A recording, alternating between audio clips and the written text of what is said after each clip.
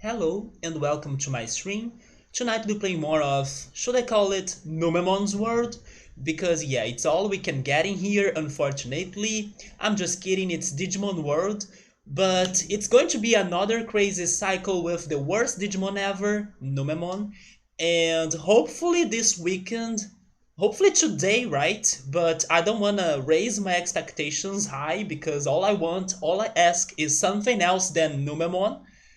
But game, if you can give me that, I will really appreciate it because last weekend was only frustration and very bad DG evolutions, and even the good one we had, which was Tyrannomon, he kinda destroyed us because that beast was so hungry that he ate all of our food. And then for the other cycle, for the next cycle, we didn't have anything uh, on our stocks, like pieces of meat and mushrooms and even recovery items. So we had to recover from that as well. We had to grind and farm some items. And then unfortunately we got another Numemon, right? So tonight I actually don't know exactly what I'll be going for in here. I do have one plan, but it can go completely bad. And that plan is regarding exploring, or at least trying to explore, the Misty Trees, because it is the place on this game that we still haven't checked a lot. But Numemon will not be able to fight anything in there, so it's going to be a stealthy action, and hopefully we won't lose all of our 3 hearts in there. Because yeah, besides that, I don't have anything else to do with Numemon besides maybe getting more items or finding more food. But we kind of have done that last Sunday, so I wish I could not spend a lot of time doing that again. But yes, it's Numemon, we gotta deal with that, and unfortunately, he still has a whole life with us, so it's probably going to take some time until we can try another cycle. Because I also don't want to sacrifice him, because if you kill your Digimon thanks to fighting, they will not transfer all of their attacks to the next Digimon you get, and we kind of have been collecting those attacks because they can help us a lot, right? Unfortunately, we are not getting the good Digimon. That's all we need to get in order for us to do some progress in here. But anyway, besides all of that, I also should say that we were able to at least explore the Dino region last weekend. So even though a lot of bad things happened, we could check the Dino region, both the glacial area and the speedy region. But today I guess I'm going to head to the Misty Trees, and wish me luck because I'm expecting it to be a tragedy since the Digimon in there are super strong. So yeah, let's go for it. Also, Squall, thank you so much for the raid and for the resub. How are you, man? Hopefully you have been doing great. We were chatting about Final Fantasy X here. It's one of the Final Fantasy games that I still must play, and I'm super excited to try it someday. Mostly because of the music, actually. I know some people have kind of told me that the game's plot is super sad, so I'm expecting it to be fantastic. Also, some people, hey Meowser, what's up, man? How are you? Hopefully you're also doing alright, man. Yeah, how have you been? It's been a while, right? But I know that Final Fantasy X will also hopefully surprise me regarding the plot because it's something sad that happens in there.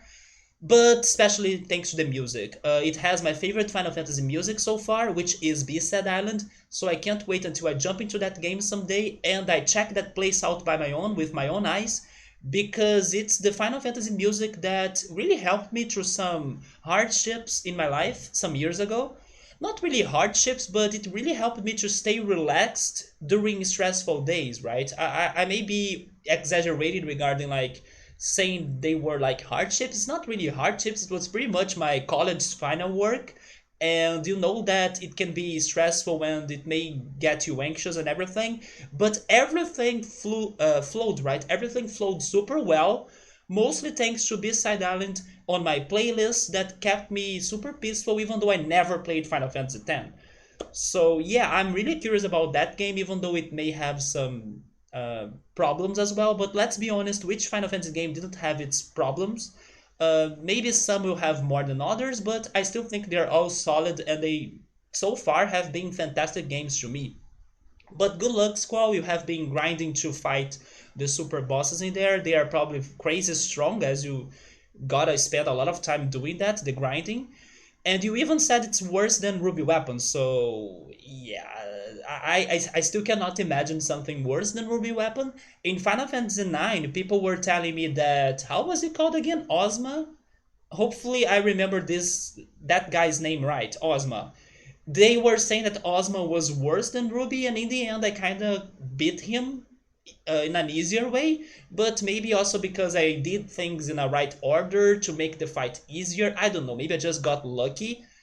But yeah, man, if there is something worse than Ruby Weapon, I gotta be prepared for that. Everybody gotta be prepared for that because it's not going to be easy. So the music is fantastic. I'm sure of that. There are only two songs that I know, I think. There is that one, Beside Island, which is my favorite.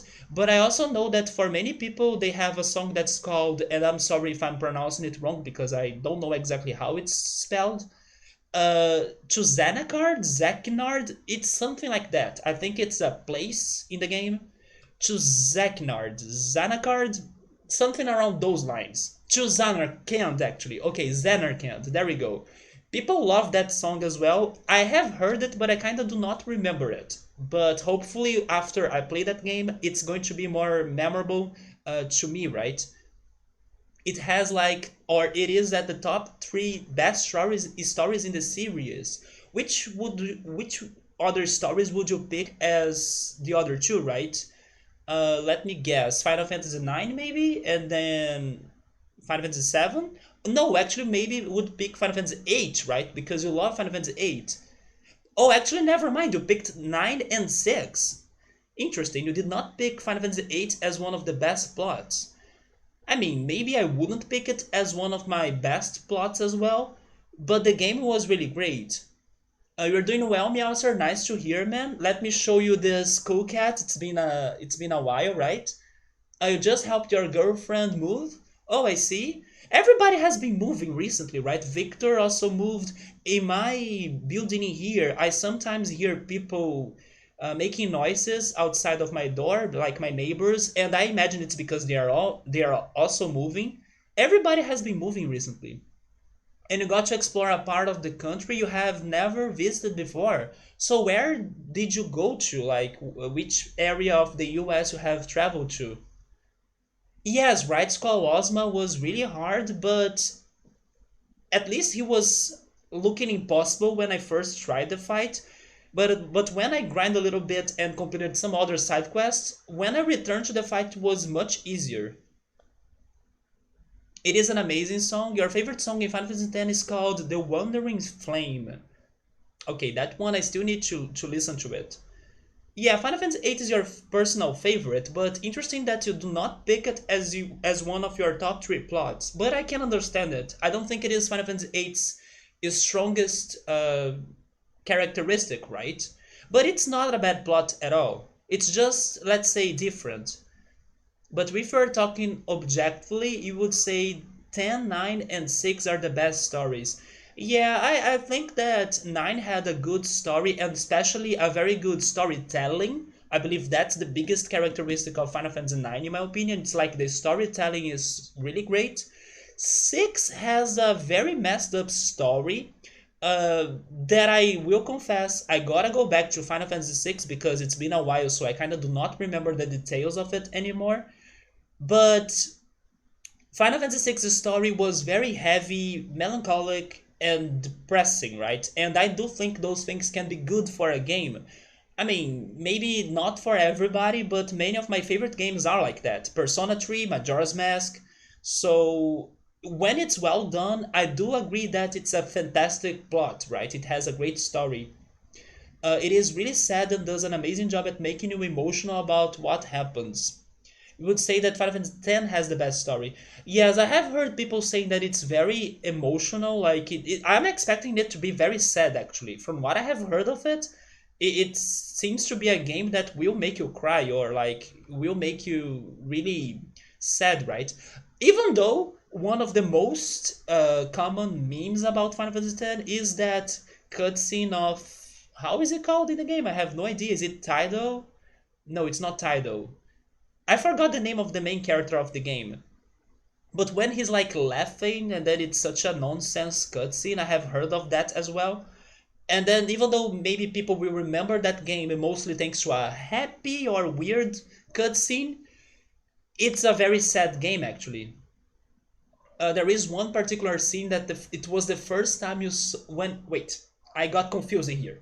There was one particular scene that the first time you saw it, you legit cried. Damn. Probably I will not cry when I play it because I'm kind of preparing myself, and then I won't be that surprised the game is going to be sad, so I probably won't feel that emotional. But not many games have put me to cry. We even had that talk once, right, Squall?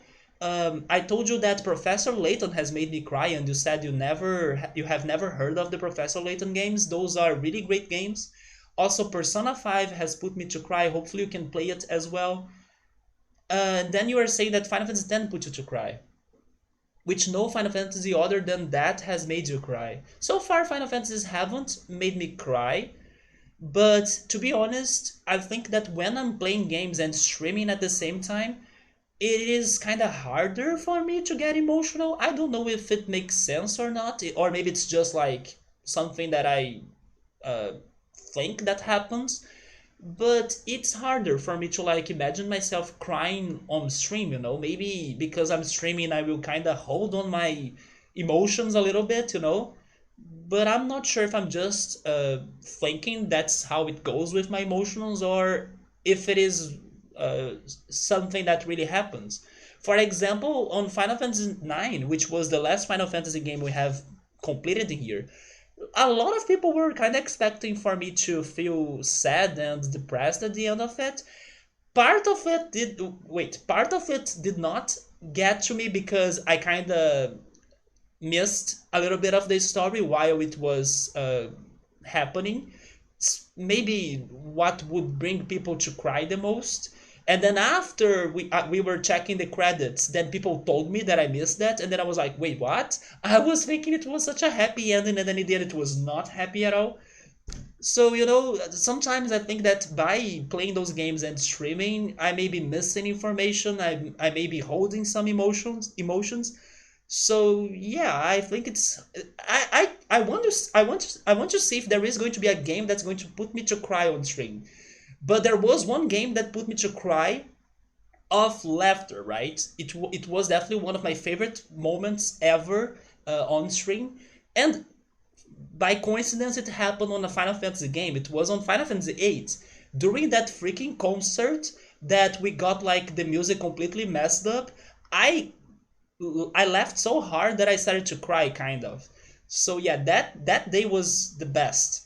But crying thanks to sadness, I still need to play a game that's that depressing and that really hits me, and then I expect it to happen if I'm not uh if like I haven't heard anything about the game, right? Because if I'm already expecting the game to be sad, I will probably not get that emotional. So Meowser helped his girlfriend to move to Cleveland. It's in Ohio, which was cool because it was on a huge freshwater lake that's really beautiful. And then you guys drove up to Buffalo, New York, where her parents live. Is Ohio close to New York? I'm not sure though. I'm guessing it is. You were able to. Oh my god, you went to the Niagara Falls. Come on, man! It's one of my dreams to visit there. For one of the most silly reasons ever, that maybe you guys don't even know this reference. But the Woody Woodpecker show was big in Brazil, and they have episodes that happens in the Niagara Falls. So that episode is part of my childhood and many Brazilians as well. So I would love to go to that place because I love that episode. But not only because of that, also because there is a video clip of my favorite band, White Nothing. It's for the music called Paradise, and it happens in the Niagara Falls as well. And it's a beautiful music, it's a beautiful video clip. So those two things kind of, you know, pressure me to go visit the Niagara Falls.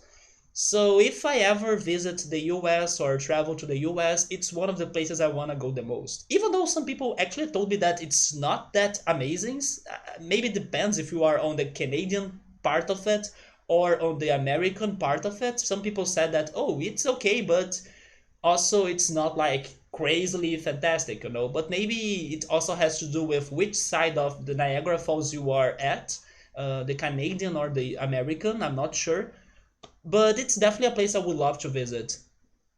And you could explore all around upstate New York, which was a bunch of fun.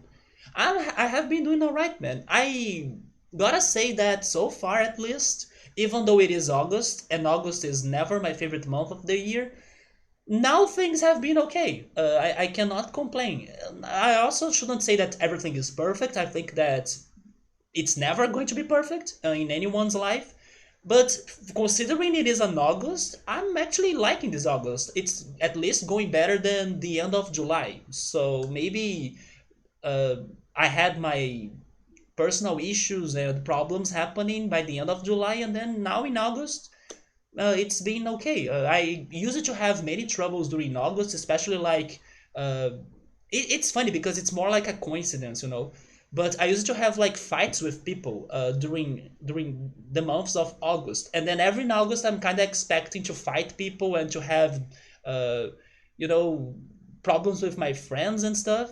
Those things kind of happened by the end of July, but I'm happy that now it's settled down.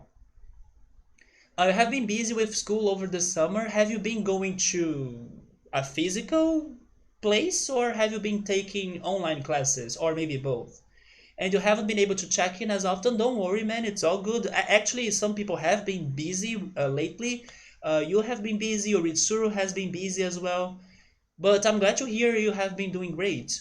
You won it, even though you kept subbing. Thank you so much for that, actually. And Meowster, have you ever heard of Digimon World? Because I know you like some classics. For example, you still wanted me to play Mega Man 64 or actually Mega Man Legends, right, for the PlayStation. So I wonder, have you played this other RPG game in here, Digimon World?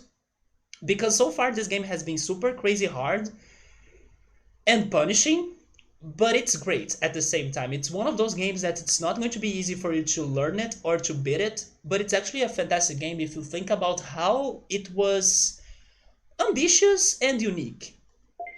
You remember that no other Final Fantasy game really captures the emotion like Final Fantasy X does.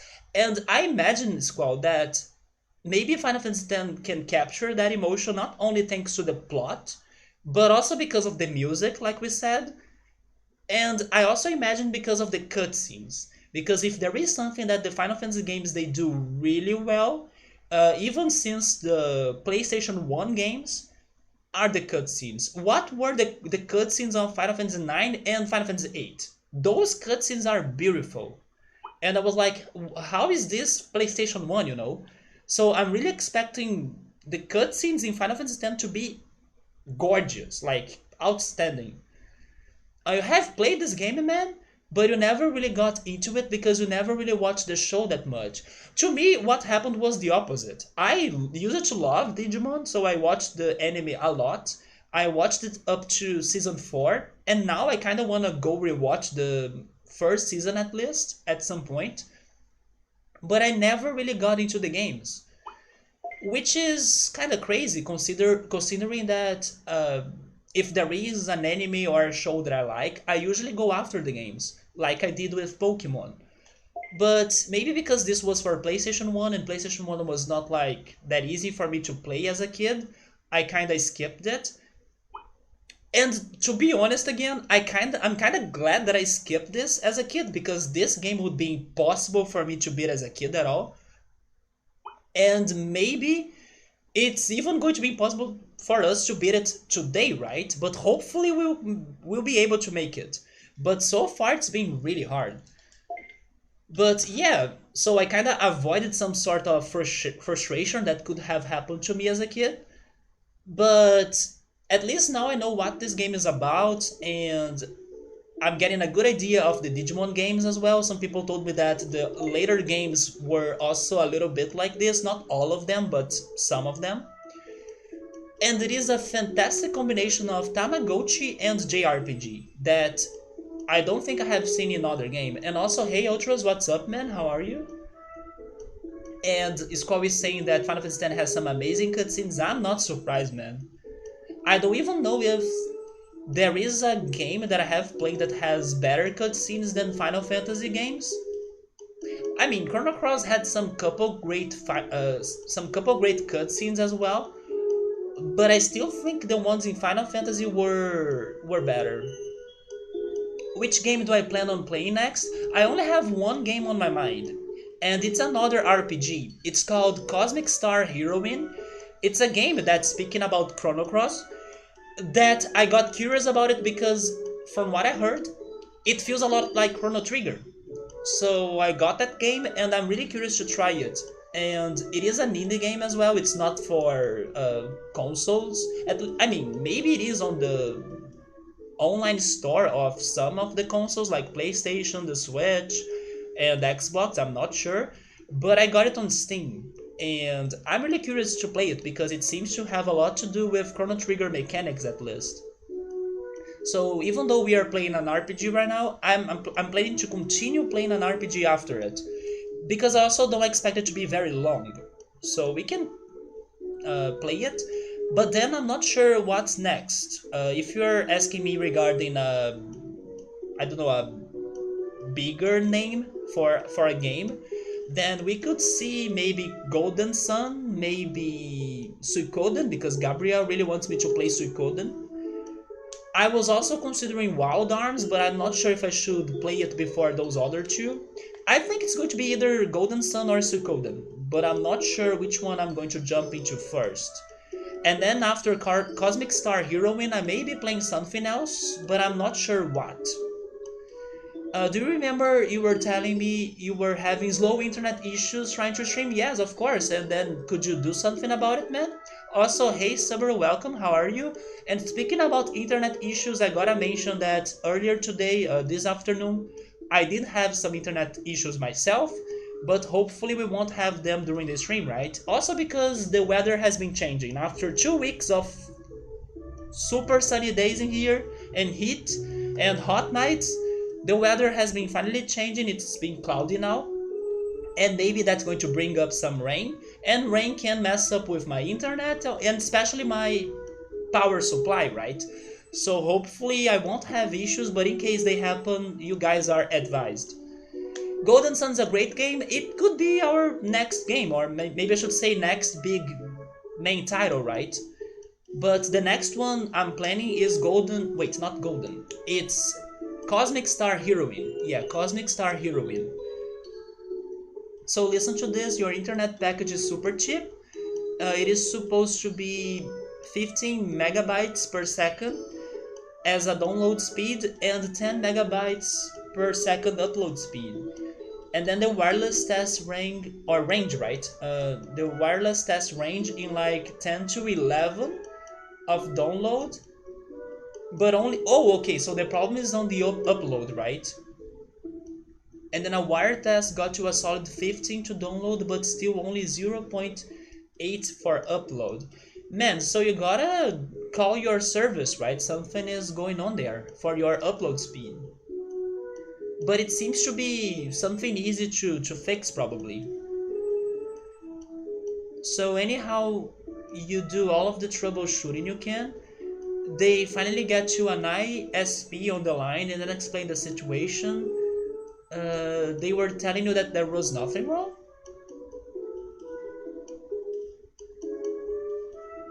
They were telling you that you had like a 1 megabyte per second upload speed, not 10?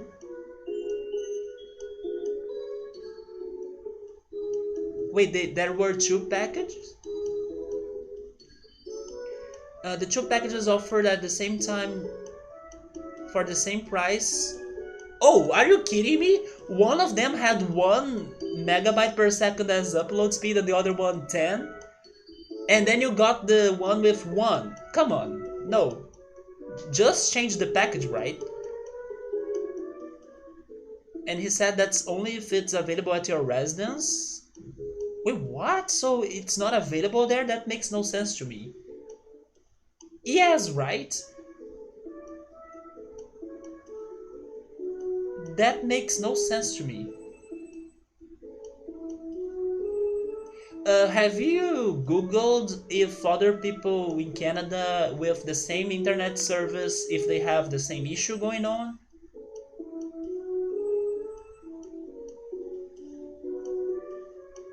Because otherwise I would suggest you changing your service, right? Oh, okay, so then he didn't give up and then he could find that it is available, but for some reason they were not supplying you that, right? So now did you get the 10 megabytes per second?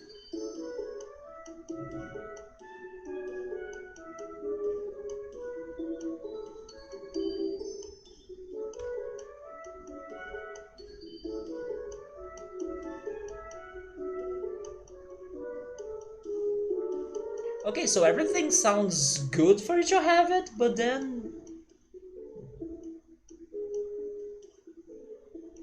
Wait, did... do they need to go to your place to make the changes? Because in my opinion, they just need to do it from there, right? From the central. If your router is set to it, if you can get the upload speed, and if you told them that you want it, yeah, they can do it remotely, right? But it's still going to take you a week? Why not change it like at that time, you know? I mean, I don't know how long would that take, but I would expect them to be able to do that change right now. But anyway, at least it is uh, on the process of changing, right? Finally. I see. Yeah, that's weird though, because normally when I have internet issues and then I call my service, we solve the issue at that day. Even when it's done remotely, right? That's kind of weird though. So guys, like I was saying, we got Numemon again. That sucks. But I will do the only thing I can think of doing, which is trying to explore the freaking Misty Trees. Is it going to be successful? I hardly think so. But it's the only place left for me to explore, and yeah, I cannot do anything else with him, I guess. I have never tried to stream before, so this whole time I have only been getting 1 megabytes per second when you should have had 10, because it was set up wrong. Yeah, man, but I'm glad you could solve that or kind of find the problem to work on that. And now I'm expecting them to finally give you the speed, the upload speed you deserve, right?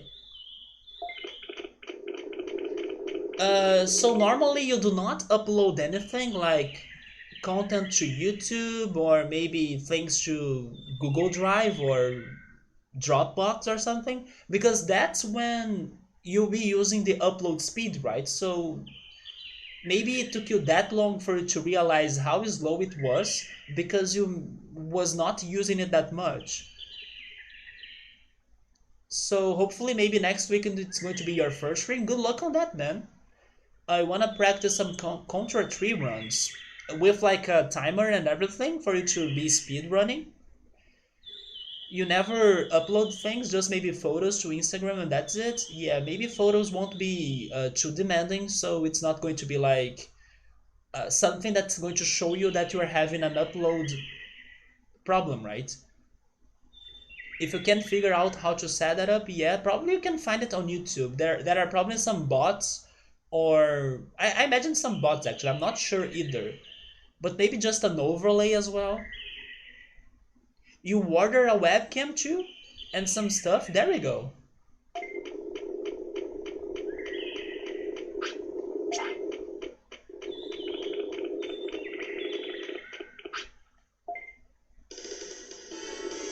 There is one thing that I should be careful about Numemon, that we kinda have learned about it last weekend.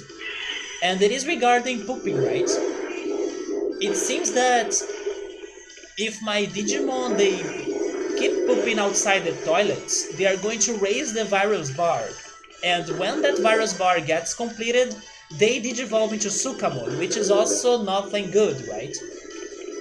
So Even though I have Numemon and I kinda don't wanna take care of him, or take good care of him, so I would imagine, oh yeah, it's Numemon, let's leave him pooping anywhere. Maybe I should not do that because I don't wanna get Sukamon in later attempts. Because as the virus bar keeps going for the next cycle or for the next Digimon, I should take care of that. So Numemon right now kinda wants to poop, so I think I will go back to the toilet and at least give him that, right?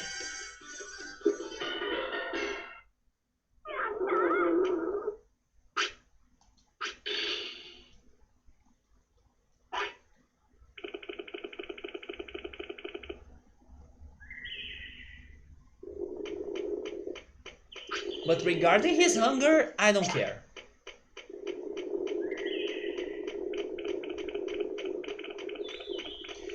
But you know what? I'm starting to think I will not make back there in time.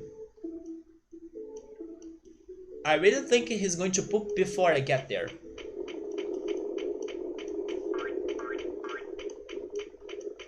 Oh yes, and we also got Elecmon to the city. But he kinda just added some lights around the city. He didn't do anything very important. Oh, there we go, I actually made it.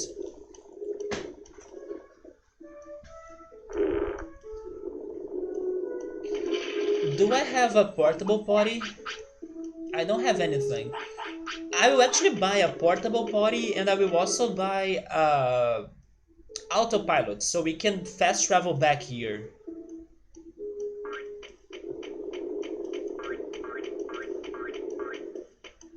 You are surprised that he didn't poop after the fight?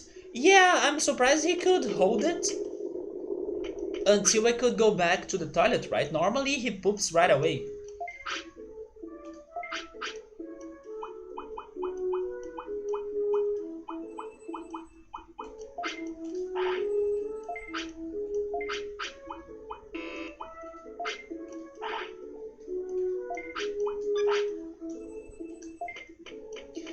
I will also check if I have gotten meat today because I don't remember. Probably I have, but I cannot recall.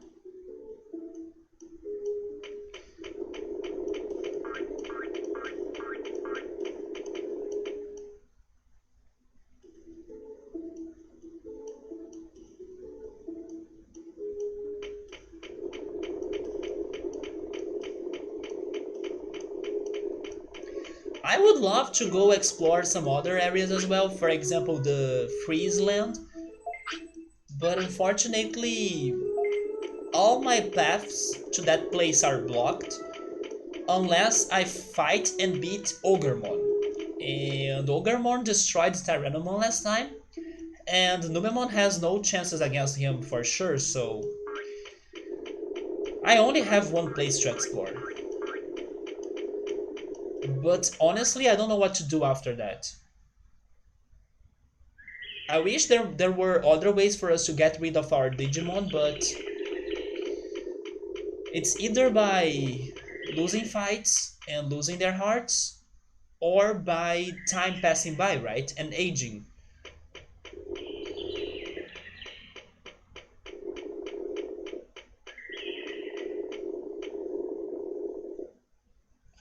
But anyway, let's go check this Misty Trees area. Maybe there is going to be something in there that we can do as Numemon. Sometimes we can make progress with him. For example, we could get Centauromon while we were carrying Numemon by our side.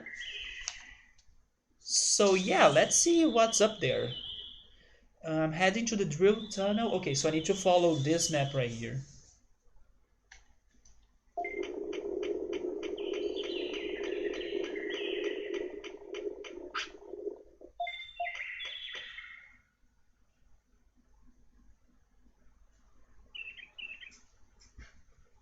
If only there was a mechanic in here, just like in Persona games. In the Persona games, there is this thing called Compendium that it's like a Pokédex. You kind of get a persona and then you register it, and then if you ever want to get it, if you ever want to get that persona again, you just need to pay for it.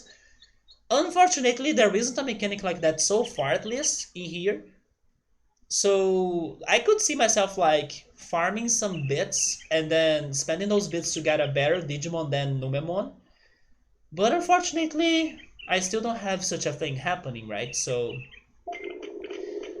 Numemon, please surprise us a little bit, right? Don't be completely worthless.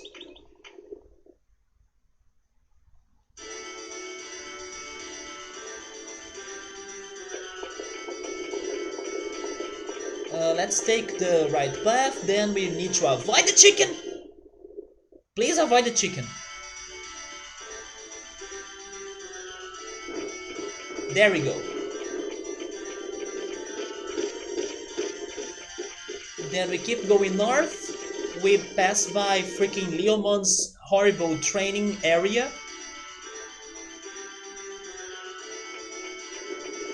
Oh yeah, we avoid those guys as well.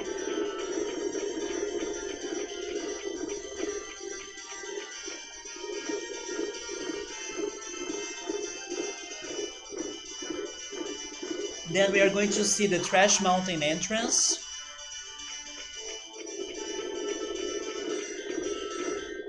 And then there is a toilet in here too. But we are taking right. Or turning right. Or we are not.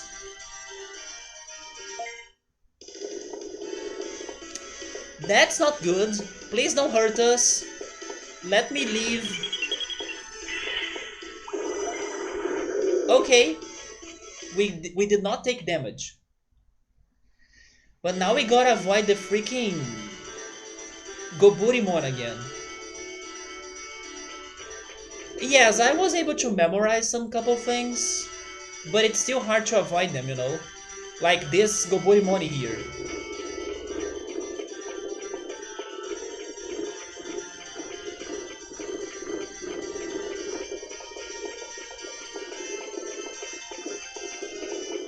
There we go. And that's going to give us the Gecko Swamp.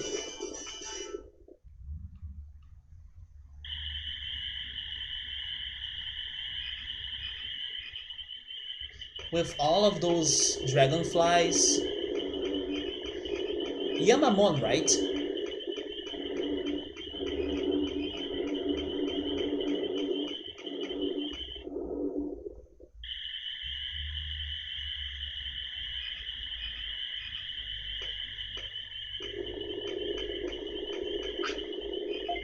Yeah, this is not good again. At least one of them, for some reason, is running away.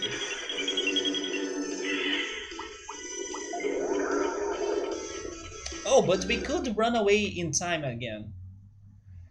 We are having a little bit of luck.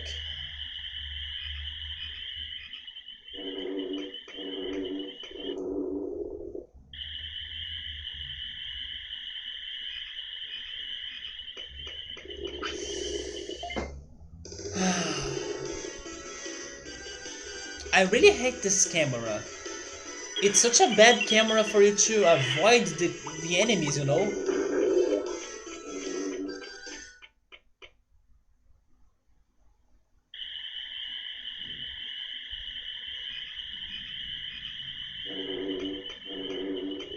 You do not have long distance range on your sight.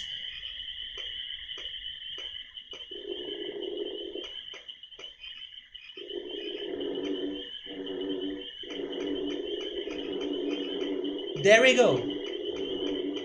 And there we go again, because this is the Misty Trees, the area I gotta check. But I'm scared of it. The enemies are tough. But I do like this music. It reminds me a little bit of Ace Attorney Phoenix Wright music. It does remind me a lot of it, actually.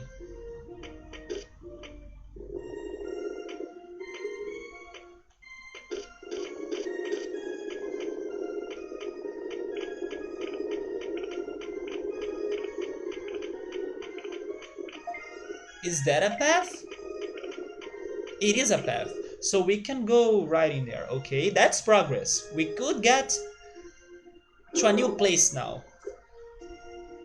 Misty Trees to the right.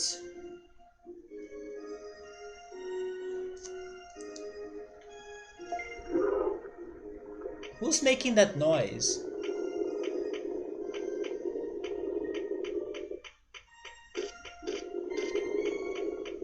Was that Numemon's cry or something?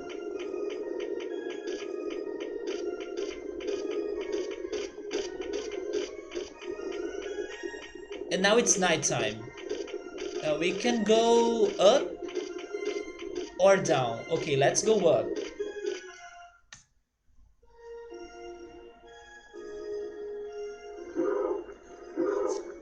Oh, those guys are here too?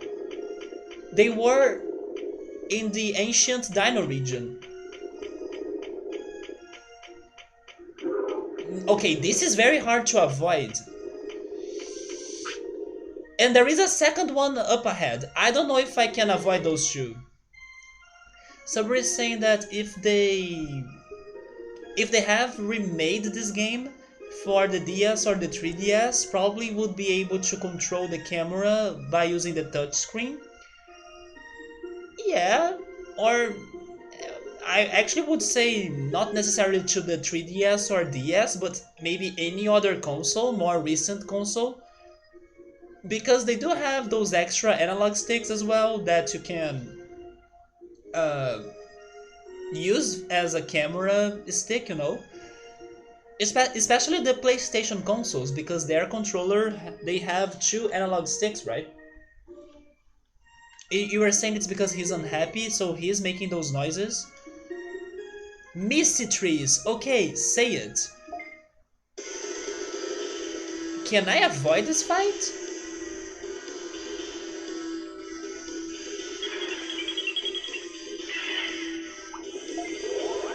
We can avoid them, okay. But I don't know if I can keep going there, because that path is super short. Let's go south now.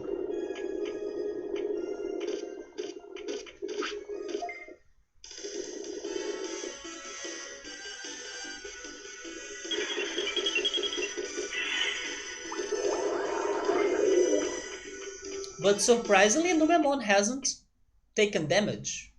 We have been running away just in time.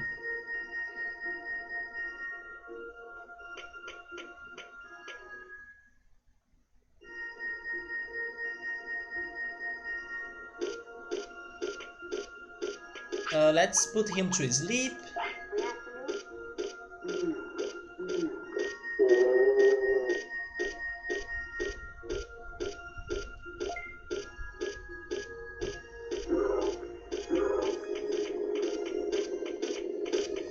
So what's in here?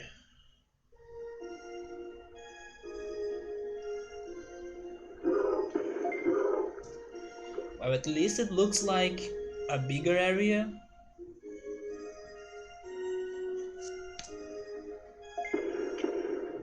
Oh wait, I remember that Digimon from the anime. But his colors are different in here. Oh, it's Morishalmon. Yeah, he did get me really well now. The one I remember used to be pink. I guess that's this game's Slowbro.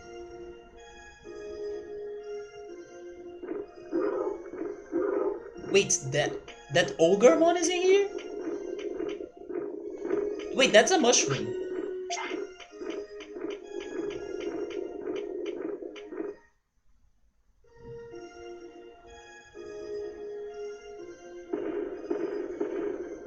Where am I now?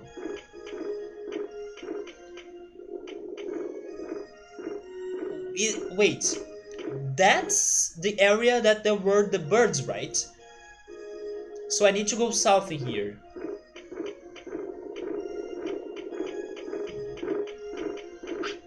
Dang it, and this is called Fugamon. Good name, right, Subaru? Subaru may be the only one to get what I mean by that, because fuga in Portuguese is like escape. So that's what we're doing here. escaping. Fugamon. Why do they have that name though?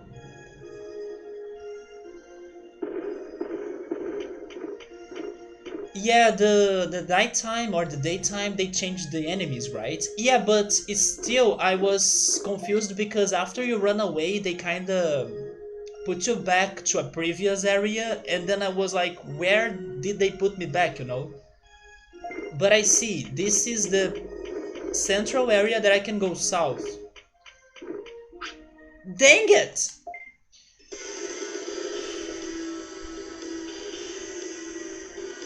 I will never be a good uh, I will never be good at stealth, right?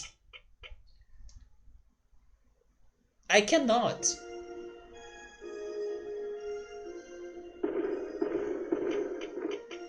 But to be honest, those guys are easier to avoid than the birds. So you know what? Let's try making through this path in here. They are easier to avoid than the birds. The birds are bigger.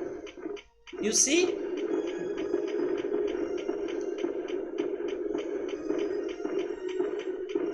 Okay, we got to a crazy foggy place now.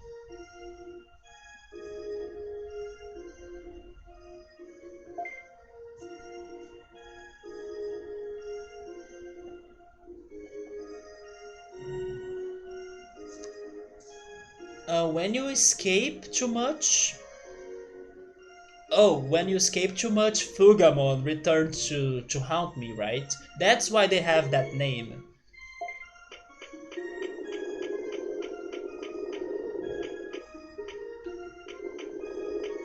What about this area?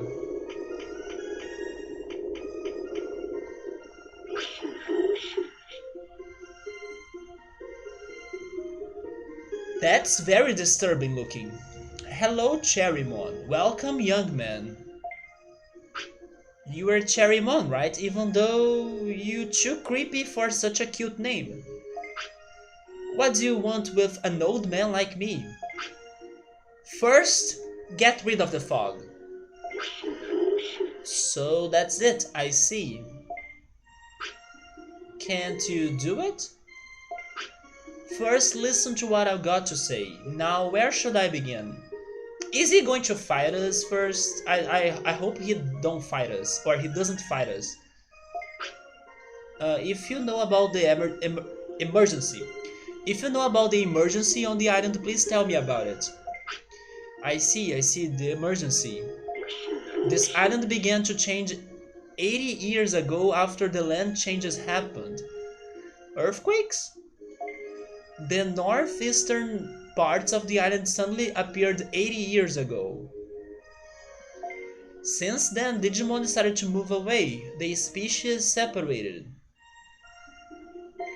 And each species started to speak their own tongue, even though we kinda speak to everyone. They forgot the language they used in the city. In the end, File City lost most of its population of Digimon. Actually, it lost kinda everybody. Then Digimon began to lose their memory. The island's history, their past, their senses getting worse day by day. Somebody is saying that he's uglier on this game than in the other games and in the anime. I don't remember him in the anime. But I have something to tell you.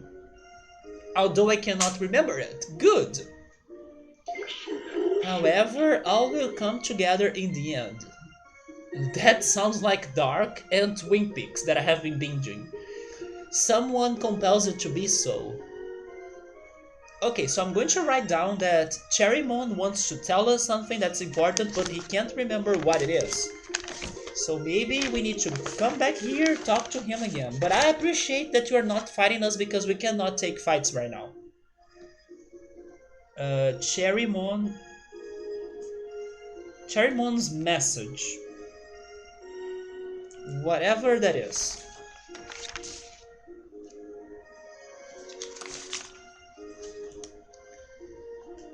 In time, the Digimon will come to think of the emergency as normal. Don't they already think? It is normal. The only thing that can stop this is you and the power of the Fire City to unify Digimon. So please come to Fire City, do something to help us. Let's be united here.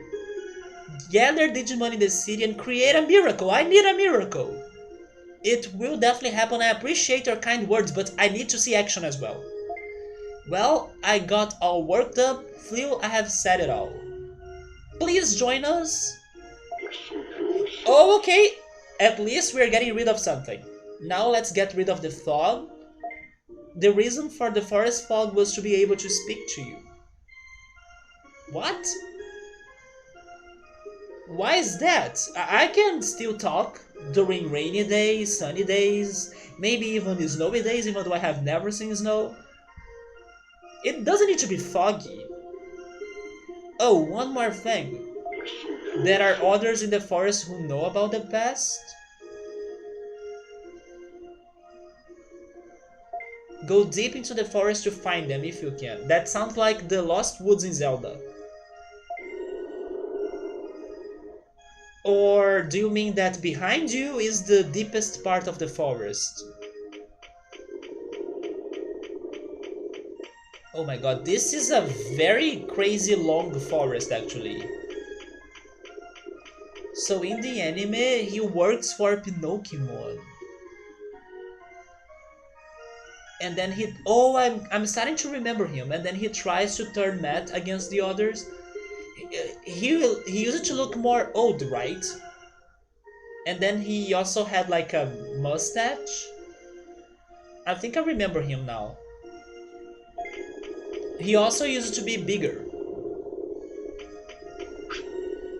Did you come here again to hear an old man talk? Yes. What? You can train him? But sure, let's talk about the island.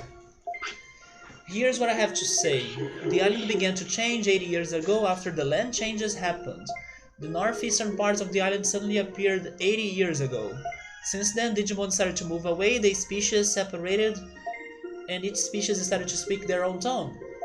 They forgot the language they used in the city. In the end, Fire City lost most of its population, their Digimon began to lose their memory. The island's history, their past... Yeah, he can't remember it.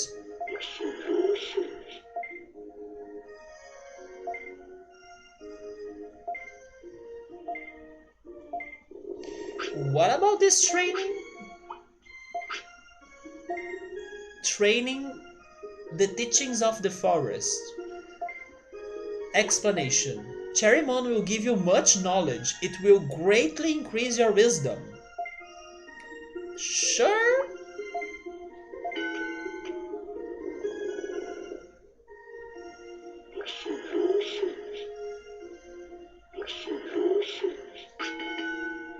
That's not what I would call as a greatly increase, right? But thank you. Let's check right first. It's more Misty Trees.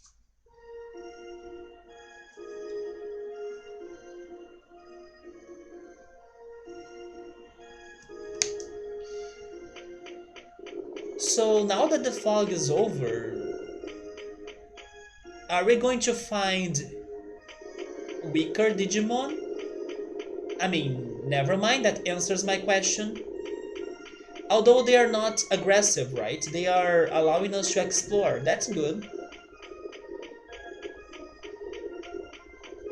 So far I have made more progress than what I was expecting. What's in here?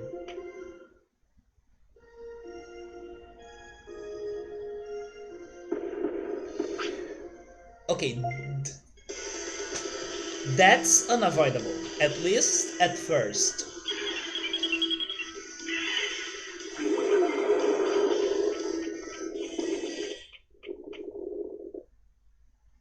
What I'm not sure is if this right here is going to connect to the previous area we were, right? I kinda hope it does connect because I'm running out of space on my paper here for this Misty Trees area. So if it can connect to a previous part of it, I appreciate that.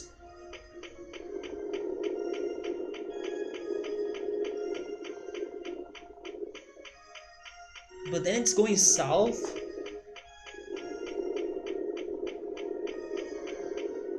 Oh, I'm back here? Never mind. I will actually write a note in here because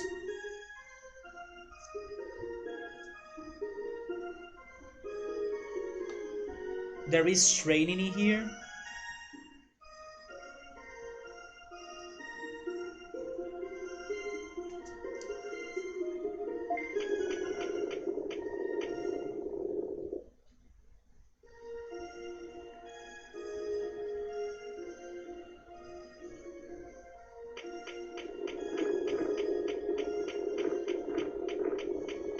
What is that? A Digipine?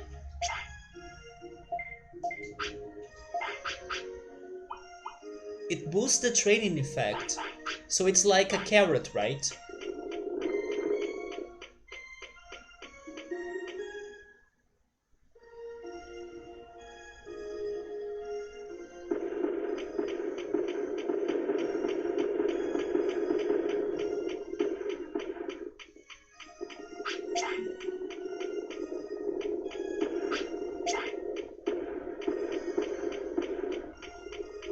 Is that a Gabumon skeleton? No, that's like a miniature? Okay, there is a cavern right here. Never mind, that's not a cavern. It looks like one though.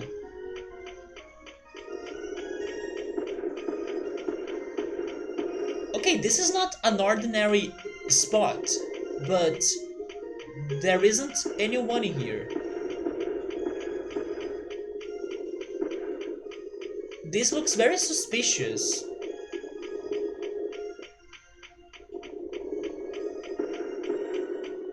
But okay, I will keep going.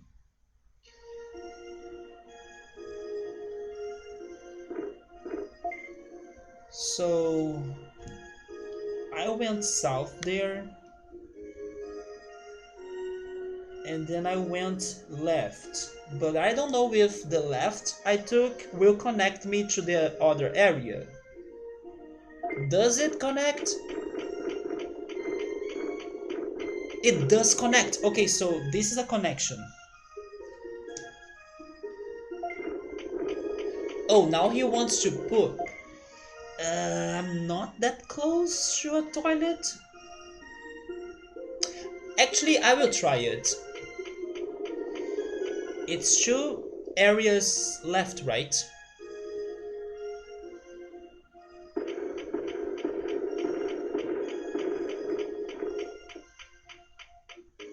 Is it in here?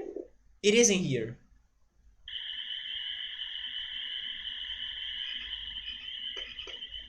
Oh no, come on.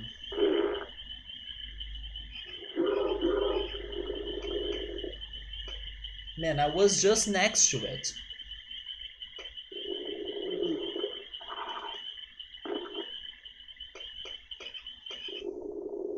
So I believe that raises our virus bar, right? I'll actually look at it.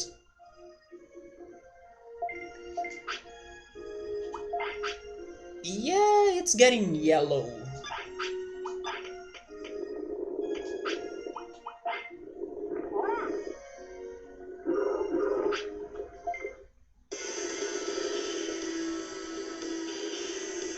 So the fog was lifted. Does that mean that I should go back and talk to the king? You know what? Let's go back to the... How is it called? Volume Village? And try talking to the Gecko King. Because he wanted us to do that, right? To lift the fog. And we did it. So... Is there anything else we gotta do?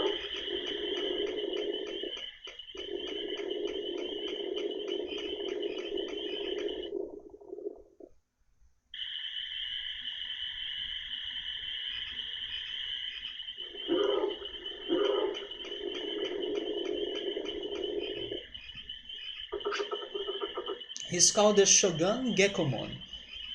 You want married to? What are you going to do? No, I... Wait, I thought that he wanted us to lift the fog.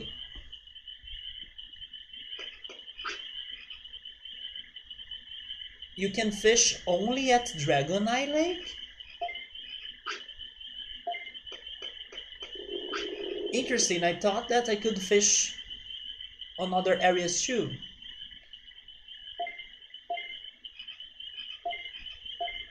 Okay, so these guys in here are only for the cards mechanic, right? That's disappointing. I was expecting something else to happen.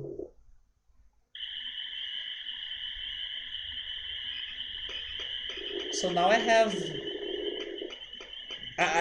to look deeper in Misty Trees because Cherrymon said there are more people there, like get to the depths of the forest.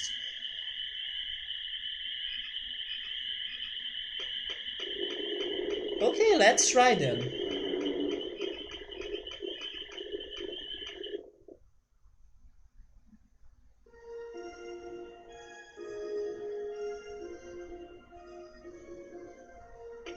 You know which song this reminds me of? Oh no, don't fight us, come on.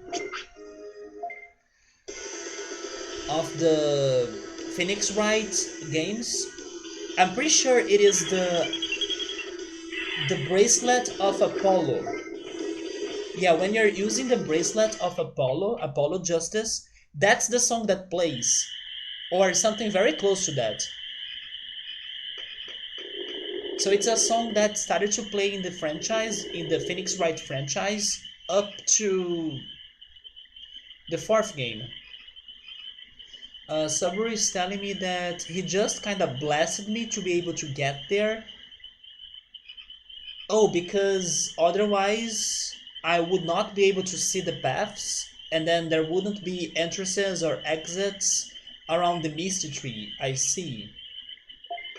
Or they would be kind of random, right? I would get lost. Yeah, but I was still expecting him to allow us to go there for a particular reason, like a mission. I mean, it is a mission, like to get all of the Digimon back to File City and restore the peace. But you know, I was expecting him to kind of want us to do something else in here too.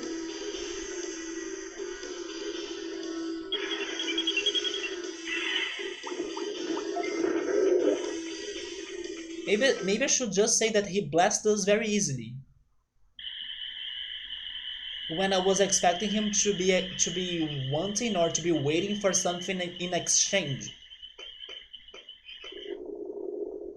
And I thought it was the fog. Like, get rid of that fog and then help us.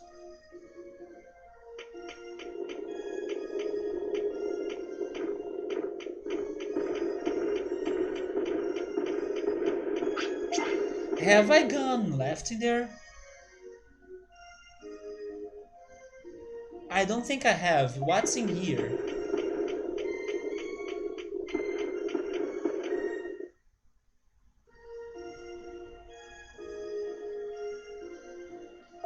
This looks dark.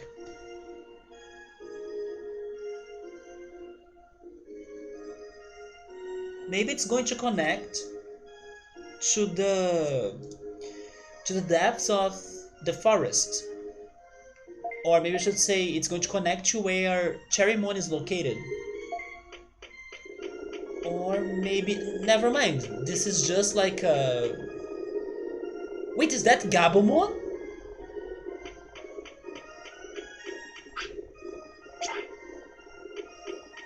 What is that? Is that the sky? Is that the ocean? But this is Gabumon, isn't it? It is! Oh no. Nomemon!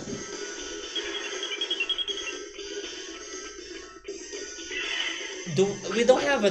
No? I cannot escape!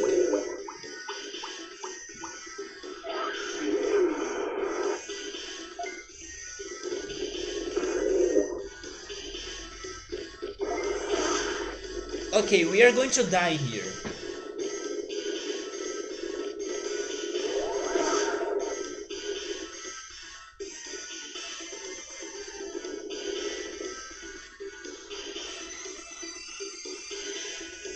So now I need to come up with strategies to fight Gabumon.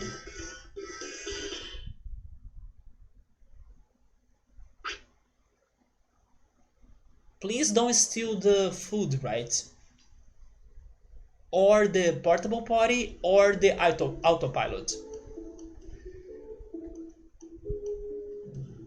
You want me to write that down? I think I will not forget about him.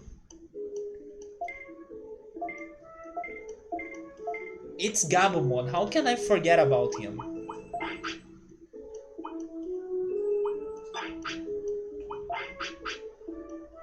Oh, we did lose the autopilot. That's okay though. I didn't want to lose the food, right? But okay, I will just write it, but I don't think I will forget it. But I'm thinking if it is worth trying to fight him as Numemon. I don't think it is. I really don't think it is. It is doable, or I imagine it is doable, but I don't want to spend all of the money on items to help Numemon to do that, you know? It's too much.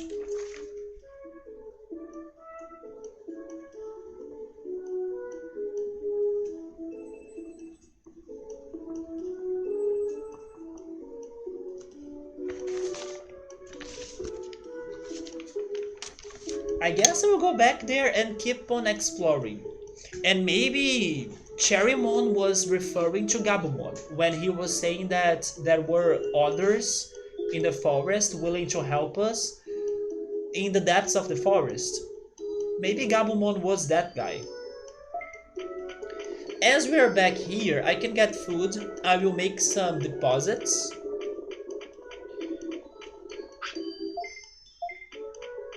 I will get another autopilot. And I will keep on exploring. I cannot do anything else.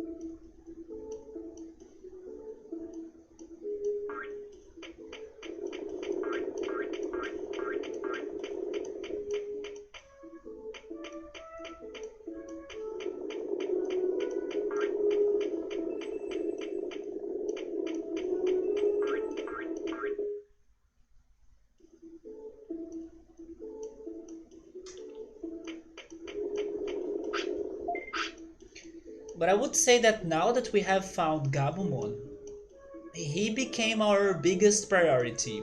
It's not beating Ogremon anymore. Not to mention that beating Gabumon may be easier as well.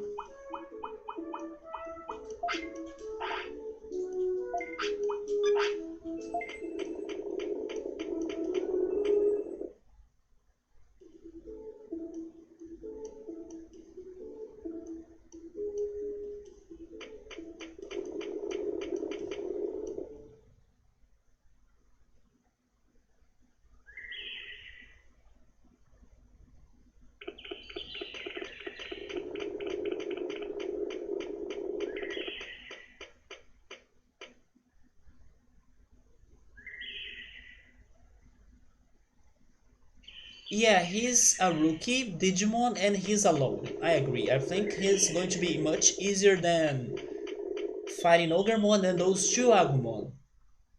Although, I imagine that when you are close to beat him, he's going to have a special attack that's strong. to like surprise you. So that doesn't mean that his fight is completely easy, but definitely easier than Ogremon. And I really expect him to be useful, so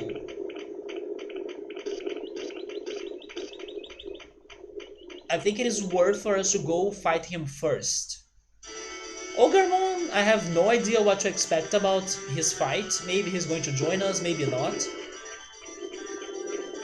But Gabumon will definitely go to the Fire City and do something useful, just like the other rookie Digimon that are somewhat popular, or at least I should say that are on the chart.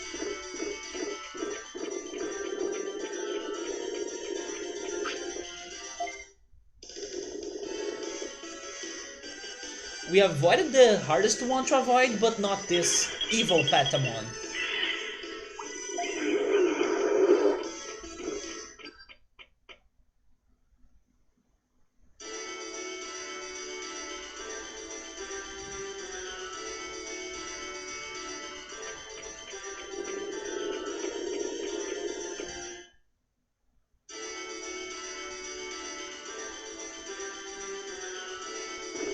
I also hope that we can find another shortcut in the tunnel, because now the places are kinda getting a little bit far from File City.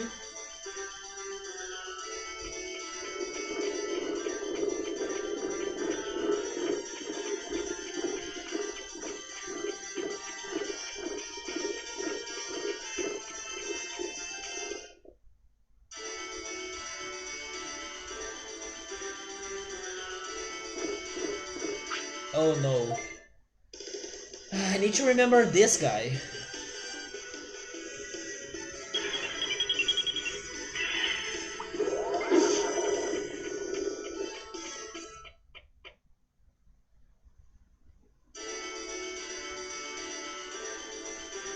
Also, I still don't get those trainings that are so shitty. Leomon's training, Cherrymon's training. Good, we're going to help you, and then their training is, oh my god. Their training is worse than the one in, how is it called? Greenfield? Green Gym, right? In the Green Gym.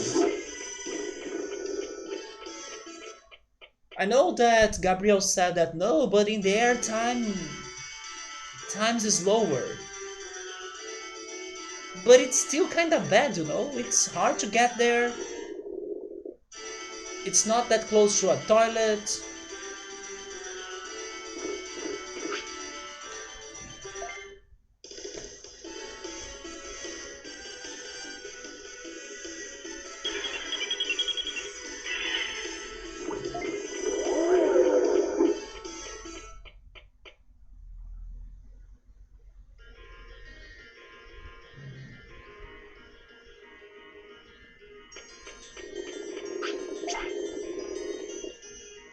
Oh, you didn't remember that Cherrymon's training was bad? The only good training outside Cherry Gym, actually outside the Green Gym, was the one in the mountain, right? Trash Mountain, Sukamon's city. That's the only good one.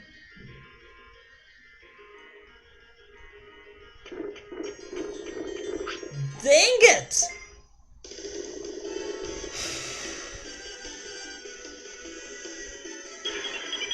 Why am I so bad at this? Now, Numemon will die again.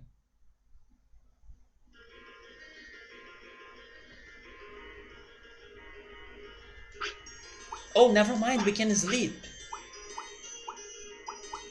Yeah, this is going to heal him. Gabriel told me once that I can walk during the black screen. I gotta try that.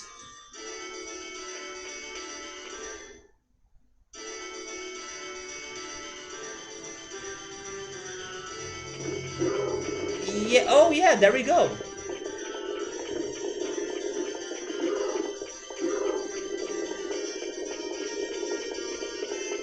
Also, by the way, it's getting so hot in my room right now. have been getting very... Oh, by the way, I just saw a bug. Give me a second in there.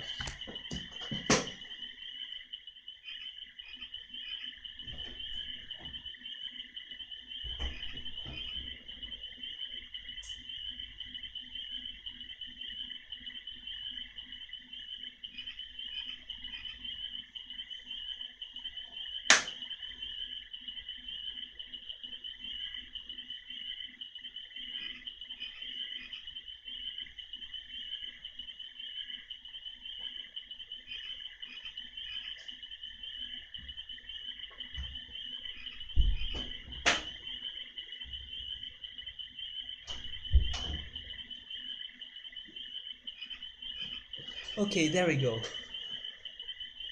Yeah, I have been getting so many hot nights.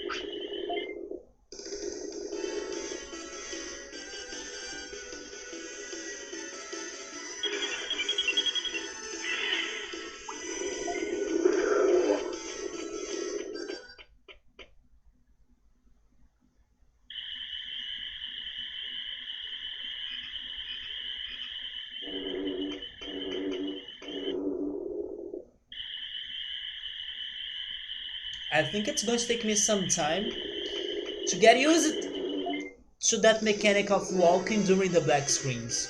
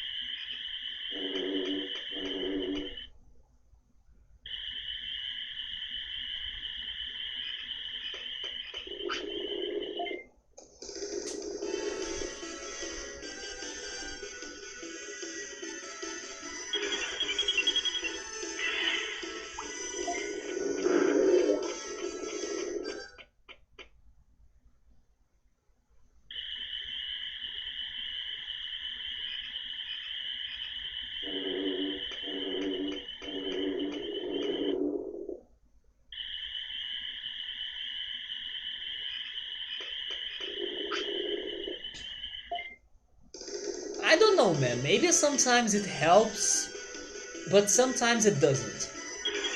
When there is like another enemy just after the first one you can avoid, it doesn't change it.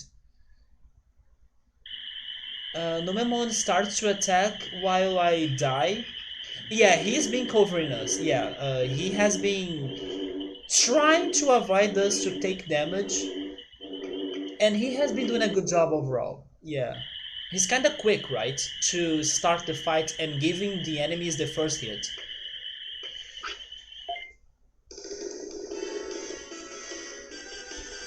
Yes, I gotta choose when to use that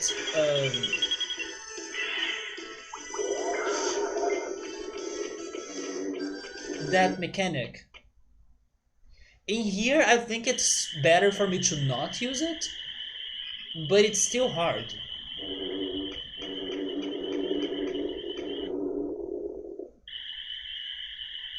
Hey Gabriel, what's up, man? You are lurking, alright? Have fun in the Dungeons and Masters session. While we are still trying to use Numemon for Symphony here! And then we chat later, man.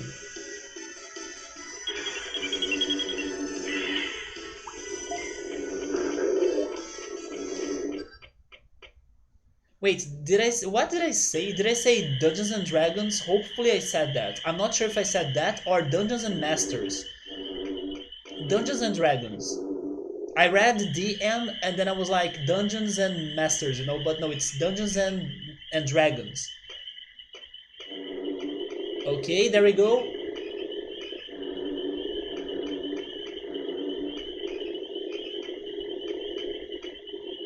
Finally. Yeah, it's dungeon mastering. I noticed after I said it that I was like, wait, did I say it right? Yeah, I realized I probably messed it up, right? No!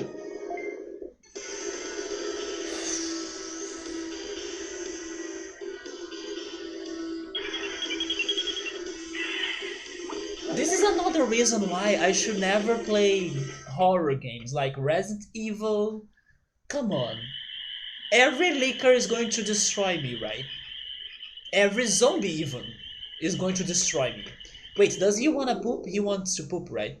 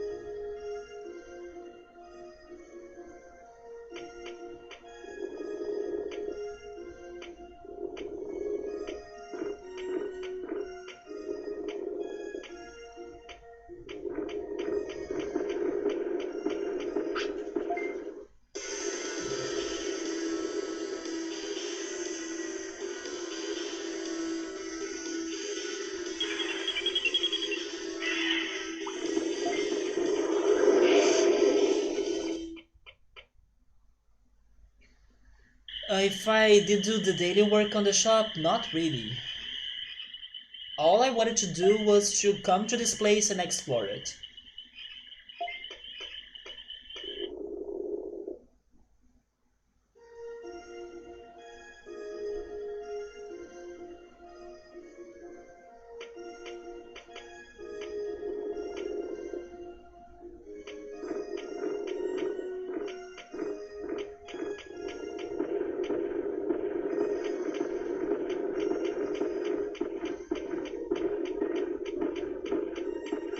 So if we go left, it's Gabumon. If we go right, it's the central area. That if I go north, I will find Cherrymon again.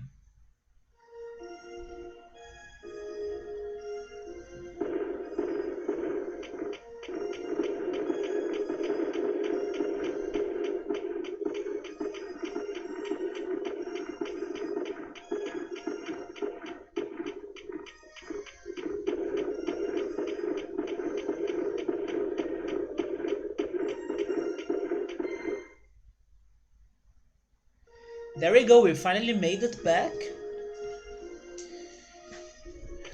And I gotta check what's past him, right? What's there? Toy Town.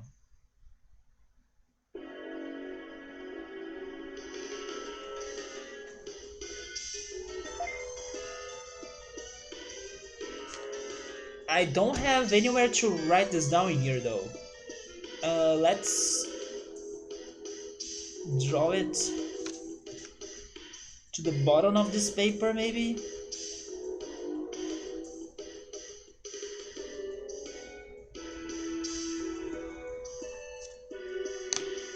Yeah, it's definitely Lego Town, right? But I don't know if I should feel safe. Because one of the worst things that can happen to a human person, actually that's redundant, isn't it? Maybe I should say one of the worst things that can happen to somebody, there we go, is stepping on Legos. So Legos can be evil as well.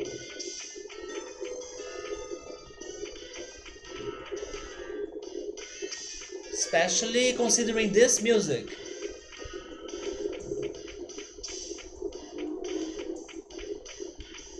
I'm guessing this is a shop. It's a custom house.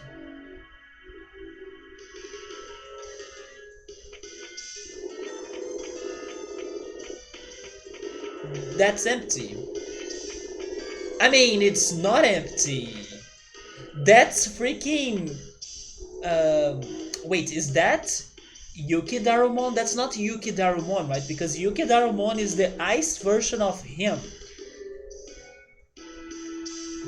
But you cannot be Teddymon or something, right? Or even Bearmon. I forgot your name. But I have the feeling you are not safe. Because in the anime, he used to be very strong and he used to fight against everybody. So let's save this talk for later. And also, by the way, Numemon is completely angry. Look at that face right there. He's super angry. Wait, now... What is that even? Is that like a roulette now? I'm happy, I'm sad, I'm happy, I'm sad.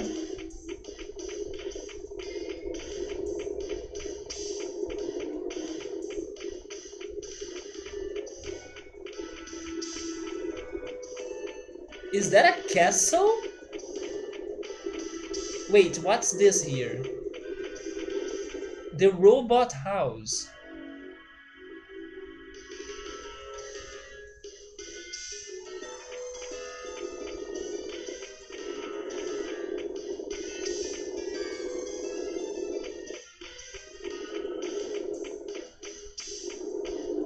Okay, let's hope that the robots are friends, right?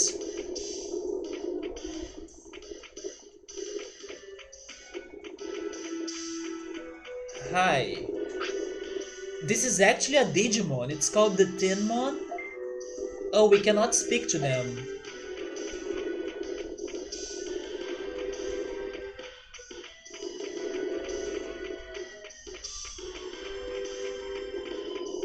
Maybe I need to come back here with a machine Digimon?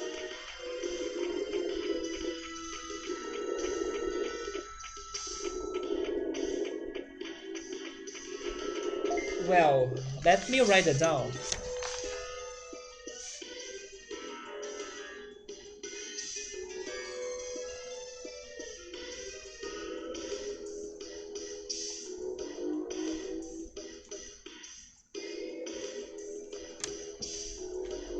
I need my razor.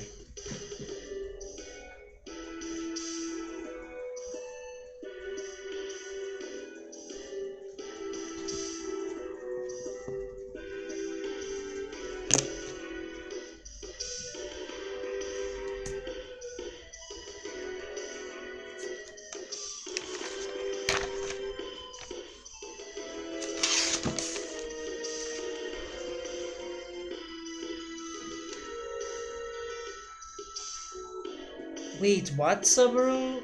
They fought to be infected with Cog? Who?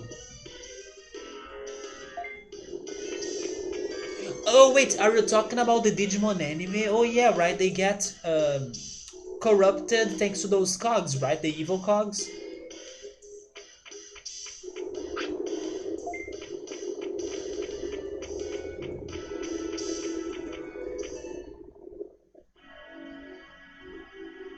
So Toy Town hasn't been helpful, but there are definitely things happening in here. What about this castle? It's the Toy Mansion?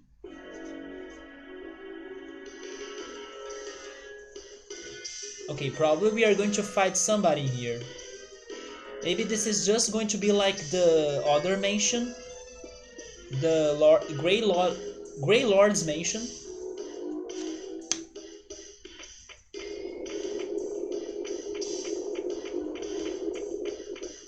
Wait, what?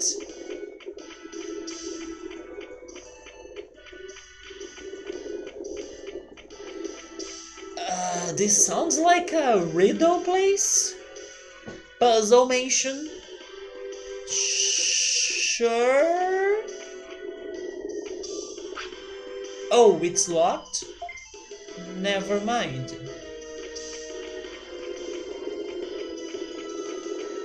Is there anything else I can do? Maybe I need to find a key, right?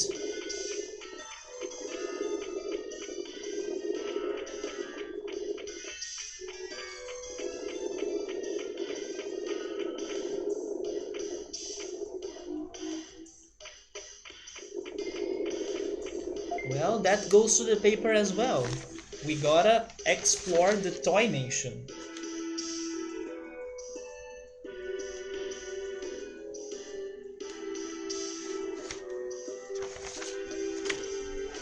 Even though I don't know what's happening. But now, it's the bear time. F in advance. I cannot beat you.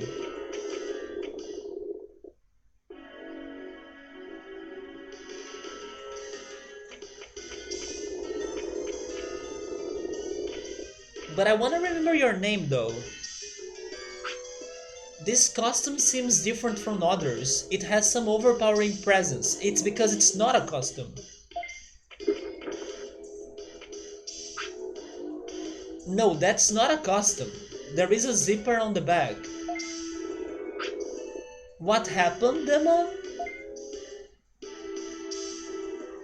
It... What?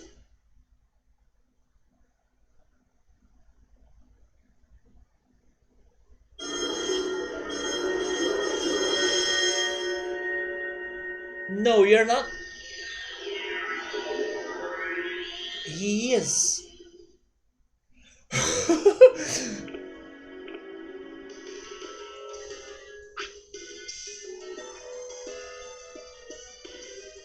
What?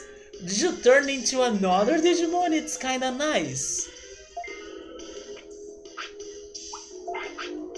Monzaemon, that's the name. Yes, Monzaemon. Lovely attack. And the Sonic Jab.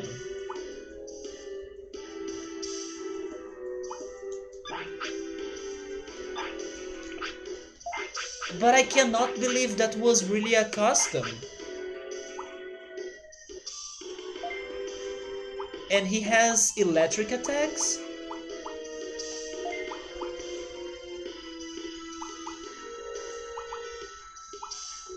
Let's go for those two right there. Yay! You see, Numemon is great! Let me actually go check the chart. Monzaemon is an ultimate? And he's the only one that Numemon can digivolve to?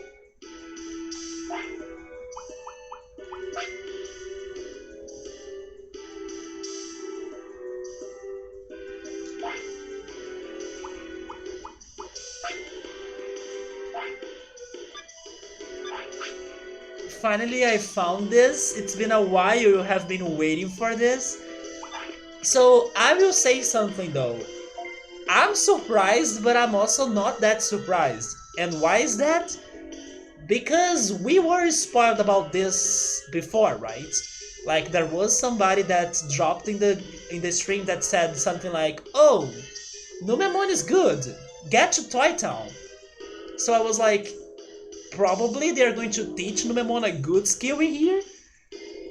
But definitely I was not expecting a Digi evolution going on in here. But yeah, people unfortunately spoiled this. Was in one of the streams that, oh yeah, Numemon gets better at Toy Town or something.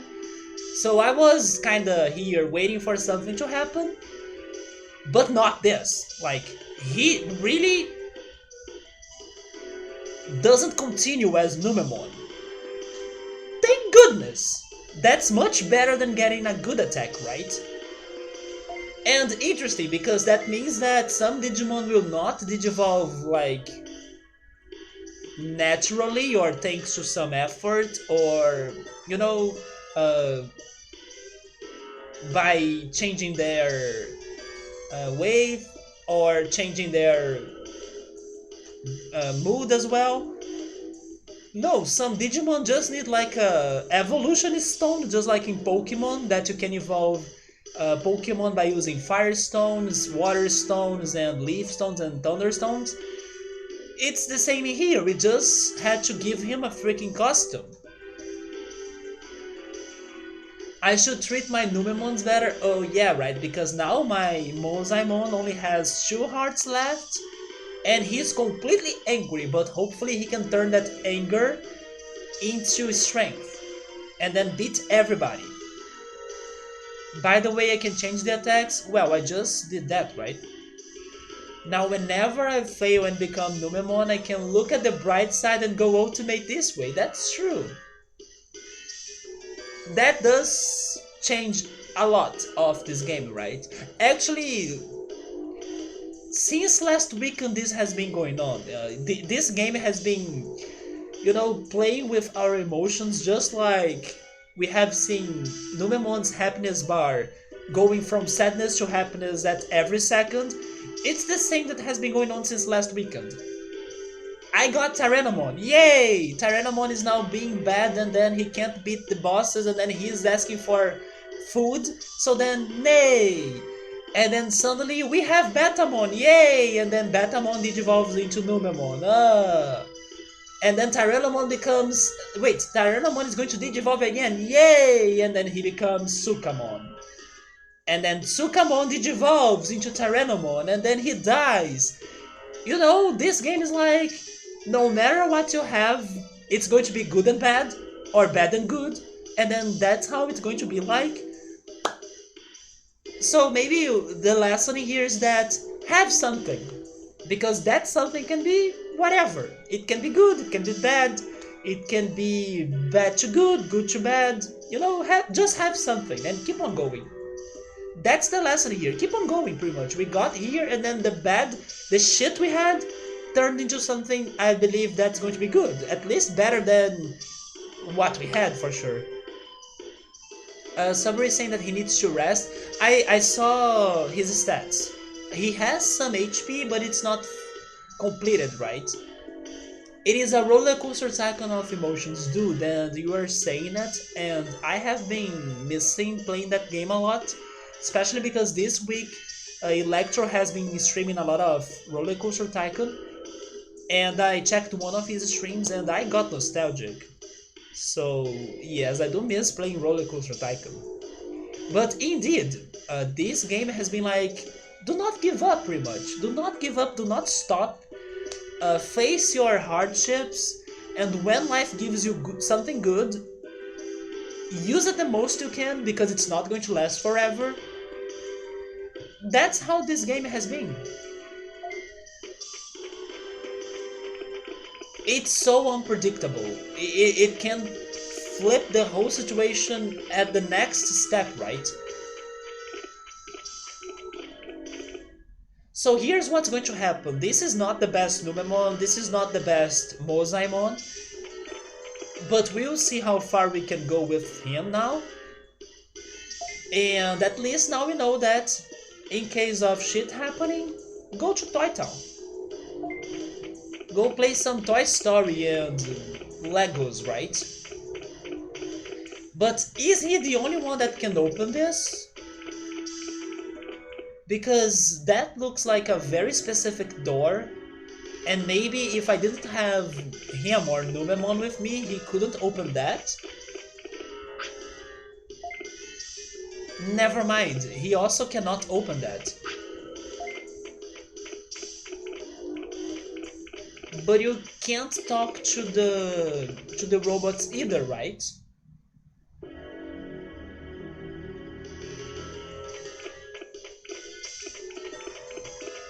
I still can't believe that's our second ultimate. We have tried so hard, and our second ultimate is Numemon's ultimate.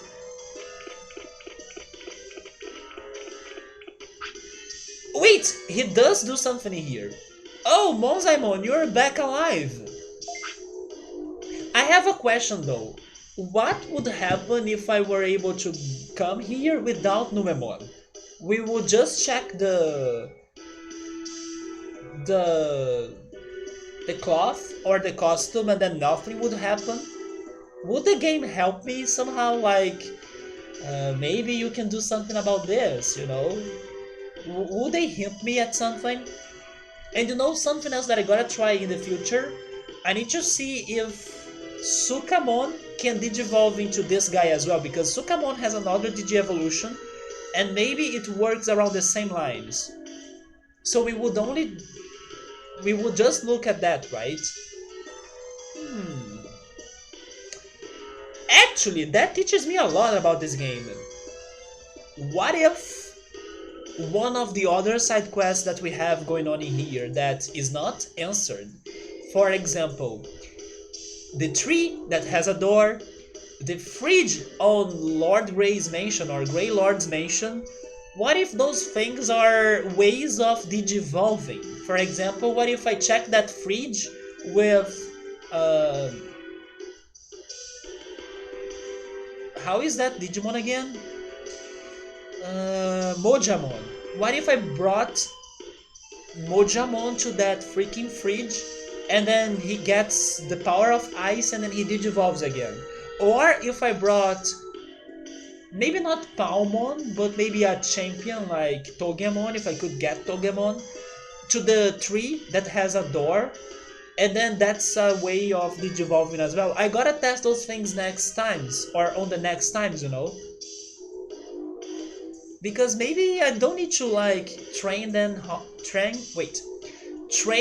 hard, there we go, expecting to something good to happen, because maybe that's not how it triggers it.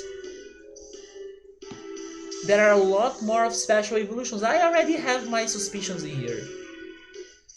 So Sabri is saying that maybe the game would give me a hint, but he's not sure. Well, so thank goodness I got to this place with Numemon then.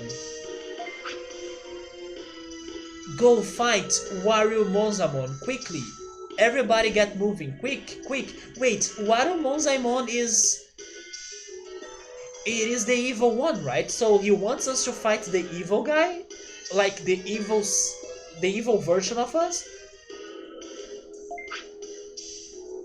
Wait, he's not the Monzaemon you all know.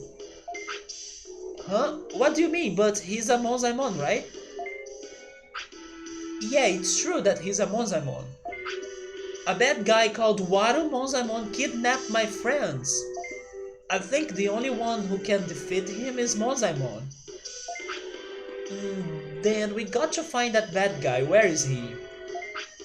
He's next door. I will unlock the sealed door. There we go. But I don't know if you're ready to fight though. Maybe you should go back to Fire City. You know what? Let's do that actually. Let's go back to Fire City, get food, and maybe beat some other enemies.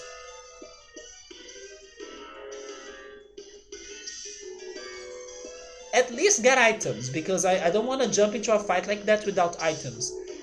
So please go and see what you can do. I see, alright, I will help you. Good luck, it's the house next door. Although he's going to heal now, but I don't think I can beat him without my items. Yep. Let's go back.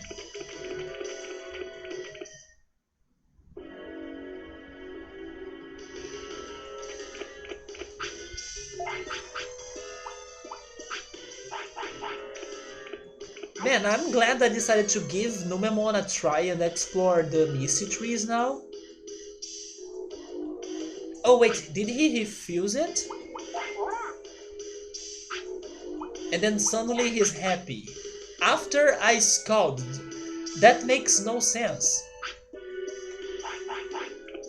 You guys were not kidding when you said that they have different personalities, right?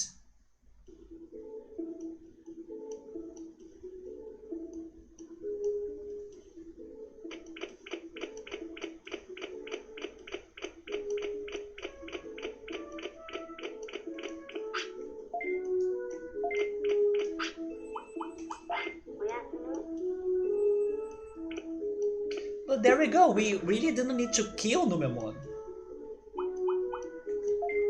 Like, in order to make progress.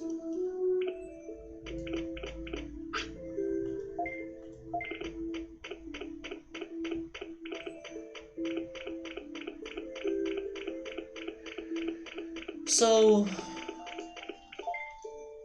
Oh wait! Our priority! Our priority is Gabumon. Let's go to Gabumon. And then since it is on the way, we can go to Toy Town again. And then if we are still alive after whatever happens there, we can try fighting Ogremon. Because those are the 3 bosses that I have on my mind to fight. But Gabumon should be the first one.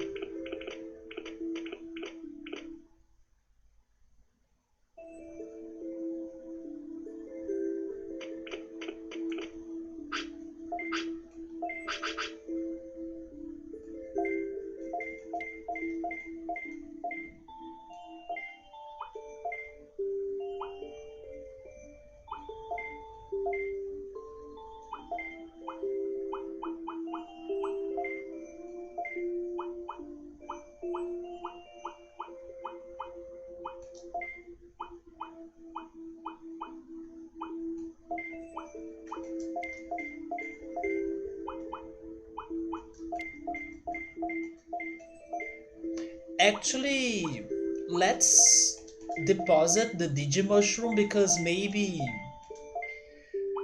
Monzaemon eats a lot, so eating the mushroom won't make it.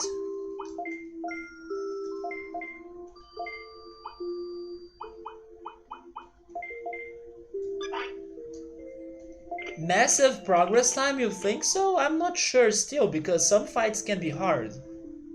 But Gabumon has no chance. No way we're losing to Gabumon.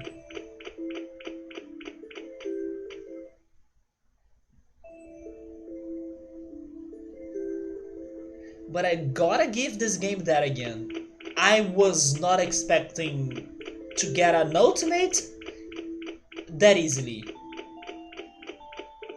And how this game goes 8 to 80, 0 to 100 on a blink, right?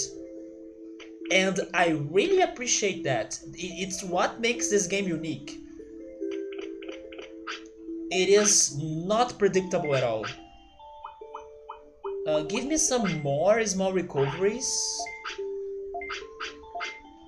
And give me one more MP floppy. Maybe one more as well. I'm scared of that. If I run out of MP, that sucks, right? 0 to hero, pretty much. 0 to hero. And this pretty much breaks the game now, because even if we get so many Numemon in the future, oh, we good, we can go with Monzaemon. Yeah, this will help us to really...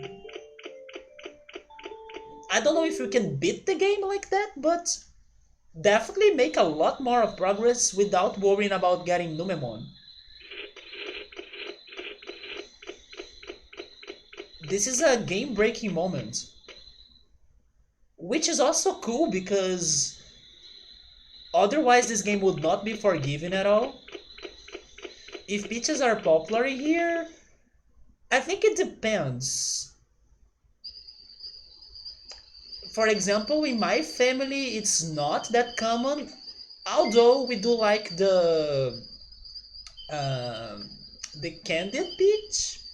I will show you a picture. I don't know if you have that in Canada, Ultras.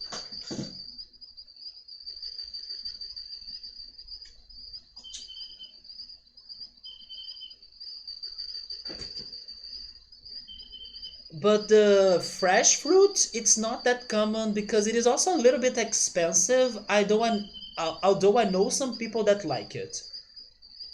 Fuzzy peaches, it is like a... I don't even know how to describe it.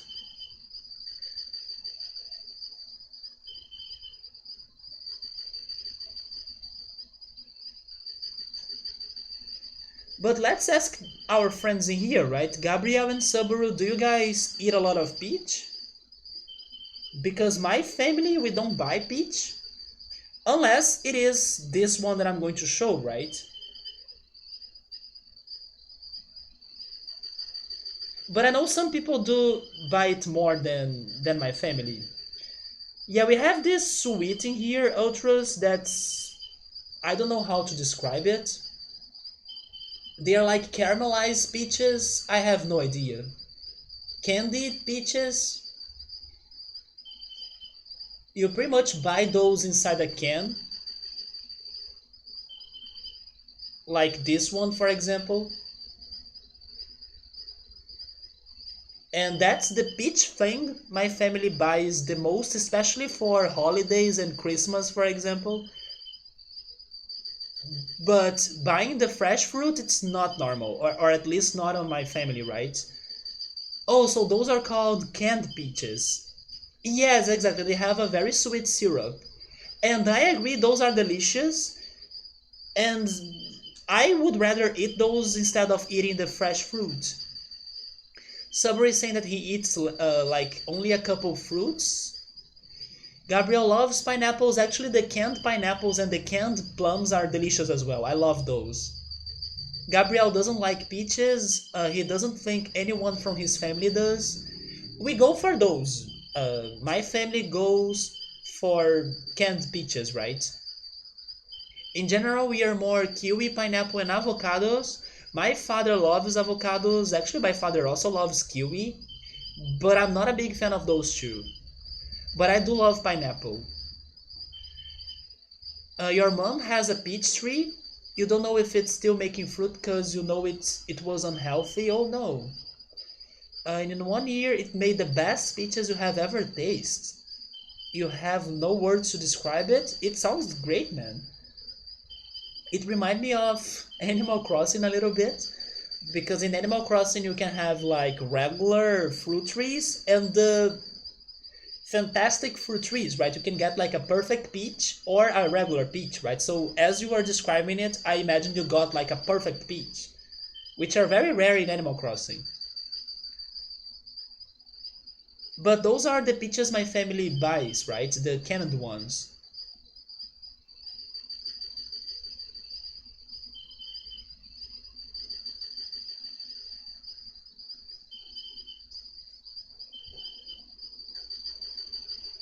But I also love the canned plum, especially when you have it in a dessert, for example, a mousse or even a cake. There are some plum cakes or maybe other cakes that also have plums. For example, if I'm not mistaken, there is a cake that mixes nuts and plums, right? Like candy plums. I love those things. Wait, where am I now? Oh, I started the path to Mount Panorama. I don't want to go there. Maybe? Maybe what? Oh, plum pudding? Yeah, there is plum pudding. Oh, by the way, he has moderate.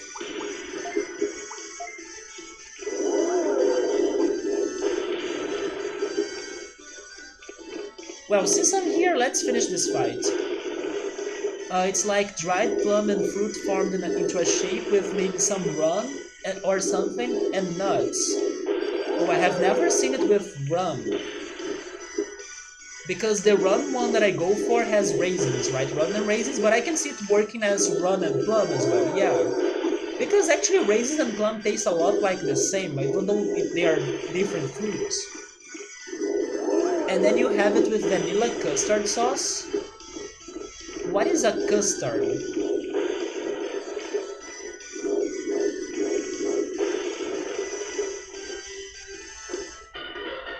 To me, it sounds like the lost. Yeah, it sounds to me like the lost cousin of mustard. Custard. It's like it's like a cream.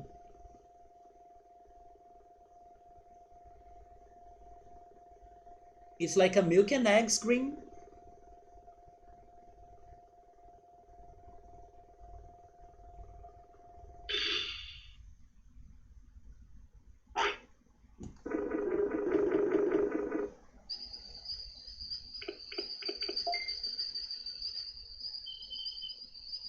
Yeah, it's pretty much a cream made of milk, eggs, and maybe some other things too.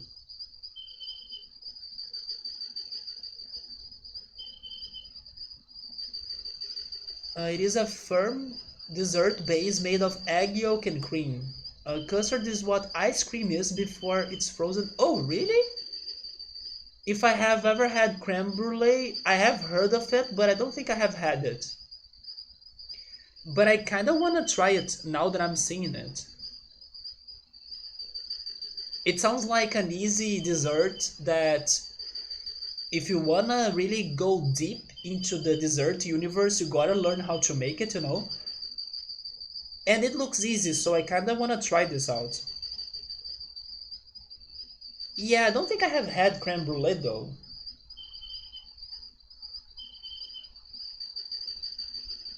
Yeah, I know what it is, thanks to the food shows that I watch, but I don't think I have had it. I have had pudding though, but not this.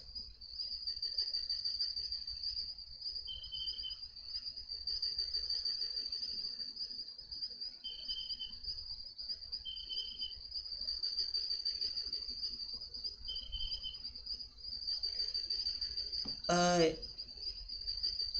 it's custard with a hard sugar top that you burn. Oh, okay, I will not be able to do that though. To burn a sugar with like blowtorch, uh, you do you do 4 egg yolks to 1 liter of cream, and then you cook that to a certain temperature, but not too hot, or the egg will cook. Then you pour that into baking dish, and then you put it back in a tray. So, oh yeah, so it's like the same idea behind puddings, right? That's a problem though. I don't know how to make or to execute that technique. Yeah, if there is something that stops me from like trying to bake pudding or to make pudding actually, it is that technique of like having a tray surrounded by water. It kind of scares me even if it's not hard, but I don't know. Is it really easy? Maybe I shouldn't be that scared of that then. Yes, yes, in Portuguese it is banho-maria, which sounds like French, bain-marie. Yeah, it's banho-maria, yeah. It's like the Mary's bath, right, in English. You know what, Ultras? You are you are making me want to try that because I always kind of pushed me back regarding trying to cook pudding or something close to pudding, especially thanks to the bain-marie. But why not try it, right? Why not try it? I'm not going to, I don't know, put my house on fire or something. I can try that. It just looks too different or too scary at first, in my opinion, but I can try that. That's also the base of the mango pudding. I have never heard of mango pudding actually. It's egg yolk, cream, pureed mango, condensed milk. There we go, dude. Condensed milk making its debut, right? In some foreign recipes, besides Brazilian recipes, and then gelatin. Mango pudding is really great. I mean, I can try it, but I may be one of the few people in the world that is not a big fan of mango. I'm not saying that I do not eat mango or like that I completely hate it. No, I can go for that, but it's definitely not my first pick or my preference, you know. But for example, when you have a fruit salad with mango, I don't mind it. But then mango pudding, I would never go for that at first, but I can try it. Maybe it's going to surprise me. But I have never heard of that. Oh, I love how it looks like an egg, right? Because of the white plate. You know what that looks like to me? It looks like this dessert in here in Brazil. That's a coconut dessert. It looks a lot like it, and it's so good.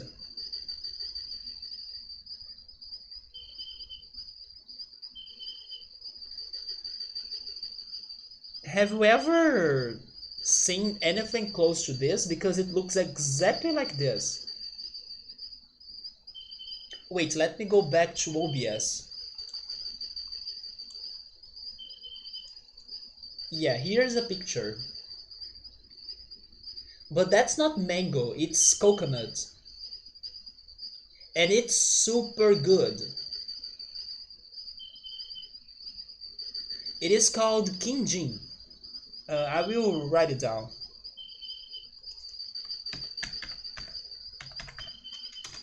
It's super good. The second picture. Okay, now this looks more like a mango dessert, right? Yeah. Not only because of the mango pieces, but I can see more of the mango also on the colors of the pudding. While on the other one it was more yellow, right? It was like brighter and looked more like this one. In here it's a little bit more dark, which reminds me more of a mango. It looks fresh and refreshing, right? So this can be good. But I have never heard of that. You are really into food textures as a form of an amusement and literal pleasure. So being high and hitting cold smooth mango pudding is absolutely amazing. Do you mean the contrast of temperature and textures? And even flavors, right? Oh, you're looking at the Kinding recipe. It is a coconut one. It's maybe close to the recipe of the mango pudding, but it just uses coconut, right? Used to have it at a Chinese buffet. It always seemed to be on the dessert table. It's really good, man. Wait, with ice cream in the shower? What? No, I mean, I get why you do that because it is the contrast of feelings, right? It's like eating something cold while you're having, I imagine, a hot shower, for example. I can understand the idea behind it. It is kind of different for sure, but it sounds actually something to try, right? If you are open minded. Yes, I got curious enough to test it out myself someday, even though I don't buy ice cream, but maybe someday. But I see what you went for. It's definitely the mix of different feelings, right? Like cold and hot, uh, I don't know, hard and soft. The most common one may be sweet and savory. We were even talking about that last weekend, and I believe German didn't have or hasn't have. Wait, yeah, hasn't have, right? Hasn't have many savory and sweet combinations when he was trying that guava paste.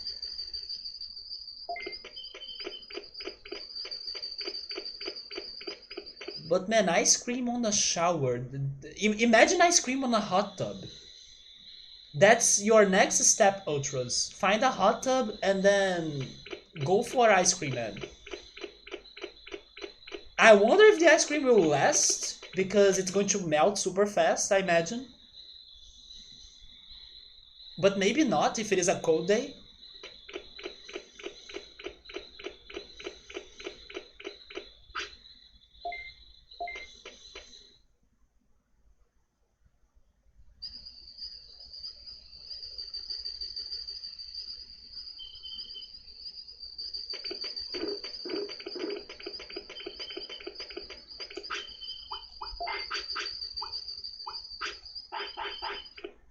Hopefully, hopefully Monzaemon doesn't eat a lot, right? At least not like Tyrannomon.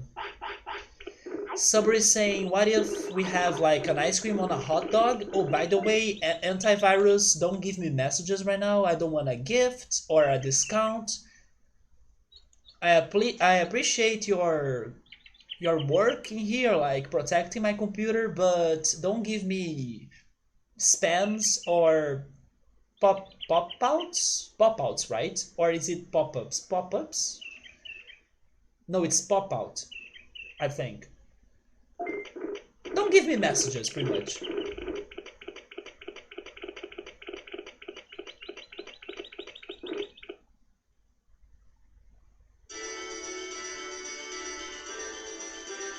But I gotta try the creme brulee and making pudding.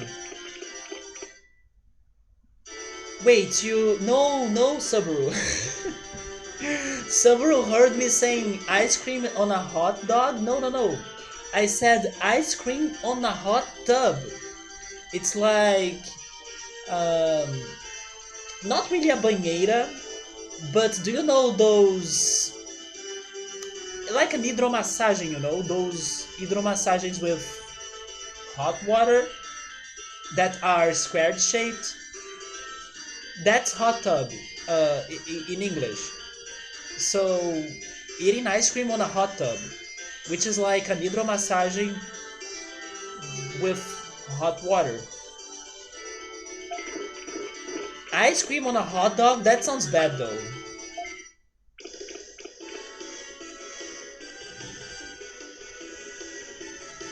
Yeah, hot tub.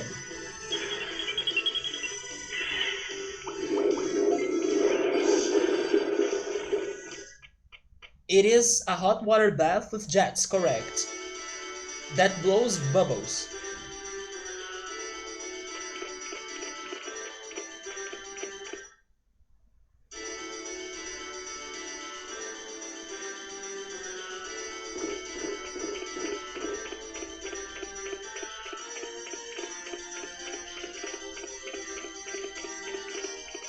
So, Monzaemon's defense is really bad, right?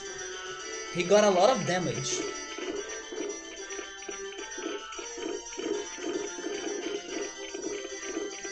So Ultras, you kinda inspired me to try cooking pudding or creme brulee. But I wanna ask you, is there any dish that you have been willing to try cooking for your first time? What is the age of Monzaemon? I'm guessing he's young because... Yeah, he's young because Numemon was also young, right? So...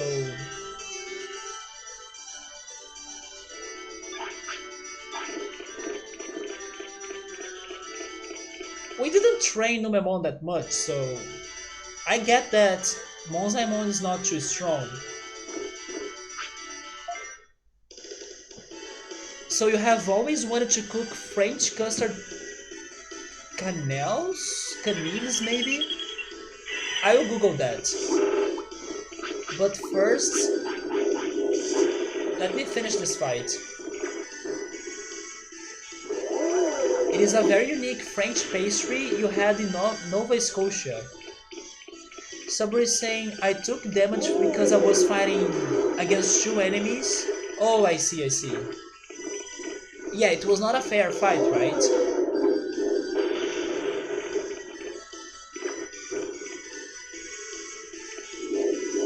Oh, you know another fight that we could have as well, that we haven't returned to it in a long time?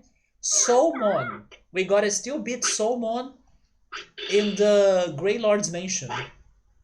If we survive after Gabumon, Monzaemon, and Ogremon, then we are going to the Soulmon at the Lord Grey's Mansion. So you need the special copper pen that have the special shape or a special shape, and then you need to make the custard better. Then you heat the trays up with butter and beeswax.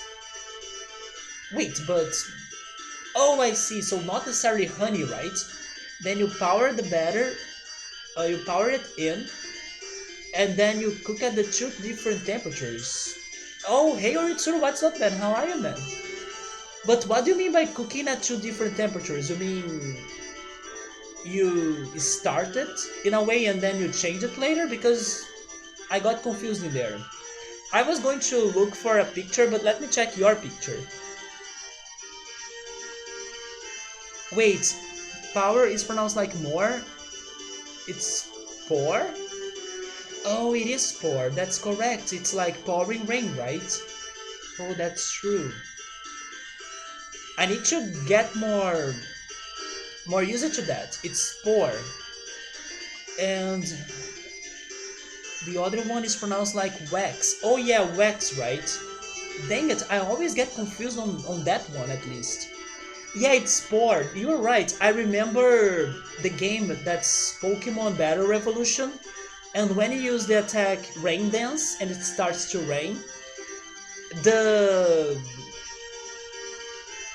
the announcer he says it's pouring rain at the Colosseum. So it's pour.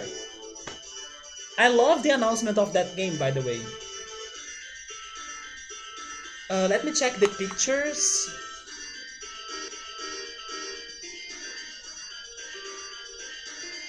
It looks like a churro, but it's definitely not a churro. Is that cinnamon taste? No, it's... Is that... That's not cheese. Is that cheese?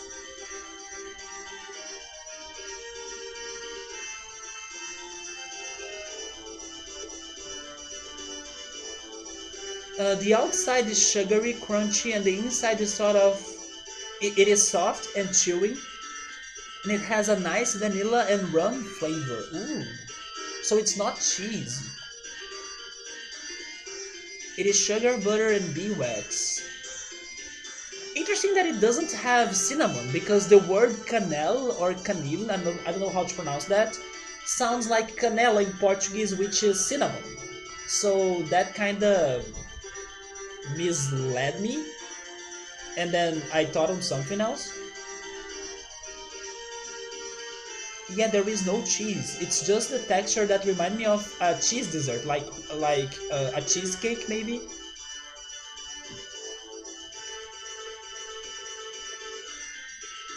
Okay, this one, this one looks artificial. So if you wanted to make 6 of those pastries, you would need to spend like $300? Oh, I see. Okay, because that's just the shape, right? I see. It's the tray. I don't know why I thought it was a real one, but like fancy, right? No, it's just the tray. But why are they so expensive? Is it because they are copper? They are made of copper? Copper is that expensive? Seriously? You cook them for 10 minutes at a high temperature, then the rest of the time at a lower temperature. Okay, so that's what you meant by 2 different temperatures, right? It's like a really chewy but soft and not too sweet pastry, and it is addictive. If I'm going to try entering Factory Town, not now. Yeah, not now because it's not my mission right now. Copper is expensive and valuable up there. Oh, people will rob construction sites for a quick buck. You know what, man? I think people steal copper wires in particular in here too.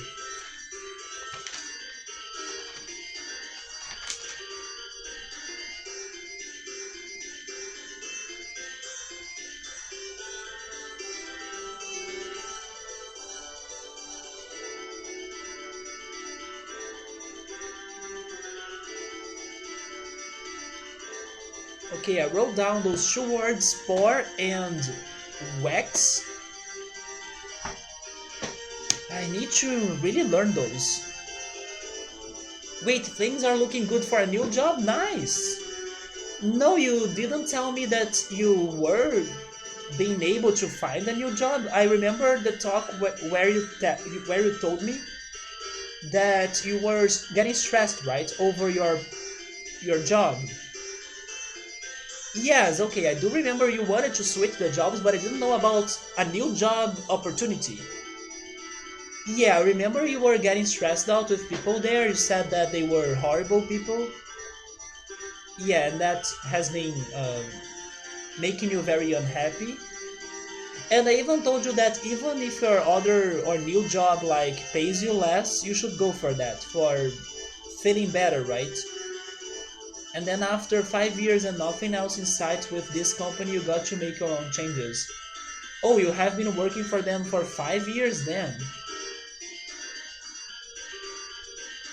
The company you work for now keep telling you to hang in there for what? And they will find me.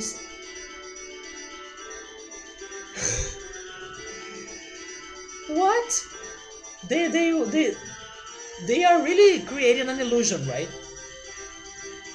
When you did your other job last year, it was supposed to turn into a new position, but that contract ended and returned to your original position. Okay, man. Yeah, you should actually leave it, not only because of a possible promotion, but especially because you said that people in there are toxic and you do not deserve being around toxic people. To me, that's enough reason for you to like go through something else, you know? So not only they are uh, stalling you with that idea of promotion, but also toxic people, so it's like two recipes for the same answer. Goodbye. So I do hope your new job plan work out for you, dude. And they were like, oh Greg, it just didn't get approved for funding, but we have these plans for the future. I mean, okay, hopefully they get a promising future, but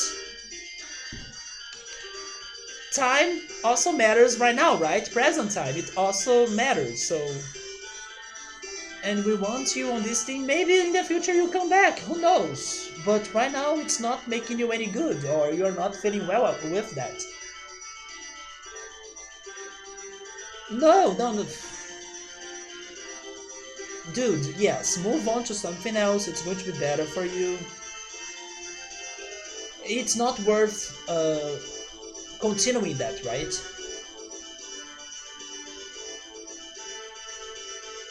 The company is a good one, but the location you are at, it is toxic. In January, when you went back to this position, you said you would give the company until the summer for 100% for sure news of change. You emailed a few people to check in and they didn't seem to want to talk. Last week you emailed the CEO of the company that knows you and worked in a partnership with last year. And he was very happy to hear you were very interested in working with them. I see, so that's how you could work with your contacts and then hopefully getting this new position, right? This new job. So he set up a call with one of his hiring managers and we talked about your career interests and salary expectations. And she said they were all so happy to hear you were interested and they were going to take this information and see where they could fit you in. And then she's going to set up a call with you next week. There we go. Everything seems to be working on, like, to work or to give you this opportunity, this new opportunity. Keep it up, man. Because this other company has a contract with. Oh, they have a contract? They aren't allowed to steal employees? Wait, but you can still um, quit and get hired, can't you? They have they have had their eye on you for a while, but they aren't allowed to solicit a job to you. Is it solicit or solicit? Maybe it is solicit. It sounds better like that. They aren't allowed to solicit a job to you. So you reached out first, and then you contact them. Yeah, you still gotta have control over your own life. So if you wanna quit, yeah, solicit, right? Yeah, it sounds better. You can do it, right? They cannot force you to stay there if you don't want to.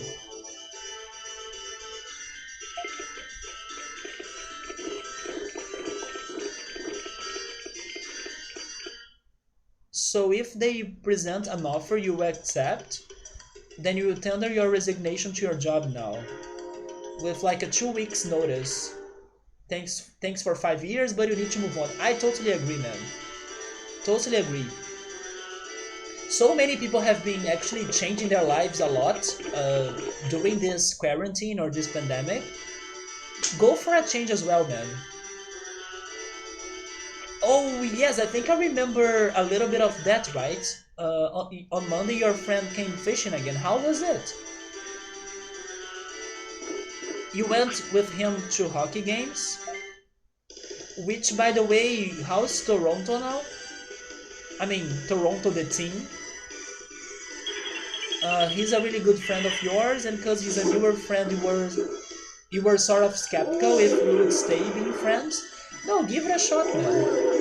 Oh, rip Toronto! Damn. They still had a shot, right? So they lost again. But each time we hang out, we bond a little stronger. There we go. It does take time for you to like uh, feel a strong bond, right?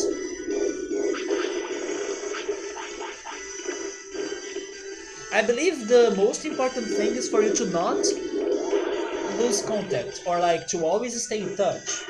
I believe that's very important. You told him you appreciate him showing up. I think that's also important to really like open up a little bit and show your feelings at least sometimes so people do know that you matter to them. So I'm happy to hear your friendship has been going on very well. But Toronto is rip, so are you still cheering for any other team? Who's winning now?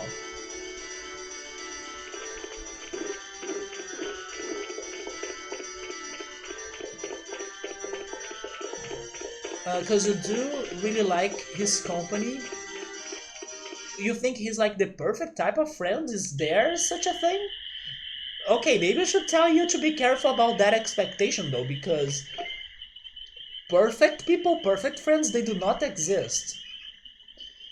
I mean, but at least you know it because you use the quotation marks, right? So yeah. And of course, yeah, exactly. He's not perfect, he will never be. But if you think of all of the big major things you looked for in friends, he has them all. There we go, yeah. I just think that the most important thing is like for people to listen to you, you know? There are some people that they kind of never have time to listen to you or something. And I think that it's important for people to really listen to you or to be there, pretty much. Not every time or 24 hours because I think nobody can be like that, but for some time at least. You're not sure you are going to look again closer to the finals. Wait, Saber is telling me I learned an attack? I did learn something? But he let you know he enjoys hanging out too. There we go. Maybe he was also looking for a new friend. And he also said you are a really good person. You shouldn't be surprised about having friends. Oh, there we go. And you know what? It's funny that you remember his words because I don't think that things that will make the bond stronger are regarding some sentences or some phrases that are shared. And it's funny because even if time passes by, when you think about, oh, that person, and now we are friends, but how did it start, or when did that friendship became? When did that friendship become, right? When did that friendship become stronger? And you remember those things. I do remember some things that people did to me, or some things that people told me for many years, and it kind of feels like it's like the core of the friendship, even though of course not, because a lot has happened, and then maybe I have forgotten those things. But there are some couple sentences, some phrases, some things people say that they do stay for long, and then I don't know if you go through a fight or if you think that things are looking bad or something, you can always kind of hold to those memories of those times when people did something good to you or they told you something good or something nice, and they are going to help you to like stay stay as a friend with that person, even though it's not guaranteed. Of course, friendships can come and go, but it's something you definitely will remember as your friendship keeps going on, and definitely it's going to have its ups and downs, right? So it's definitely something that you can hold on to during the down parts of a friendship or a relationship. Wait, let me go back in here a little bit. He doesn't ask you for a single thing, doesn't ever want anything, doesn't say shit even if his mouth was full of it. We just spent time together hanging out, just like we have been friends forever. That's awesome, man. If you feel like that, that sounds like great. You're surprised he's the friend you hung out with the most over the last 10 months, and you only hung out first time last October at a hockey's game. And and they wait, and we have hang out maybe 7 to 8 times. Yeah, you also don't need to like hang out a lot for you to have like a crazy friendship with somebody. I think that what matters is for you to stay in touch, or at least to some people. Of course, I don't know, but some people may spend years without talking to each other, and then suddenly, oh my god, how are you? And then we are still good friends, right? I mean, maybe, yeah, hopefully, yeah, but in my case, I do like to stay in touch with people, even if some time passes, which is understandable, but like not too much time, especially because people change, you change, and then who knows if after some years you are still going to feel the same way towards that friendship, or if new people got your life and then they kind of, get the spots of your attention and stuff. But I do think that it's really important for you to stay in touch more than actually meeting the person. If you can meet the person, then fine, it's even better. But not necessarily, especially during the pandemic. But staying in touch is really important. Maybe sharing some messages, or I don't know, I saw this and then this reminds me of you, and then you share that as well. Anything could do that, but especially with some sort of uh, share going on in there. For example, oh yeah, there is this topic, and then you talk to the person about that topic, and then you see that the person kind of cares as well, and then brings up new topics. That's the best friendship, I think.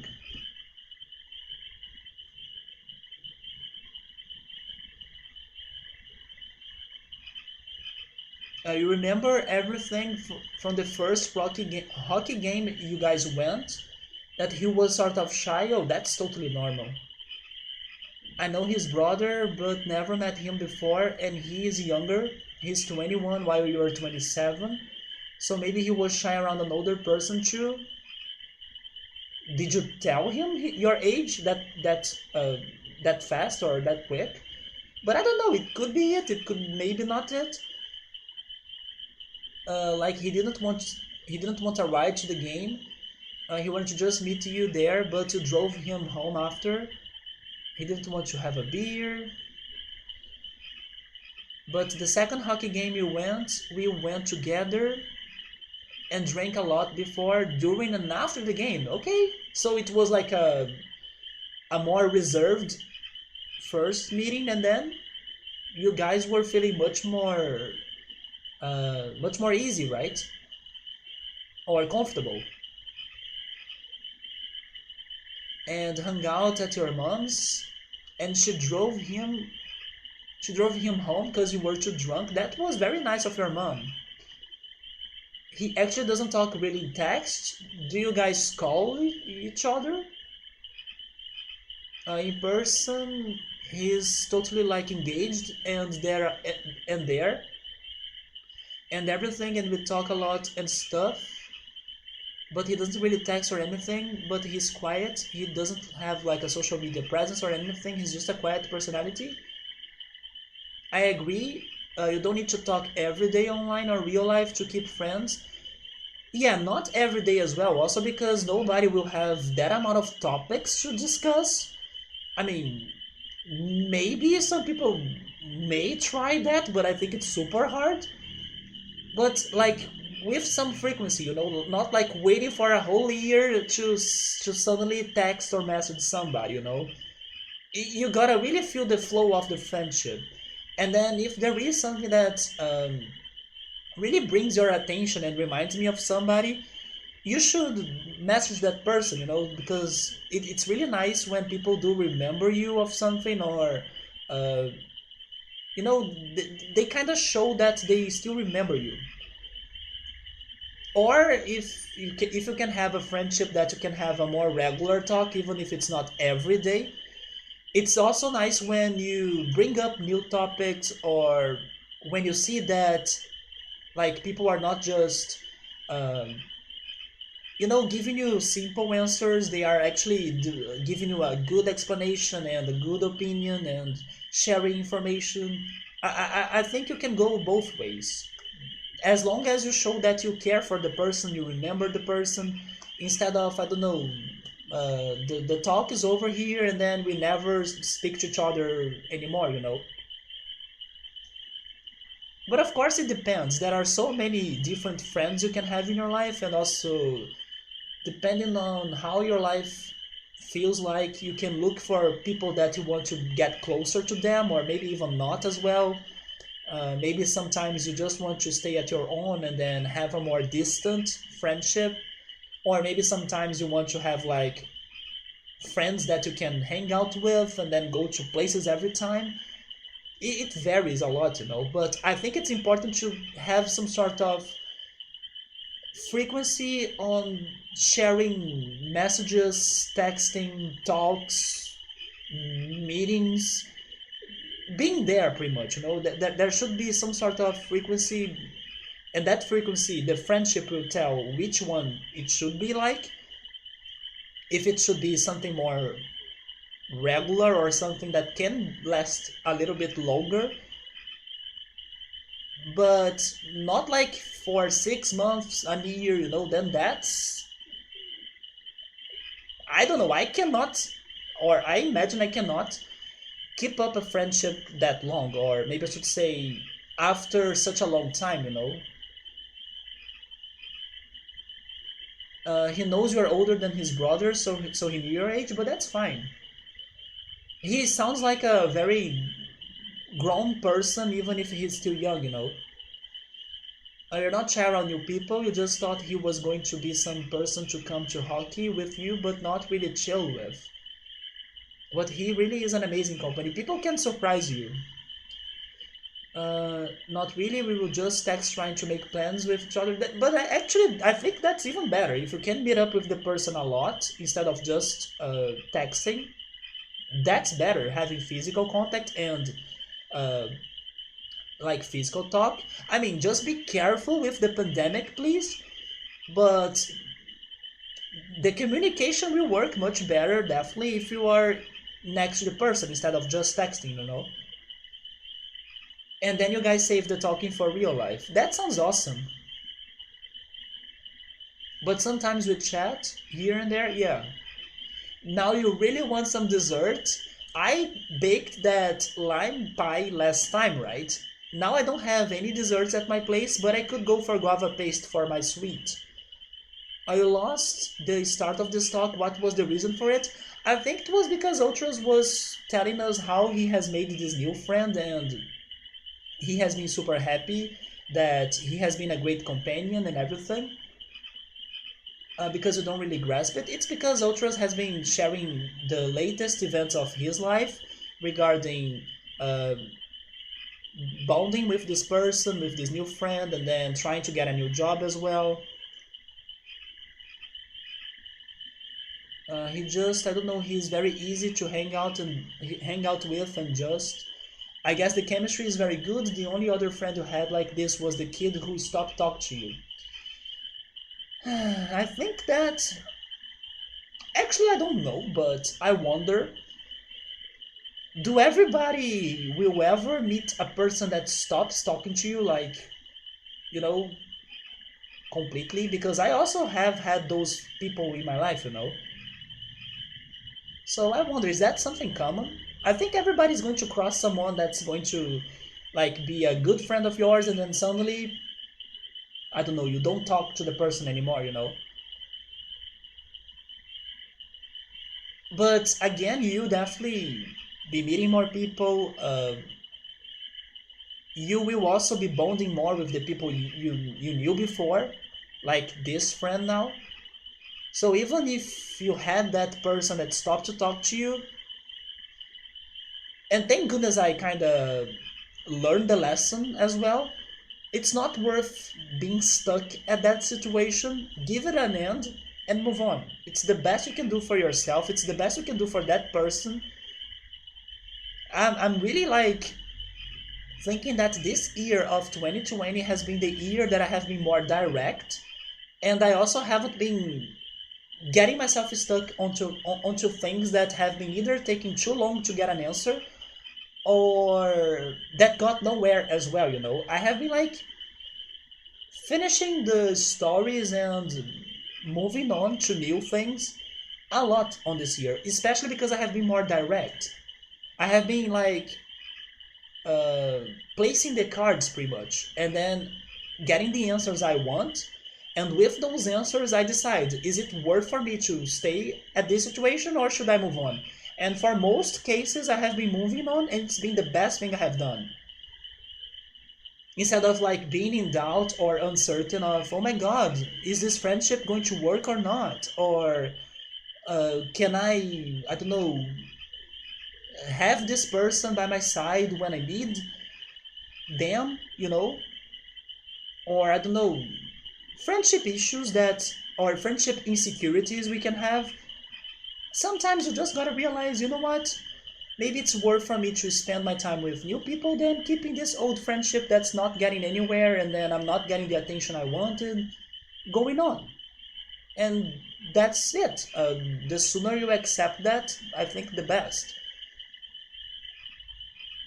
I was telling Meowser at the beginning of the stream that I normally don't like August that much because I do have a lot of friendship issues and emotional situations in the past Augusts from other years. And I told him that this August has been somewhat okay because I haven't been going through that much.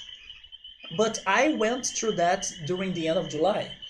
So yeah, get the answers you are looking for, move on if it's needed.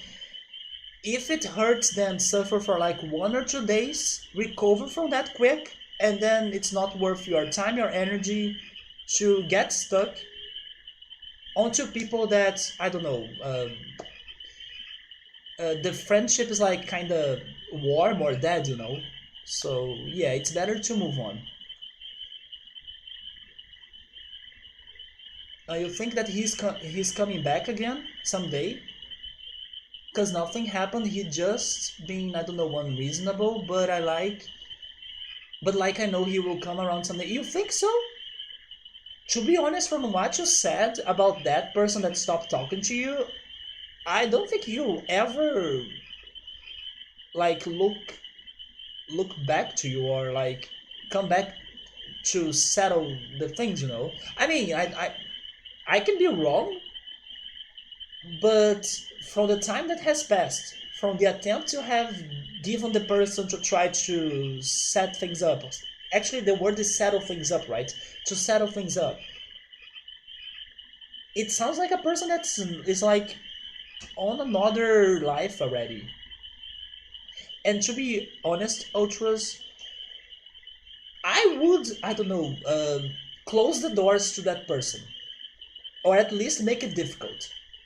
For example, the person that I used to be friends with and then we stopped talking to each other, I blocked him like the shit out of my life. Like everywhere.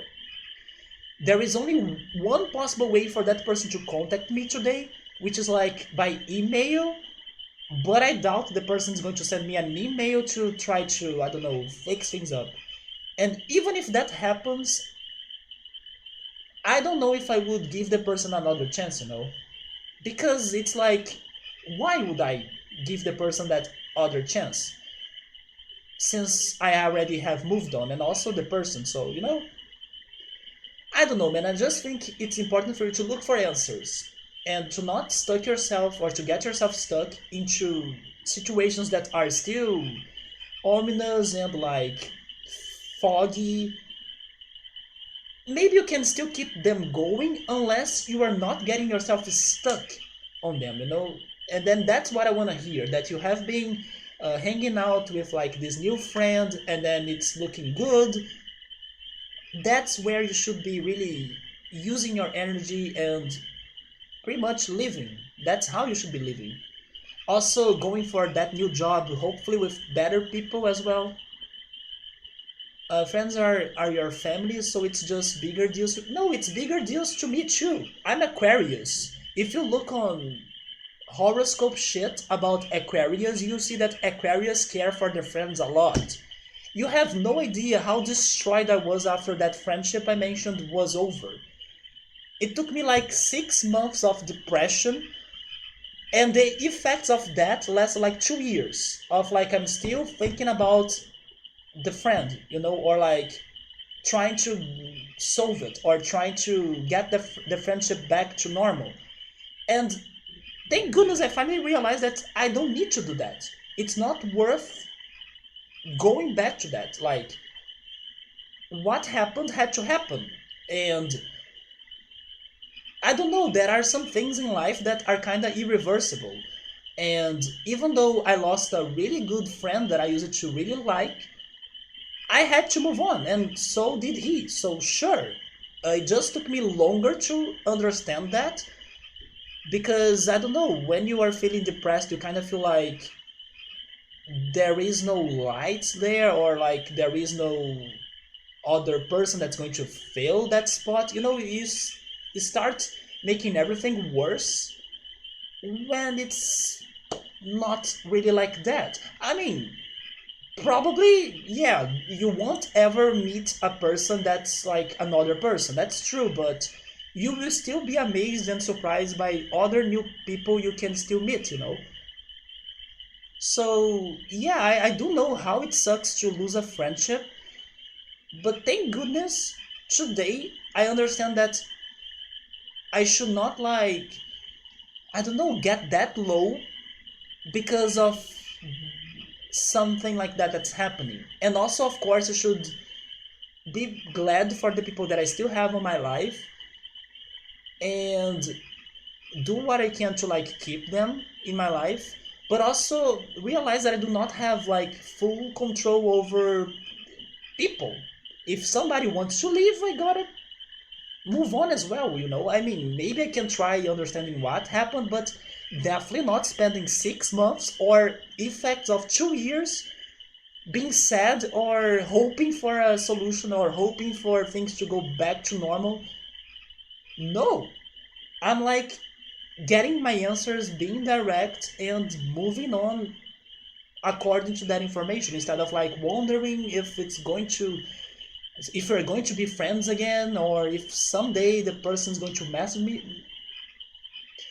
Go with facts, go with what you have right now that's like during present time, you know? And yeah, dude, friends are really important, I think, to everybody. His whole family stopped talking to you, and it's very weird and whatever. And just working on and moving on. Went through a hole, but things are looking better now. Indeed, you just need to take a deep breath and be strong and go after more people and try to start new activities that are going to allow you to hang out with new people. It may take time because friendships are not like born like that. I mean, it can happen as well if you're lucky that you can become a crazy friend of a new person super sudden, but it's not like what happens the most, I would say. But definitely realize that it's not worth you putting yourself down or getting super depressed if a friendship is lost, you know. Especially when you try to make it better and then it's not giving you an answer or nothing is really happening or looking like possible for it to be back to normal. You should not spend a lot of your time and energy into that anymore. Being isolated to your house and not talking to a single person other than the cycles at work were getting to you. Thank goodness you have decided to start watching Twitch, right? And getting friends on Twitch as well. Alright, Ultras. Gabriel, work it this way. I'm good to everyone without expecting them to return the actions you do towards them. That's also another great way to go for it, man. But also be careful in there because maybe I don't know, maybe you do have a good control over your expectations, but it's good to know like who you can really count on and who I don't know you're just being good to them uh without like replies or maybe I should say anything in return, you know. I mean, if you can go like that, then that's great, but I think it can be dangerous as well. Because like you could be spending your time or spending your energy with people that are like whatever, you know. And I think that's not good for you. Can you really take that well? Because I think I can't. I realize that I need to be spending my time with people that are there or people that show that they care, you know. So it can be a little bit dangerous, so be careful with that. Anyway, after this whole talk about friendship, I guess, let's try getting back to the Misty Trees, and to the Toyland, and to Gabumon. Don't forget Gabumon. Wait, he wants to poop? Let's go back actually.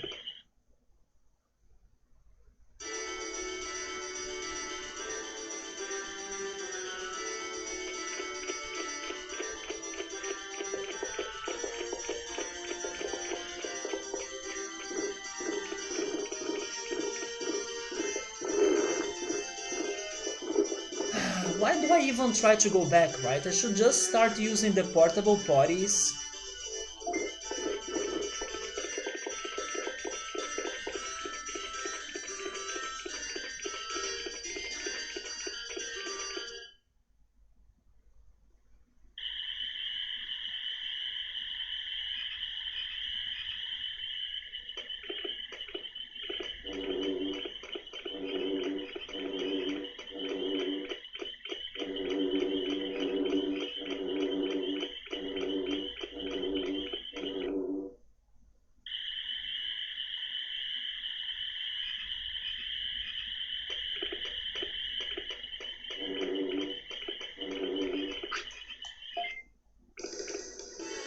I will run from this. Those dragonflies are very strong. And they are not my priority. And I'm actually running... I'm running low on magic points.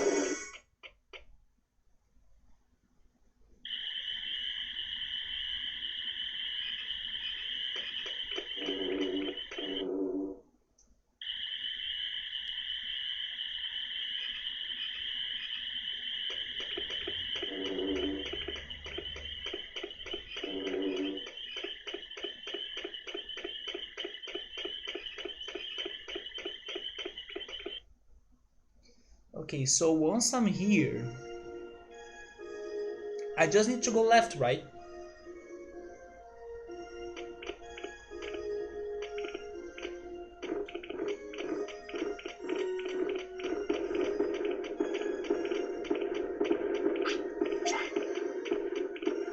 I love how I'm like super stressed out about avoiding the enemies while Monzaemon is like, I don't care. Look how... Okay, now he's not that chill anymore, but he was super chill.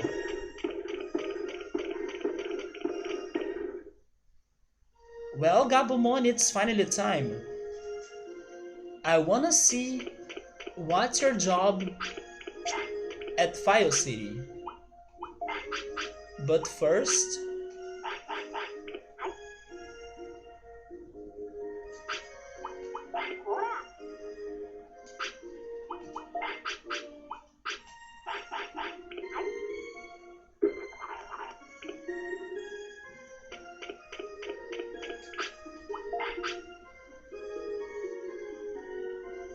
No, I will give him a MP floppy as well. Summer, you said he learned a new attack, right?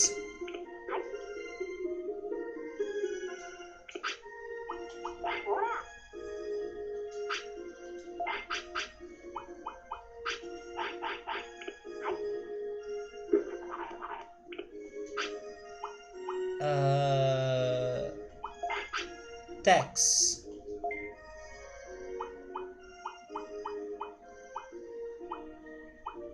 Oh, War Cry?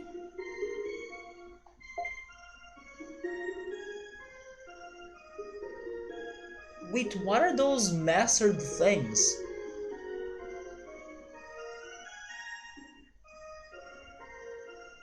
Mastered?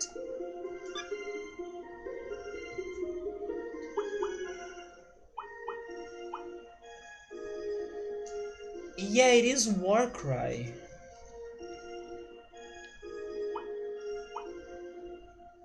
They actually don't tell me what it does, right?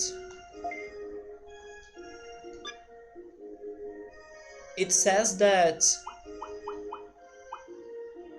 Oh wait, they do say it's power 0, magic points 42. What's range A?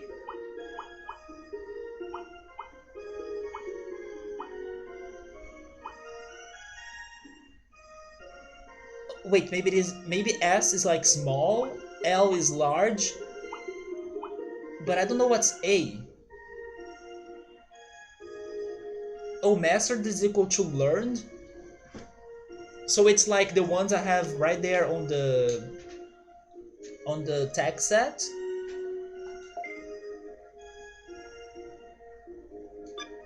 Yeah, it's the options I have to use, right?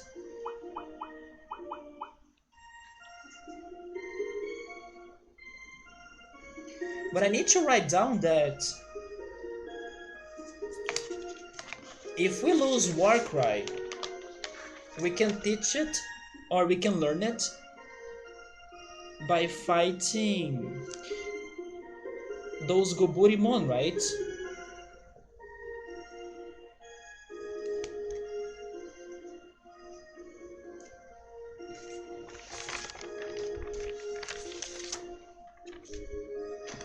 Hey Sarteki, what's up, man? Just here to say hi. Wait, are you subbing, man? Thank you so much for the sub. How are you? But are you leaving already? I wish you could talk to you more, man. But thank you so much. Thank you so much for the resub, and hopefully you are doing great.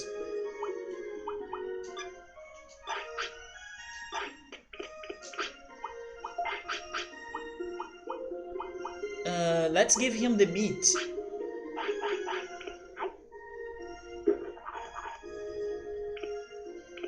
Oh, you're going to come back later? There we go, Sarteki. I want to talk to you then. But I really appreciate the sub, man.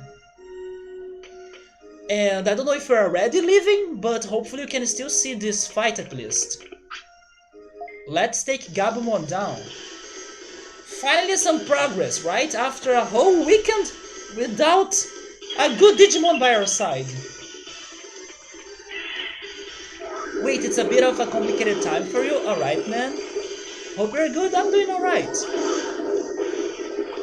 Let me just not lose this. So range S is small range, close range. What about range A? We were able to paralyze him.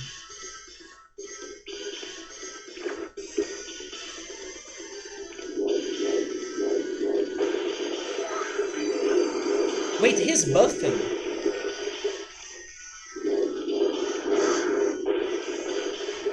Let's see his finisher. Lovely attack! Use the power of love! Oh my god! Well, that's the biggest proof that love hurts. Damn. You know those, how are they called in English? Care Bears? caretaking bears. I don't know how they are called in English, but they have those animals that look like super cute, and then they all have like a symbol on their bellies, and then one of them has a heart, and every time they kind of attack Care Bears, there we go. And it's just like a Care Bear, right? I think that was maybe a reference, because every time they kind of attack on that show, their symbol on their bellies flashes and also throws like a beam, just like what we saw here, like that heart. There is one that has a heart as well, but then I will never remember their names in English, of course. But I do think that was some sort of reference to a Care Bear. If you were a Care Bear, you would have a sofa symbol. Oh no, man, a couch potato bear. You know which one was my favorite? The green one. I don't know his name even in Portuguese. I can't remember, but he used to have a four leaves clover on his belly. I think he was my favorite because of a movie. Um, there was this newspaper that my mother used to be a subscriber of, and then that newspaper had a deal regarding VHS cartoon movies, actually movies in general, but some of them were cartoons. And then my mother went for that deal, like, oh yeah, it's like a discount for me to buy some VHS movies or VHS tapes. Sure, let's go for it. And then one of those movies was for the Care Bears movies, right? And on that movie that I have watched and rewatched so many times as a kid, the green bear with the four leaves clover on his belly was like a big protagonist, not the real protagonist, but like he was very important on that movie. So I always loved that movie and him. I should check out how they completely butchered the show for modern release. It's still going. I didn't know it was still going. It has pretty much nothing in common with the original. Is it better or is it worse? Because I would say that the original was very calm, or like very harmful, harmless, right? Harmless. It was like uh, not aggressive in any ways. It was very chill, I would say. Maybe now the new take of it can have some more, I don't know, crazy things going on. I have no idea. But the original used to be very chill, you know? Of course, there were villains, and then there were some fights and situations going between the bears and the villains, but nothing that I can remember that was like super dark or super, super crazy. But you're saying it's nothing in common with the original, so I'm guessing it's somewhat more adult, maybe? I mean, not necessarily really for adults, but maybe they do talk about some more heavy shit. I have no idea. But I wish I could rewatch that movie I was mentioning, even though I cannot remember its name anymore. But I remember loving that movie. It still has the bears, but it has no charm. The original used to have charm. Let me see if I can find pictures of this new one.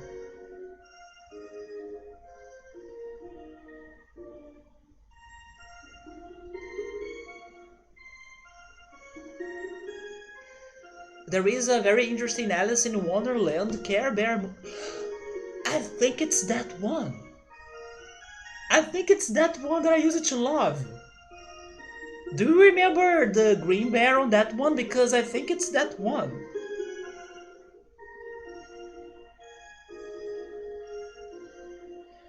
Care Bears, I don't know, 2020?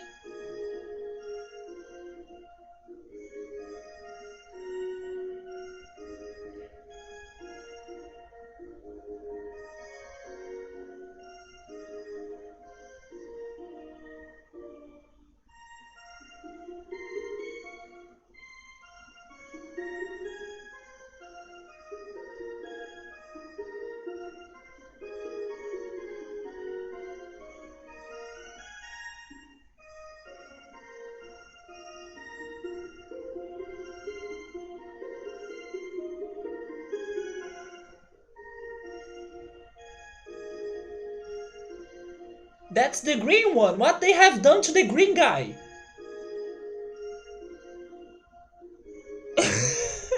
They destroyed my favorite Care Bear.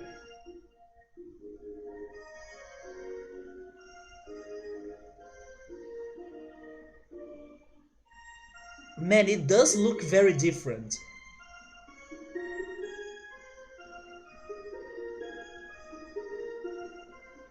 It's probably impossible to find nowadays.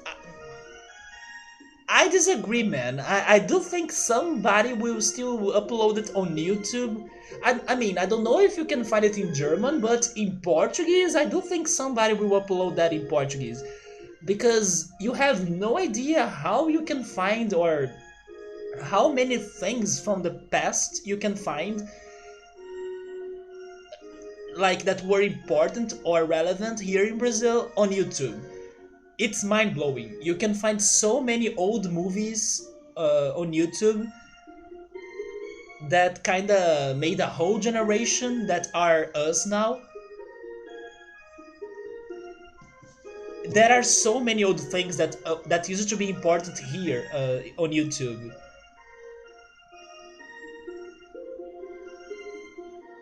It's pretty much the only Care Bear thing that you really remember. The movie. That let me try googling it as well. Because I do think that my favorite movie of them was an Alice in Wonderland take as well. Subway is saying that old cartoons sometimes have messages or jokes that have like a double meaning. That sometimes when you are a child you will not get it. That's true, even SpongeBob has that. I remember watching a couple videos that they kind of make a compilation of those adult jokes hidden in cartoons. Now I cannot remember any in particular, but there are some heavy. Oh, I do remember one though. There used to be that cartoon called Rocco's Modern Life. That cartoon has some very crazy adult jokes that maybe as a kid you will not get it, but as an adult you will get it. The new Care Bears have a big Darth Vader like android bear as the big evil guy. Well, in the original it used to be like a magician, a dark sorcerer or something.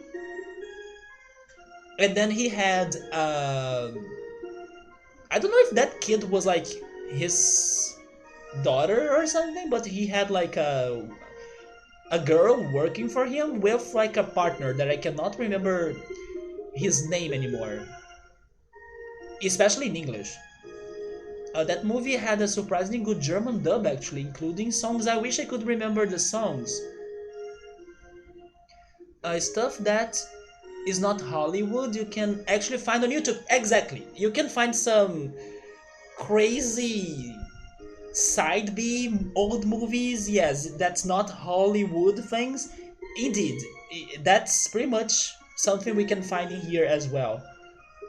Same with old Polish movies.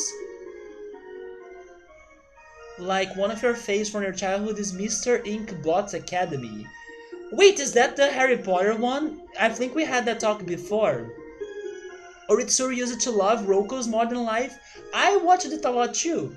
Although I could not get any of those adult jokes as a kid. But I used to watch it a lot too. Very crazy show, right? I do remember you telling me about that movie, Sartaki. It's basically Harry Potter but weird and dark and 20 years before Harry Potter. You give up? Wait, why do you give up? Yes, we did had that talk before. I do remember at least a little bit of it. And it's complete on YouTube, right? Or completely. But now I wanna find the Care Bears Alice movie.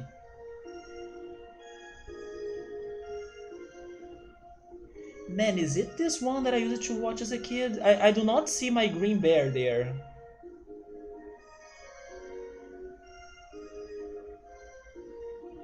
Wait, maybe it is actually because... Oh my god, it is complete on YouTube. It's probably this one. The Green Bear is there, and it's on YouTube, and it seems to be the complete movie. But I'll need to rewatch it. I'm not fully sure if this was the one, right? But I have a feeling it was. Oh my god, yes. This looks familiar to me. This thumbnail right here looks familiar to me.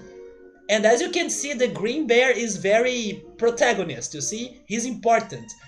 So I do think it is the movie.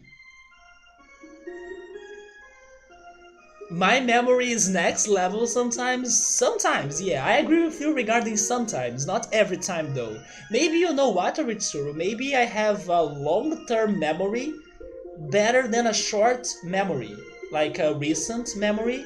That's a thing, right? That some people can remember like old events better than recent events. Maybe that's how it goes to my brain, I don't know. It's that movie, so I need to rewatch that. Yeah, this used to be one of my favorite movies as a kid, even though unfortunately I cannot remember like the details of it anymore.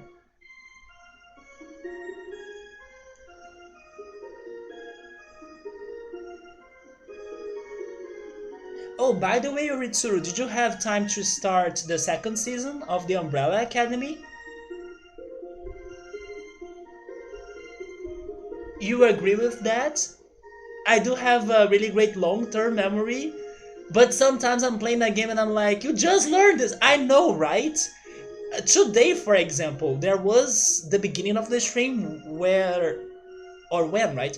When I was trying to avoid the enemies from the early places or areas, I stopped, or I, not stopped, I, what's the word?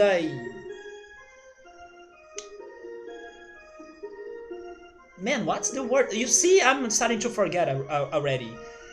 Um, I jumped against, not jumped against. I forgot the word now. But I kind of got to the same enemy many times, even though I knew he was there, so I should like avoid him. But I forgot the word stumble. Is it stumble? Maybe it is stumble. Is that correct?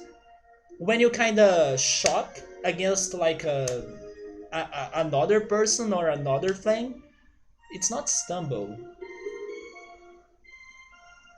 I forgot that verb. I didn't really pay attention. Wait, were you also watching the Umbrella Academy? Is stumped? Okay, so it's stumped. I think I would not be able to remember that verb then. Stumped. So I stumped against the same enemy many times because I could not kind of remember he was there, you know? I kind of knew he was there, but at the same time, I did nothing to avoid him because I don't know what happened. I couldn't react, I guess. Until you learned it's based on a comic book. It is based on a comic book, and fun fact, one of the uh, one of the people that was responsible for the graphic art, maybe I should say the graphic artist of that comic book, is a famous Brazilian comic or graphical artist. I don't know how to say that in English, but he's Brazilian. It's Gabriel Ba, and it really surprised me to know that a Brazilian was working on a big project like that. That, you know, was also paired up with the vocalist of My Chemical Romance, Garrett Way. I was like, what? How did that happen? You know, so that was really crazy. Now you wanna see it or read it? Yeah, man, definitely watch it. It's a really good show. So you started to read Tsuru, but you still have been really busy with your work. You're only on episode 2, I see. So you still have a lot to go. Keep enjoying it, man, because it's going to be really great. So it is stumped. I got stumped. I was stumped. So, oh, you scratched the gut? I see. I was stumped. Let me write that down. Yes, I couldn't remember a good word for me to use when you shock against something or you hit something accidentally or out of nowhere. So it's stumped. Oh, you know which word I could use as well? To bump. Maybe that's the one that I was trying to go for. I bumped into him many times. That sounds something that I would say, you know. So was he working on both? Oh, I don't think he was working on the show though. But he was the graphical artist for the comic, Gabriel Ba. Actually, he also has another comic that he worked on that I don't know if it is any popular outside Brazil, but it's really fantastic. If I'm not mistaken, it's called Day Trippin'. I think it's called Day Trippin'. Let me confirm it. It's been a while. Day Trippers, maybe?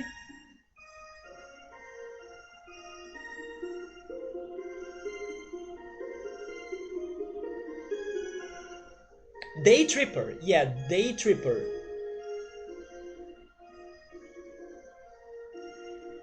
So I have no idea if this comic book is any popular outside Brazil, but if it is, I really recommend it because it is a very good story. And it's funny. You know why? Because I was just talking about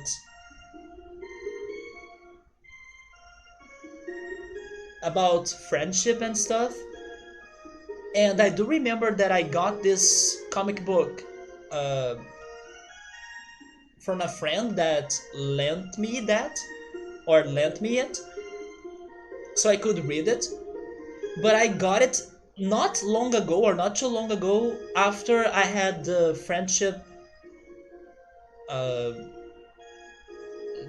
friendship fight, right?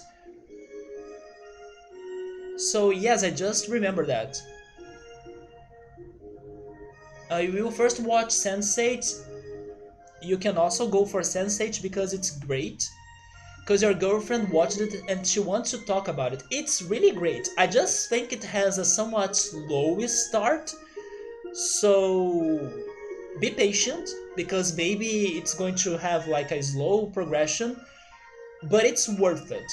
Maybe I should say that don't watch it when you're feeling sleepy, so you don't kind of fall asleep. But it's a really great show. To be stumped by something, to be surprised. Well, The Umbrella Academy is a somewhat indie comic book, so it's easier to be an outsider and get successful. Oh, but it's not that indie anymore, right? And welcome back, Ultras. So Day Tripper is actually published by the DC? It is great. You can go for it, Sirtaki. Yeah.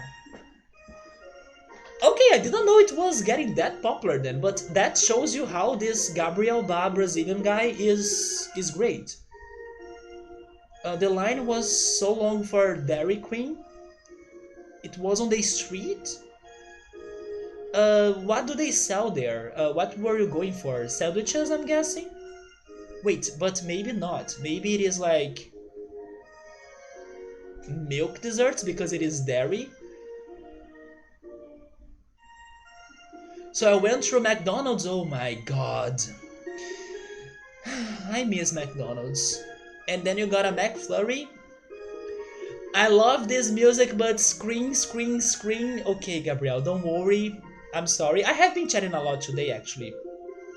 But I do love this music too because it reminds me of Apollo's Justice Team in the Phoenix Wright games. So Day Tripper was published by DC Vertigo. Gabriel and Subaru, have you guys heard of Gabriel Ba? Gabriel probably has heard of him. I imagine Gabriel knows him. Gabriel is also into comic books, anime, mangas, those things, so he probably knows Gabriel Ba. But I didn't know he was that big outside. Not only because of the Umbrella Academy, but now because Day Tripper was also published by DC. The imprint they used for mature stories like Sandman. No, I don't want you. I want to fight. Wait, is it going to be like Patamon? Patamon wanted to fight us 3 times. If you don't want to fight, then run away. That's too bad. I don't understand you. Subaru has never heard of him? You checked his work and you have not read any of them before. So the Umbrella Academy, Day Tripper, he probably has other things, but then I have only seen or heard about those two. Dairy Queen is mostly known. Oh, there we go then. Okay, I remember Ultras watching a video that was comparing Dairy Queen, McDonald's, and Wendy's. I don't know if you have Wendy's in Canada, do you? But the video was pretty much having like a clash of their ice cream, and the winner was Dairy Queen because they have lots of different toppings, they have more variety going on, while McDonald's was like very simple and basic. And then I forgot what they told us about Wendy's Frosties, but Dairy Queen was the best according to the video, right? They also said that even though it has more calories, it's more delicious because of all of the toppings you can add and everything. But it just reminded me of that video. Which is soft, serve ice cream blended with things like pies, chocolate bars, different candies, the toppings. There are a lot of Brazilians working on both DC, Vertigo, and Marvel. Yeah, as you can see, Gabriel knows more of that than me, right? I just know maybe the surface of that world, not really deep into it. But they do frozen ice cream cakes as well. But also serve hot food in some locations like burgers and fries. I have never tried ice cream with fries, but I know some people love that. Okay, Sir Taki, thank you so much for stopping by, man. We should talk again soon, right? And also, if in case you go for the Day Tripper or even the Umbrella Academy and Sense8, feel free to come to talk to me about those shows or those media sources because I like them all. So take care, man. Have a great night. Nothing Dairy Queen has stops a Wendy's Frosty to you or for you, Aritsuru. You like the consistency of the Frosties. I see. So maybe some Dairy Queens can have like a worse quality than others, but if you go to any Wendy's, you have what you were looking for, right? I'm guessing that's what you mean by consistency, right? I totally get you. There is this Brazilian grill fast food place or chain that they do not have consistency. You can go to one restaurant, they will give you burned beans and horrible food, but if you go to the other one, they will give you a delicious dish for the same price at the same city. But for some reason, one does bad food and the other one does better food, you know? Oh, you mean like consistency as in texture? Oh, I see. Is it more soft maybe? So what's the consistency of the one of the Wendy's? Is it like it doesn't melt right away or something? It's like more, you know.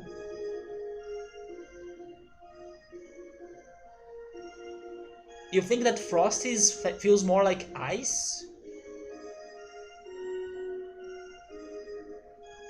So it's like harder? But Dairy Queen and McFlurry's is like soft cream. I don't know how it is on Wendy's or Dairy Queen because we don't have those in Brazil. But I do agree that McFlurry's or their ice cream in McDonald's, they are really soft. They do have a very soft cream. I know what you mean, Frosties have a unique texture. Oh, it's like grainy? Interesting. Yeah, so I have never had something like that, especially for an ice cream. I would guess it sounds more to me like a milkshake, even though it's not a milkshake. But it is softer. Dairy Queen is more. By the way, I'm sorry, Gabriel, but don't worry, we will be finishing this. But Dairy Queen is more like a true ice cream. Frosties are kind of close to frozen ice cream. I see, I see. So it is colder, right? It's hard to describe, but I think I got it. Yeah, it's like it's really more frost, right? And then Dairy Queen is way more variety though.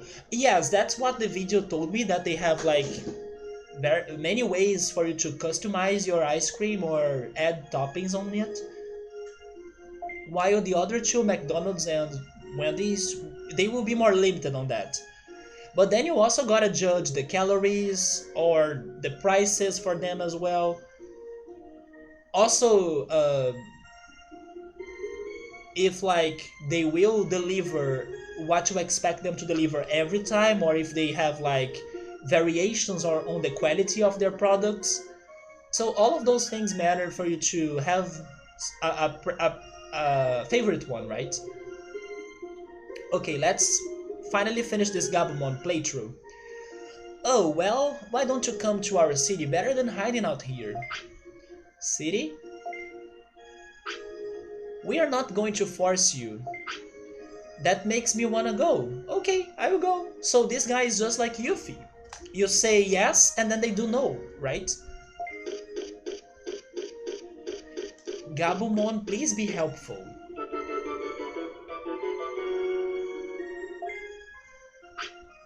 What a weird fellow. Don't call him like that.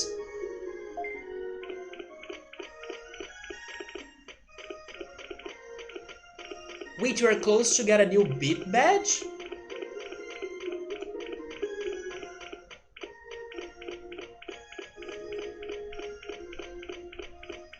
Do you mean the red one? Wait, are you getting there, man? I think it is the red one, isn't it?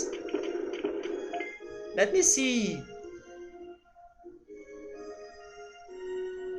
Oh, you mean the beat badge? Oh yeah, there we go. It is the red one. Thank you so much for the bits, man. It's the red one.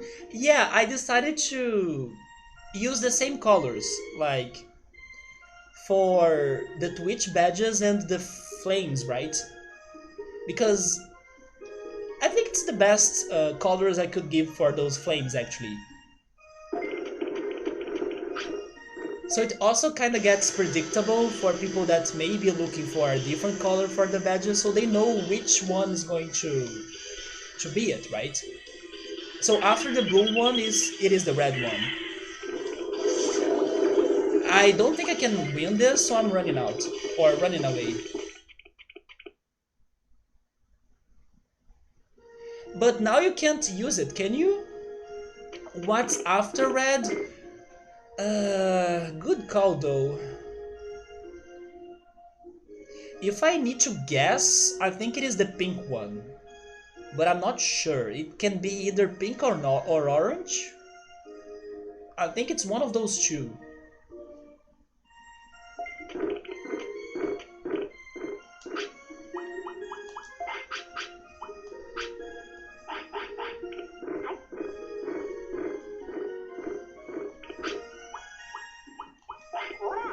Also, by the way, I still need to work on an emote that's for people who have donated bits, right? Because I know that I have at least one slot for a new emote, but I still haven't worked on that. Oh, it's because on that channel here, I believe the red badge is like the farther one that people have gotten here. There is like nobody that has gotten to the next color, pretty much. So I still need to unlock that, I think. Yeah, there are some emotes for bits now. But I still need to upload an emote for my channel. I'm still not sure if I will work on something. I was kind of planning to do it, like work on something new, instead of using the ones that we had already.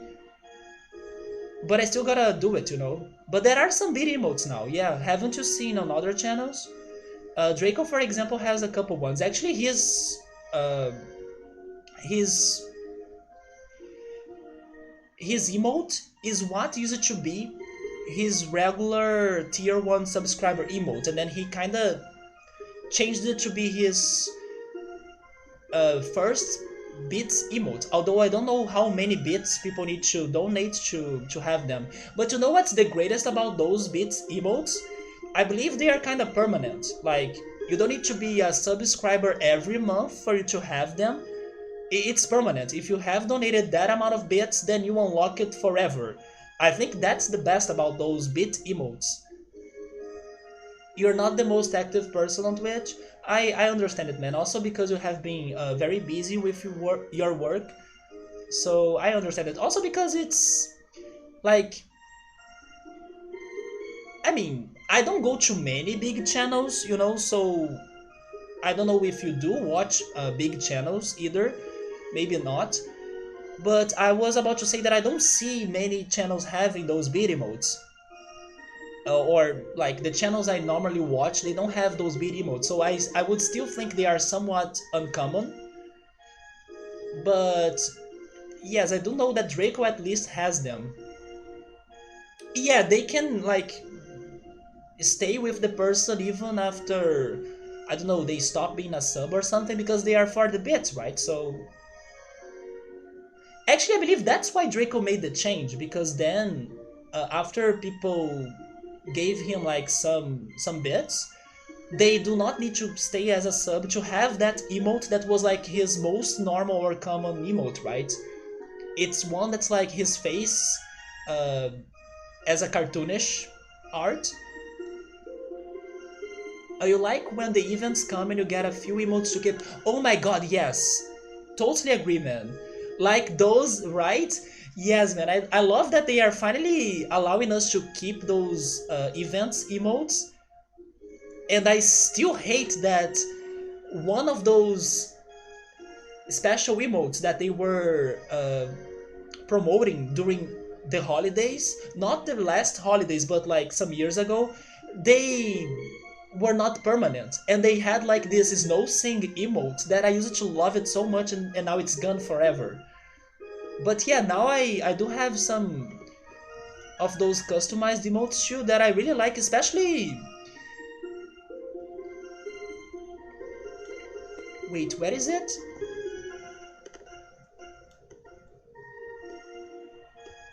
Stream with Pride ones. I love those honeybee ones or bumblebee ones. I think they are super cute. It was a snowman singing, and I used to love it because it was so musical. There were the notes as well. Yeah, the freaking Pride cute ones, I love those. Oh no, you don't have those then? Yeah, the freaking Bumblebee, I love those ones. Out of those, I think they are my favorites with the Goose. This one. The Thinking one is good too. And I also like the Pride Give. Yeah, those other three right there are some that I like. Yeah, you have that snowman. I also have him. I don't know if I can find a picture of Snow Sing, but I can try googling it. Yes, I have him too. But Snow Sing, man, I loved it.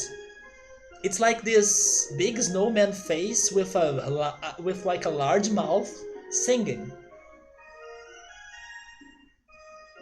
Maybe someday they go back to those emotes and then they finally become permanent.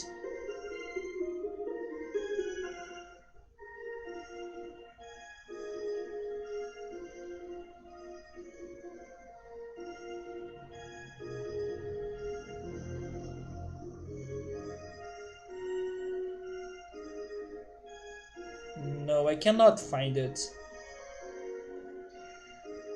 Yeah, some people even suggested that once. I was not the only fan of it.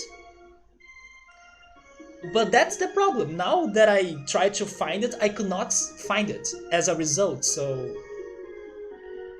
maybe that's why we still don't have it on better Twitch TV emotes, that platform that has the customized emotes.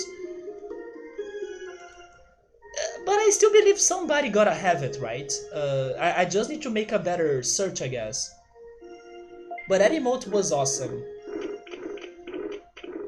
But thank goodness now they are keeping the seasonal or emotes from the events to be permanent.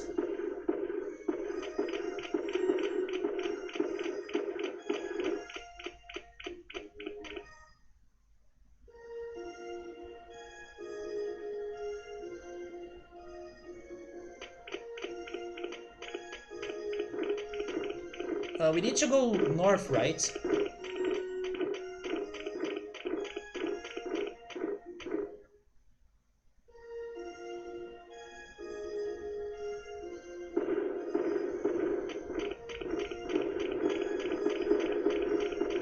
I'm still like shocked that we were able to get an ultimate in the day that I was hoping to... Not really hoping, the word is expecting. In the day that I was expecting to kinda make no progress at all.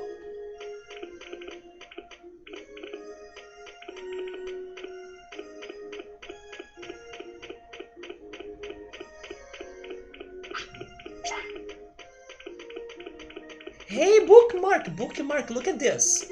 Did you see that? Do you know what this means, bookmark? I don't know if you were able to play this game up to getting to this Digimon right here.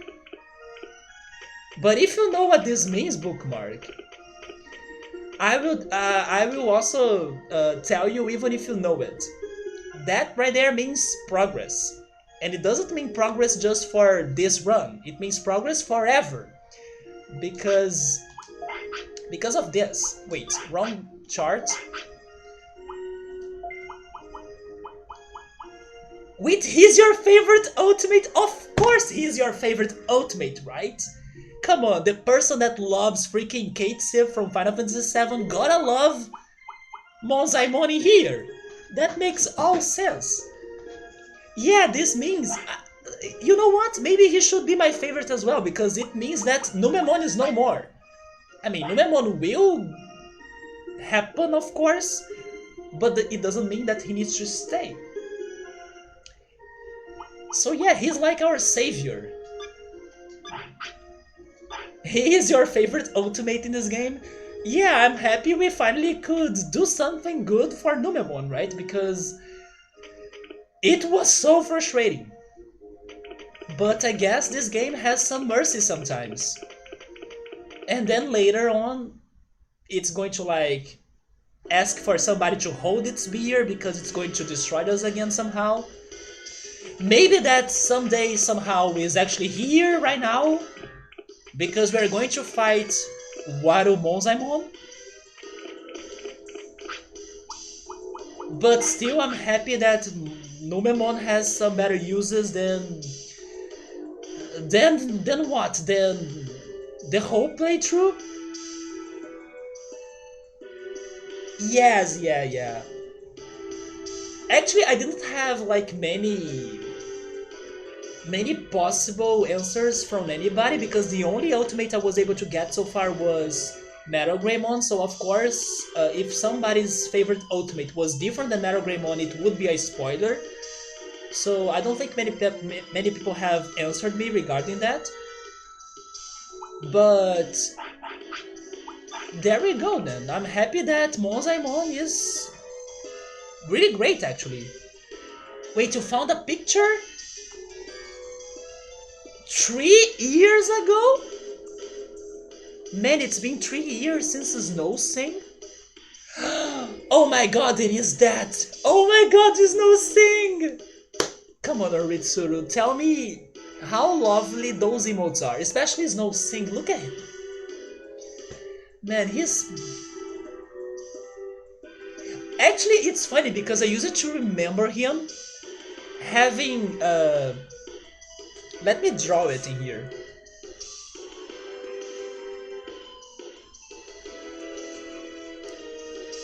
That's how I used to remember him. I used to think that he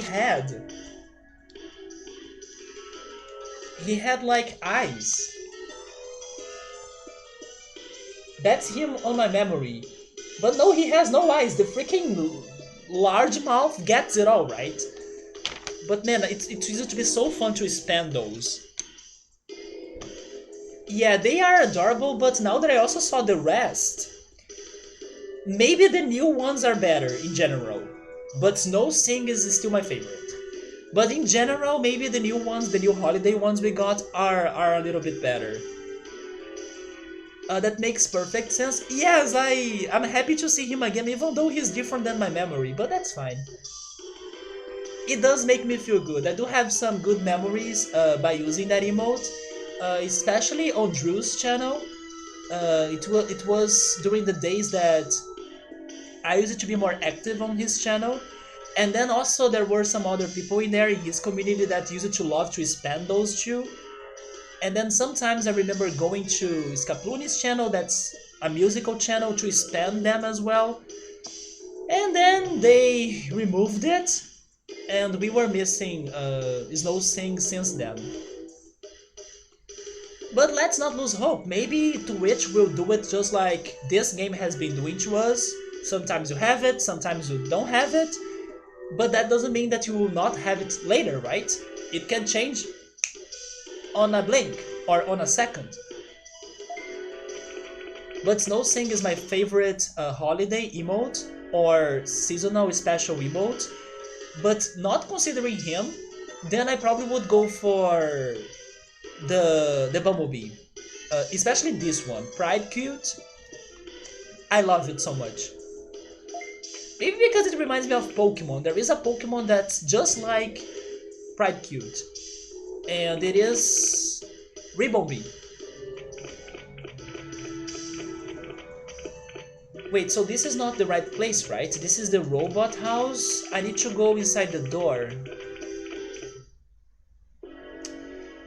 Please don't die, Monzaemon. I wanna make some good progress with you.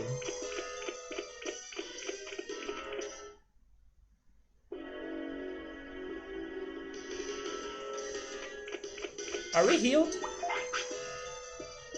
Oh, you know what? Maybe you should wait until the next day, so we could heal.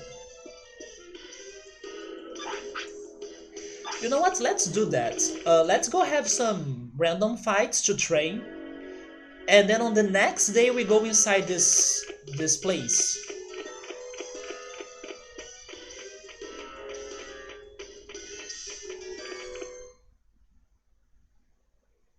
What if there are enemies inside there, though? Okay, I will check. But if I see Waddle Monzaemon, I'm running out.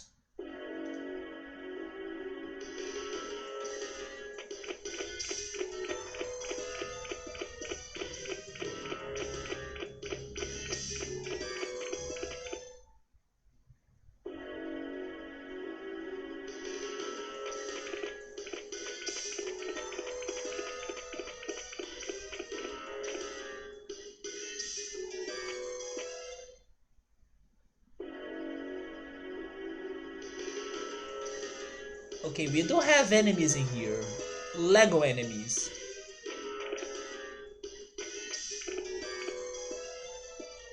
But are we going to have some sort of trivia going on? Quiz show? Or it's like, if I beat the first enemy, I open the first door? Is that how this works? It's the toy Agumon? I won't let you go through here. Oh no, I'm fighting them three, right? Wait, but I can run away from this.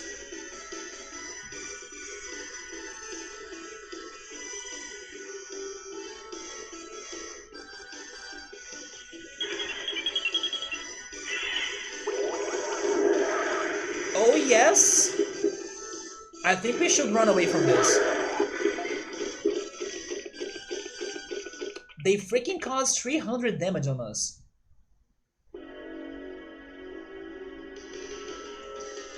Oh, and then good timing. Now he wants to sleep and he wants to eat.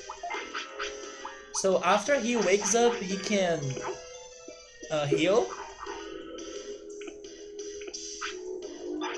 Are you still hungry? No, he's just sleepy. Okay, so go to sleep.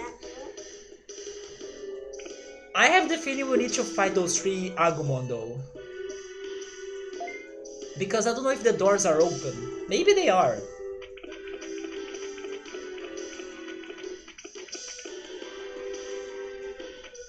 All the preparedness or the preparations for sure. And you know what? I'm even going to check something else, bookmark. What if I have a better tech to have like more range to hurt the enemies than the moves that I'm using right now? For example, the dynamite kick. Although the range is short, right? Never mind. Yes, I don't have an attack that goes for the whole area. Normally those attacks are water-based, like this one, Winter Blast. Range W, it means wide, right? If I have saved today... Good call, I don't think so. I should, right? What if I have a power outage and then I lose my progress? I will save on the next day.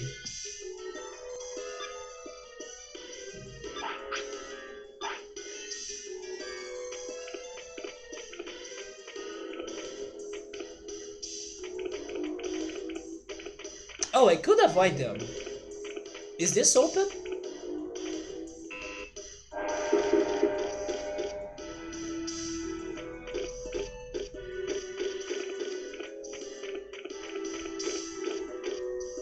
Oh, okay, so it is like... It's not a trivia, but it has its traps, right? So we need to pick the right door.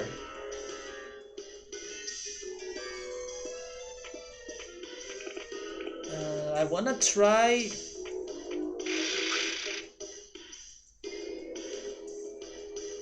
I mean, sure, Tankmon, eliminate enemies.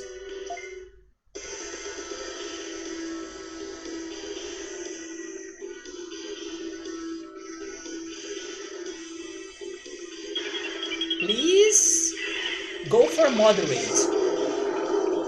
Oh, they have a lot of health.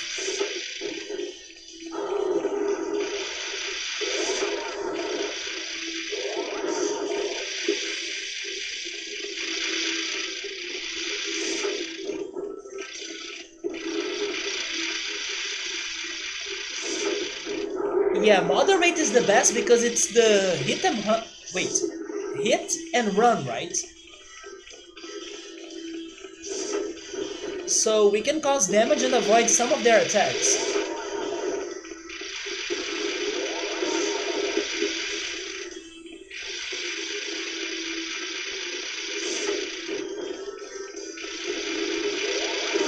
And also give ourselves time to get to the finisher.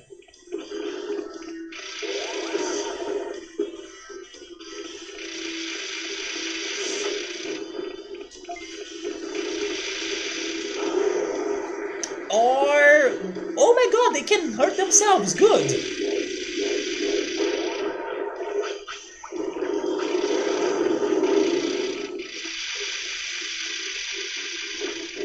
But I did lose an opportunity right there.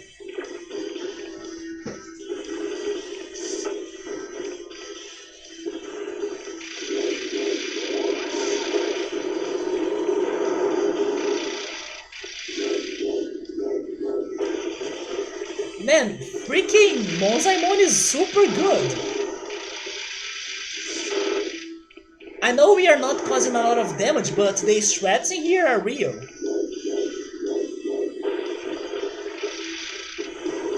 Although he's stuck there now.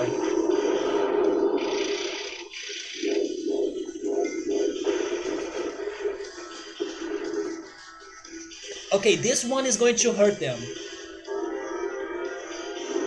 There we go.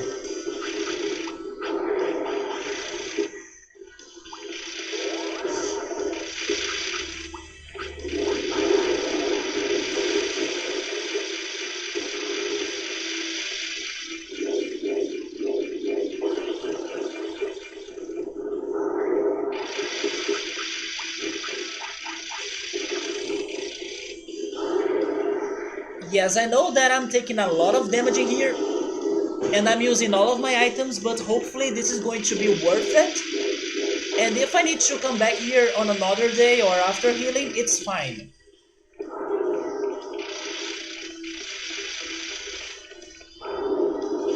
I just don't want to lose this.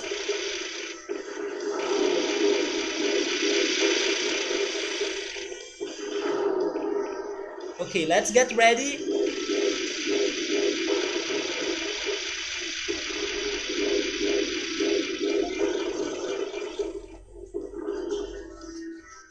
Okay, one of them I believe is going down now.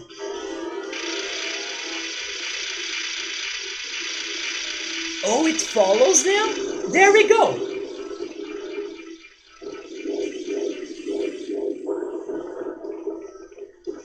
Man, who needs Metal Greymon? Come on. This is so much better. Electric attacks are OP on this game.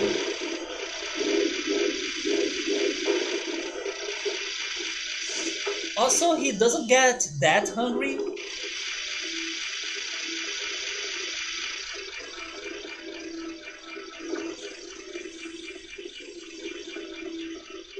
It's basically the kiss of destruction. Sabur is telling me that I should have bought more. Sabur, I do not have the money, man. Numemon gave us 2,000 bits. And I spent those buying MP floppies. I'm healing by sleeping. And I believe that's good, like, it's not a problem.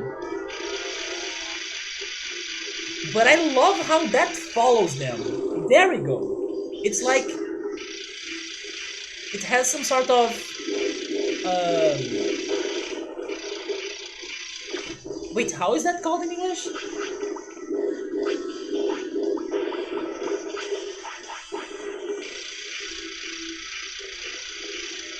It has the target, right? And it keeps following them.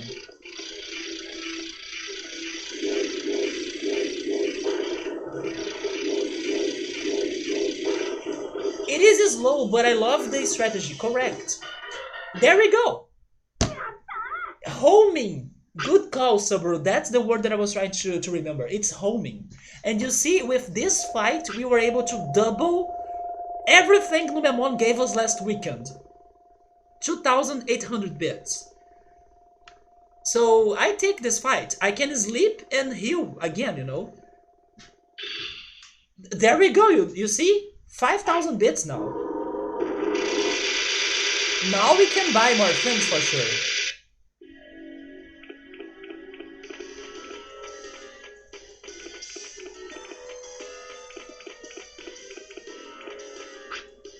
But then what happened now? We have something close to half amount of health. We don't have MPs. I have 2 small recoveries and 1 medium recovery. I do kinda wanna go back, buy more things now that we have the money, then return here later. And save, right? Also save. Numemon run is the best run, always believe. Wait, that was unicorns? Like it was super cute? There were some unicorn sculptures in the Misty Trees that I don't know what they were about. They were next to an Gabumon sculpture. I was thinking, this sounds suspicious, but I could not find what they were about. But good job.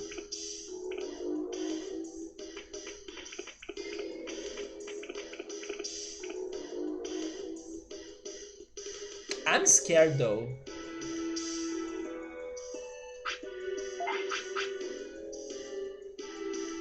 But sure, I will try opening one door. Wait, what was the answer for the first door? It was the middle one, right? Yeah, it's middle door. I should actually write that down. Middle door.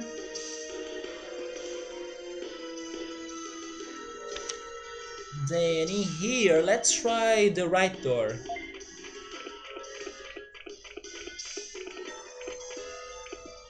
Nope.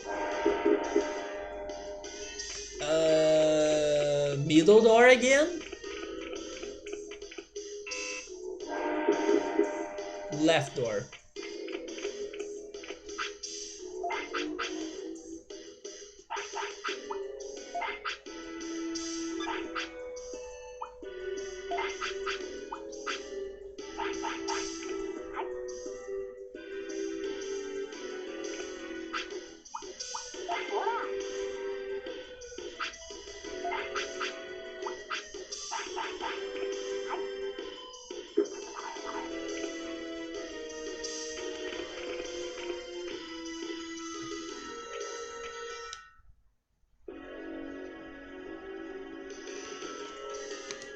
Oh, in here we have more of those toy Agumons and 3 more doors, right?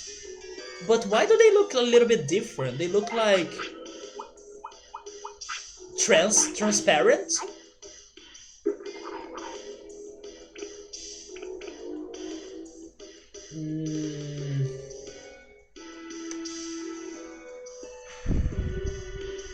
Man, hard choices right now. But let's risk it, why not? Let's go for the right door. Okay, there we go. So it's one of each, right? It's middle, left, right. Then what? I think this is the last room, but I don't want to fight him.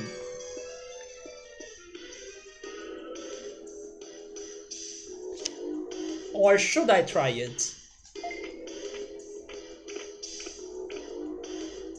Which one? That voice sounds like Waru Monzaemon. I didn't hear anything. A big box or a small box? I can read your mind. Oh no! I think I need to fight.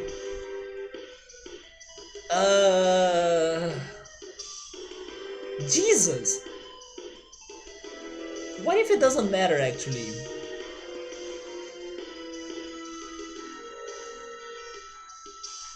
Man, this can go wrong on so many ways. For example, oh, I'm going to go for the big box because it's going to like fool me, and then inside of the big box is going to have something easy and weak, but maybe not. And then the small box will be like, I don't know, worthless, but then inside of the small box there is something great. This can go on both ways super easily, you know. I kind of want to flip a coin. I'm going to flip a coin. I'm not taking this decision in here.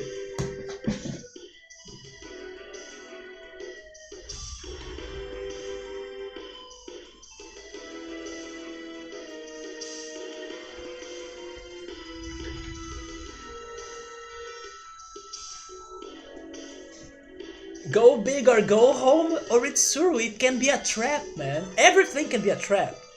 I'm going to flip this pen right here. If it is heads, then we go big. If it is... This is not tails, but sure. It is a small box. Although you guys will not see the results, right?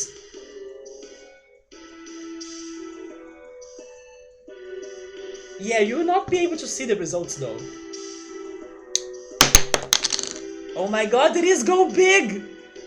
Go big or go home, go dead, right? I'm dead, but it's heads.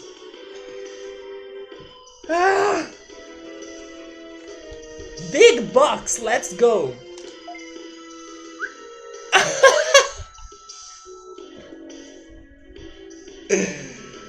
Is that instant game over? Please don't be instant game over.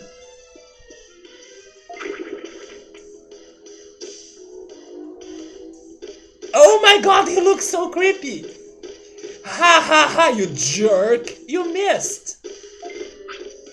At least I don't feel like a jerk because I left my decision to luck. So I don't feel like a jerk. Like, that was my luck decision. It was RD Jesus deciding it. Darn, what's so funny? Wow, don't get excited. Why are you here today? Do you want to work for me? Nope. Although, would you go to Fire City? I'm not sure if you would like to do that though. Gabriel is saying... Wait, why is that, Gabriel? Gabriel is giving me a Portuguese or Brazilian reference of like a TV show. I did not see the connection in here. I mean, okay, maybe the second reference is better than the first one because Show do Milhão? Why is that? But yeah, I can see some sort of games or trivia like this happening on Programa Silvio Santos. Silvio Santos TV show. You have a bad feeling about this? Actually, I also have a bad feeling about this because I'm not ready for this. We did not sleep before this fight. I only have, I think, 2 small recoveries and 1 medium recovery plus the bomb. What if the bomb caused damage on me? But that's okay. Even if we die, we still have 1 heart left. So that's fine. Also, we are going to fight one-on-one. One-on-one with moderate, I think will be better than what happened before against the 2 Tankmon. Anyway, here we go. Give us back my friend you kidnapped. Friend? What are you talking about? Do I look like I would do such a thing? Do you see the weird yellow thing on his belly? What if that's where they're hidden? Yeah! Wow, you are correct again. Yes, I'm the one. I did it. But you know you can't have him back because I'm Wario Monzaemon. If that's what you think, I will force you. Are you kidding? You are going to defeat me? You know what? You'd better wake up and face reality. Yes, unfortunately I know reality and I know that our odds are low, but... You will not give me the option to leave, right?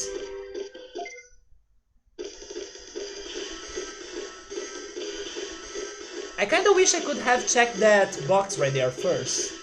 Maybe it has a good item. And by the way, we are... Go for moderate. Yes, we are super screwed, but let's see what's going to happen. Nope!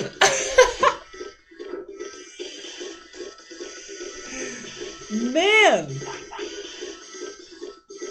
That was quite fast. That freaking sucker punch on our backs? Jesus. I refuse to face reality. And then reality destroys you.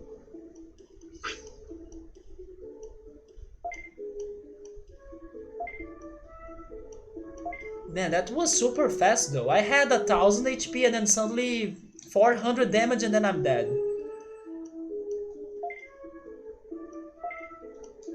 So what did you... Wait, did he get... Okay, he got our meat, right?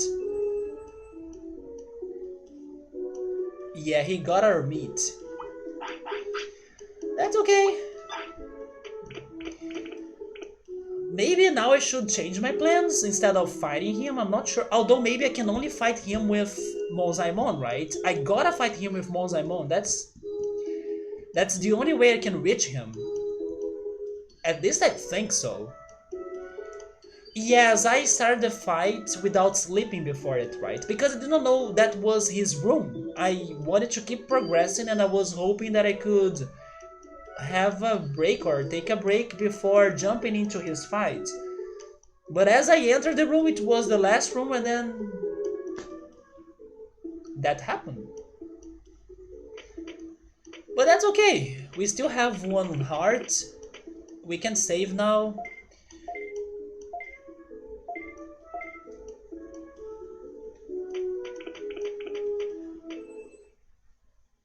We lost the medium recovery.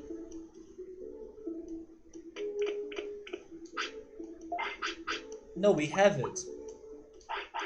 Oh, wait, do you mean that I didn't use the medium recovery? I mean, I went for the small recovery first, but I was not expecting to take that amount of damage.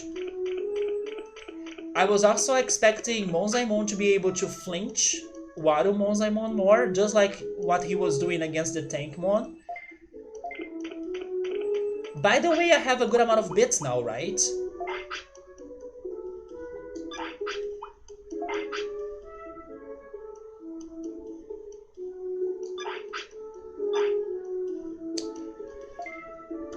You know what? Let's spend some time farming and grinding since we have a good ultimate by our side. But let's use that money on something new now, shall we? Gabriel wanted me to do this for a long time and maybe this could be the chance we have. Although, after doing that, I will not go back to that fight that soon. Because I will want to get items and get more bits and everything. But this could be the chance we have to finally do this. Because if I'm not mistaken, I needed to pay 5,000 bits, right? If I wanted to go for the best... By the way, Gabumon.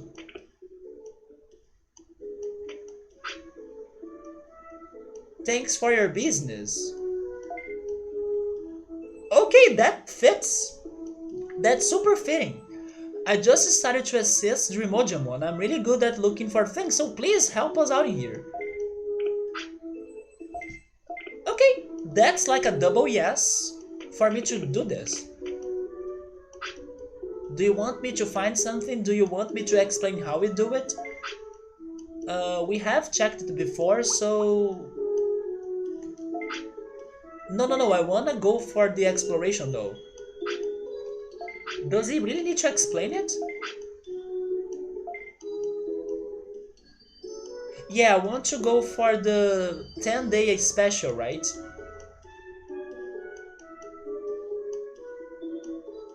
Wait a second in there. Wait, what? No, but there is a difference, right?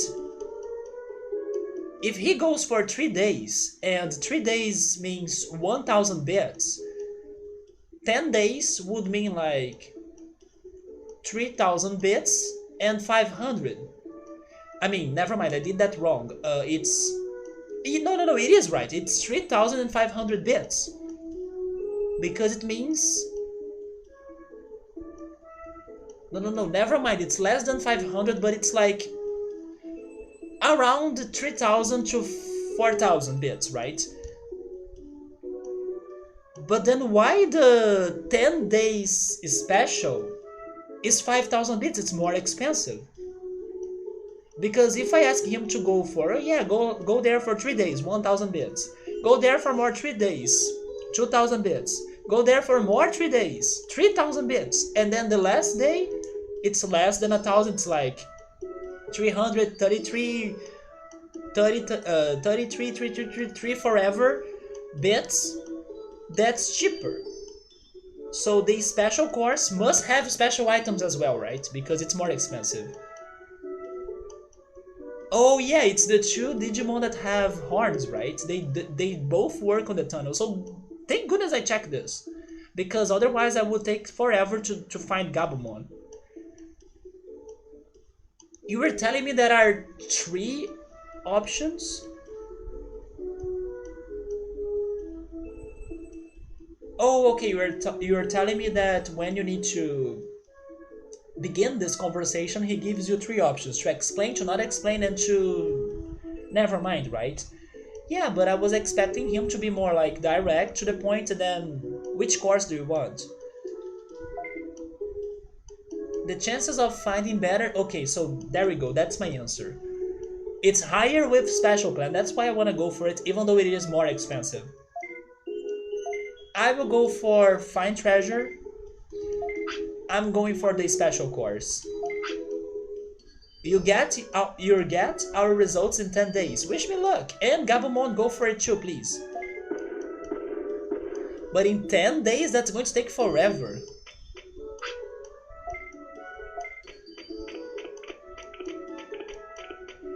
But now we are back to poverty, so we gotta do some grinding. Also because we used a lot of small recoveries on that toy mansion. So let's go fight some Betamon.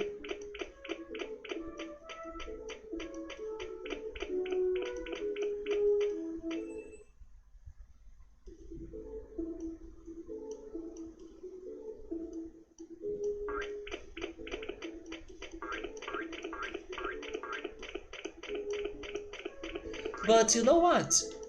I know this could be very ambitious and very hard, but I'm loving to get those new Digimon here. So I kinda really hope that I somehow figure the Digi evolutions better, or we have some special Digi evolutions like this going on that I can find as well. Because I do want to kind of complete that chart, even if it's too hard, you know.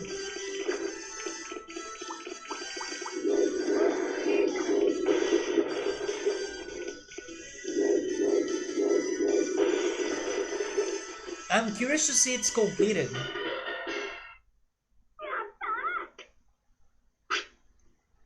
But now I kind of think it's going to be easier or better, because if Numemon is not trash anymore, it's totally helpful. It's not going to make me feel frustrated uh, if something goes bad, right? At least as long as we have new areas to explore.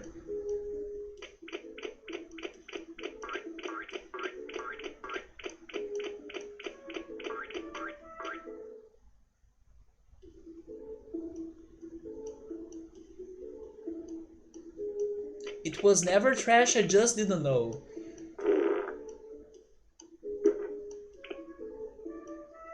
It was right here.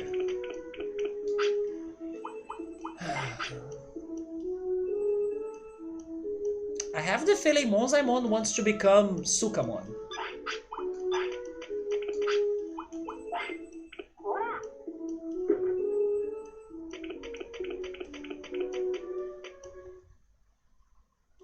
I mean, maybe if we can learn more attacks for Numemon, then he stops being trash as well.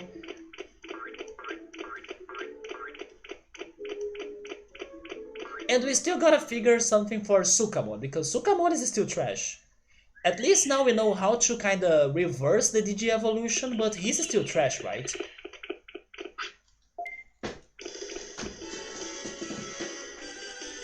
Oh, the return.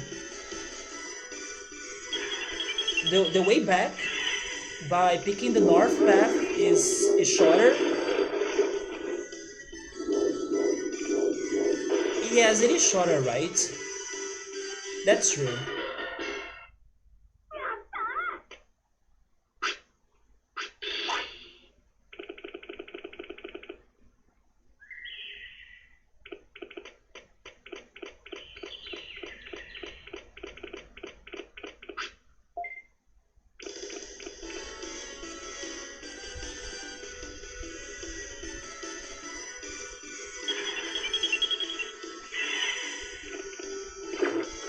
By the way, did you guys see the news of some anime companies that have been deciding to kind of release their content or lots of their works on YouTube? It's going to be released on a YouTube channel called Anime Log, and it seems to be like 3,000 animes. And I do not remember the companies that are working together on that, but one of them is the Toei Animation, which is super important and famous, right? And yeah, they are planning to release their animes on YouTube because they wanna make profit thanks to AdSense. So I do hope that works out because it's going to be super accessible and it can even inspire other entertainment sources or, other companies to kind of do the same in the future.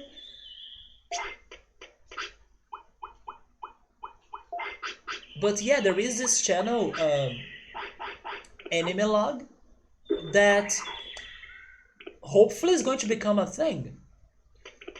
Did you hear those news too, Gabriel? Yeah, they would kill Crunchyroll, right? And some other um, streaming services as well, even like Netflix, that you can find some anime as well.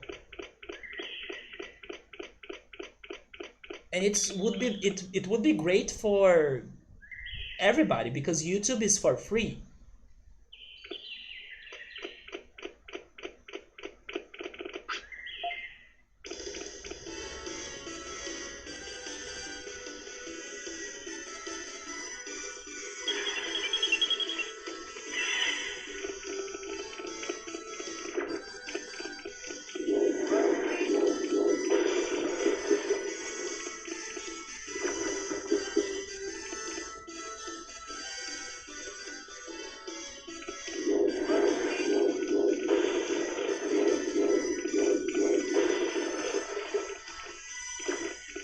Was Digimon by Toei Animation?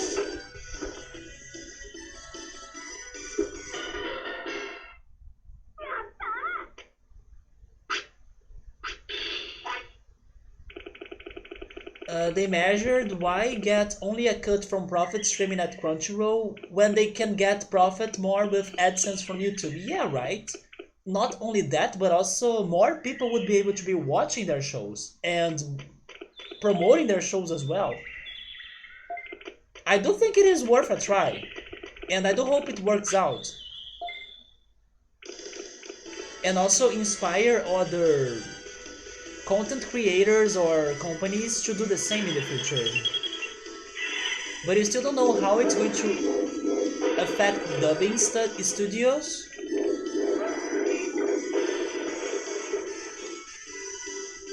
Wait, do you mean because of the subtitles?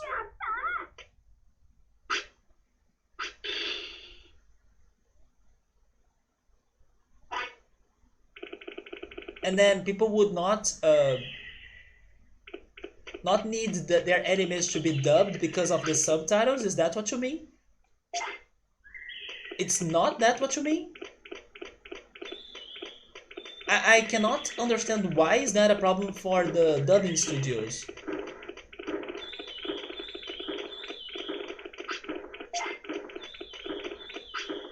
I mean, you also said you don't know how it's going to affect them, so maybe you also don't know or don't have an answer, right? But I still imagine people will want their shows to get dubbed. It's just going to be on YouTube.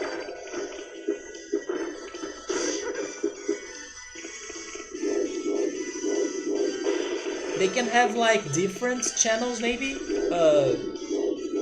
Anime Log Brazil, Anime Log UK, or something.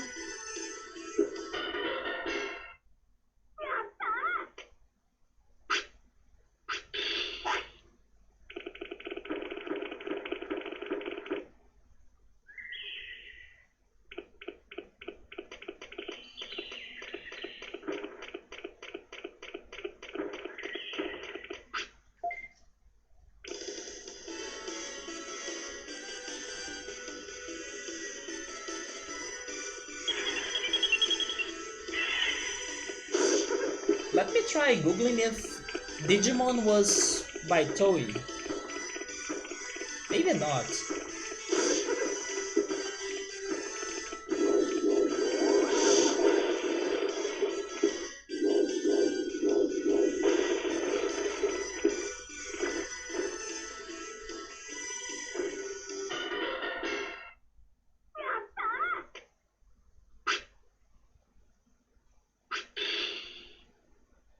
Wait, is it?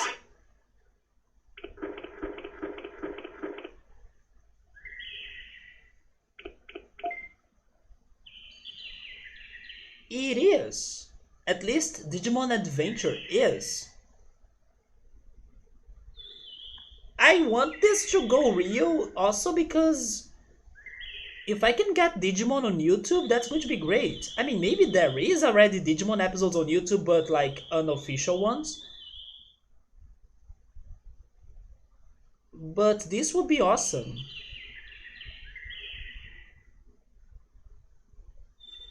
It is by Toei Animation. There we go.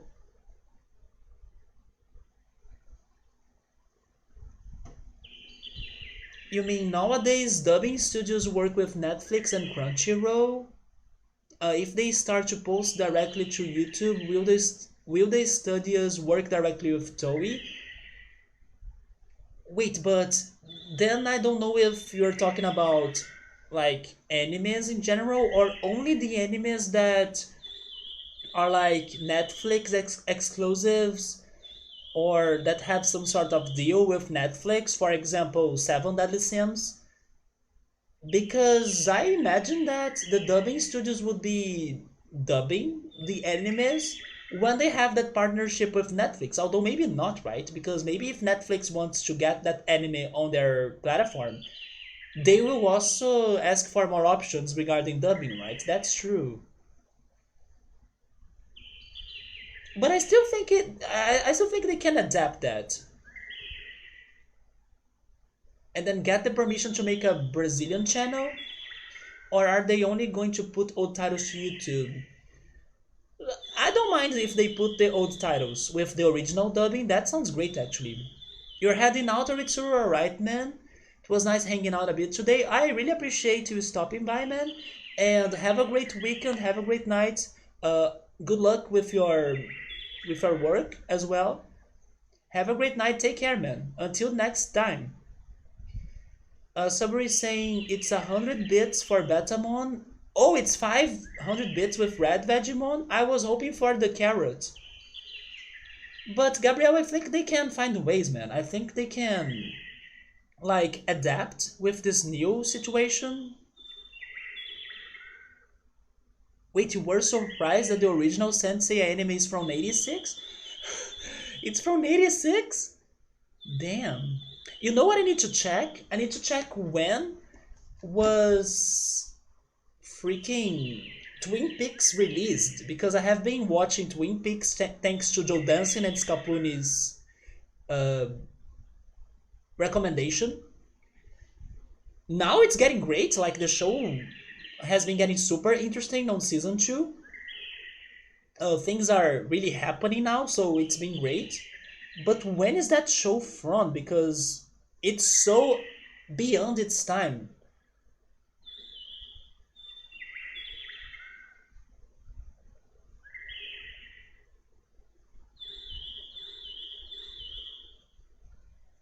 Oh, Twin Peaks was released in 1990, so it's from the 90s. I see, so it's kind of close actually to 86.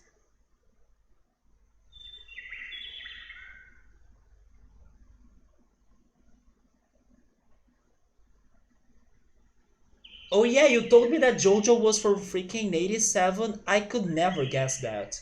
JoJo was not from Toei, was it? It's not, right? The art style, I would guess, looks different, so it's not from Toei.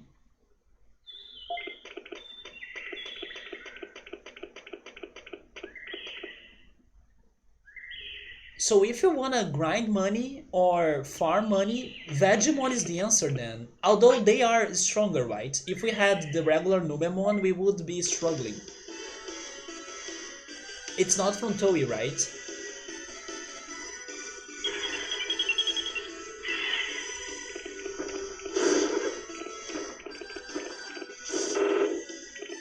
But Numemon is no more.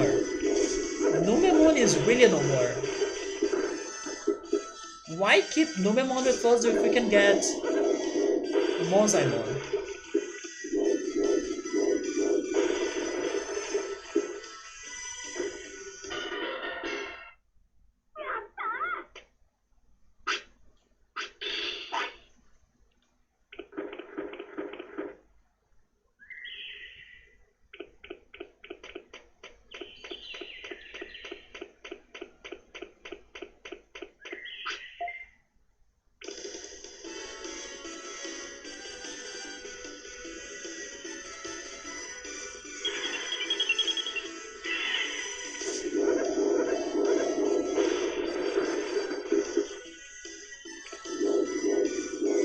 Oh, now they dropped less bits?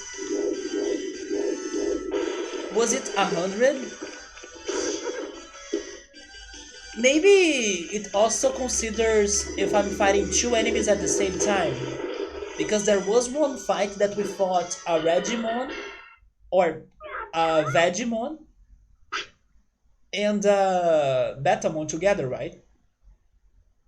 Yeah, now they're dropping only 100.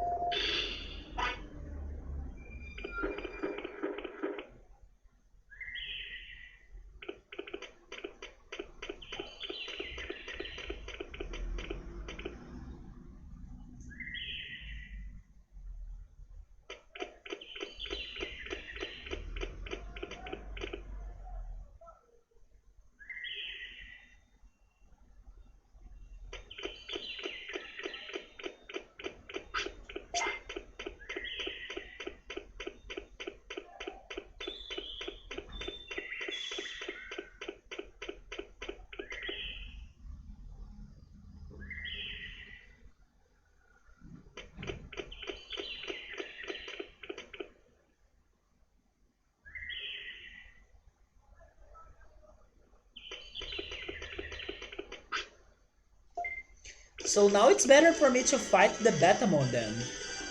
Betamons are easy to beat, they can drop small recoveries.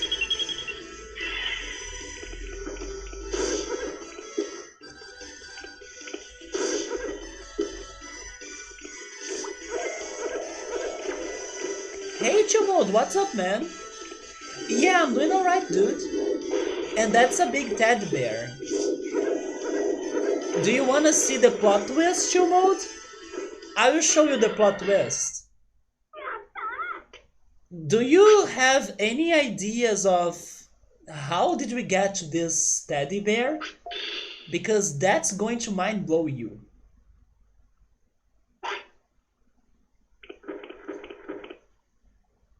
This teddy bear right here is now our best friend on this game. Because he's like the solution to one of the worst problems we had in here. Let me show you that.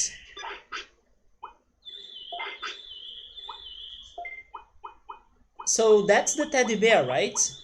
And he's an ultimate, as you can see. He's like the most evolved Digimon. Take a look! How we got him. Did you see it? Yep! That freaking teddy bear is the ultimate of this piece of shit! So now that we freaking know that, Numemon is no more. Every time we were failing on Digi evolutions and getting this piece of crap, now we know how to turn him into a freaking bear beast. So, you know, we kinda got lemons from life and we made a freaking amazing ginger lemonade. And I said ginger lemonade because that's what I have been drinking this whole week. But yeah, he's the Digi evolution of Numemon, the worst piece of crap in here that we have been getting every time and then getting stuck on this game, not progressing at all and getting stuck forever.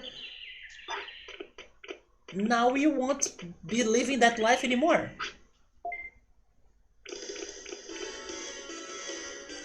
Yeah man, Lemonade 2.0, have we ever tried it? Highly recommended. Ginger lemonade. It's a little bit more of a work or extra work for you to make it because you gotta use the mixer so you can kinda grind the ginger, but it is worth it. Instead of just squeezing the lemonade, you also need to grind the ginger, right? And then mix them both together. But it's totally worth it. I gotta try orange ginger juice, but I normally don't buy oranges. But I'm curious how it would taste. Probably it would be good. I kinda like ginger. Oh yes, I forgot to mention ginger, lemon, Honey juice. Yes, I also use a little bit of honey and sugar, of course. But I do believe the honey makes a difference in there as well. I wanna do that healthy water. Oh yes, right, the flavored water. Highly recommend too.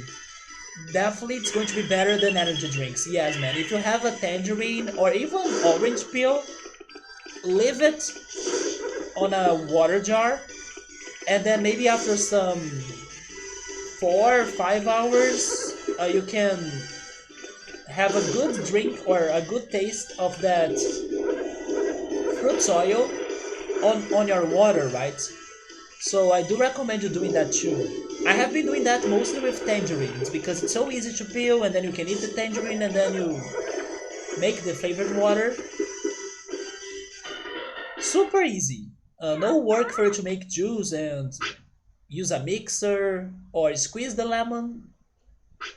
Oh, by the way, now we got the 500 bits. It sounds like it's random. MP, we are running out of MPs. Oh, Digimonero, thank you so much. Oh, actually, it's Digimon Hero. There we go. Digimon Hero, thank you so much for the follow.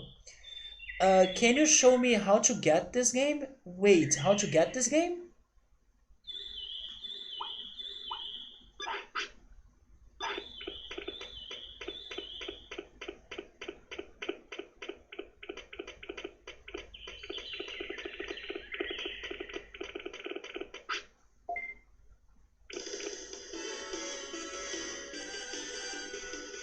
Maybe it's only that one that drops 500 bits?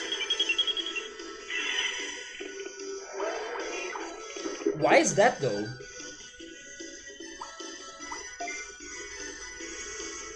Oh yes, you said that I don't have magic points, right? Let's just run away. I kinda don't wanna use our MP floppies.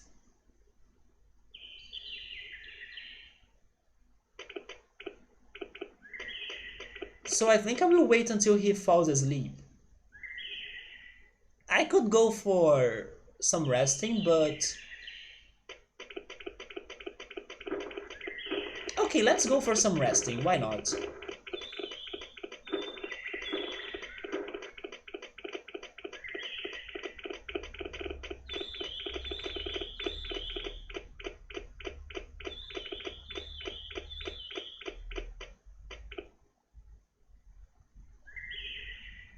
Wait, you want to try it out on the first try?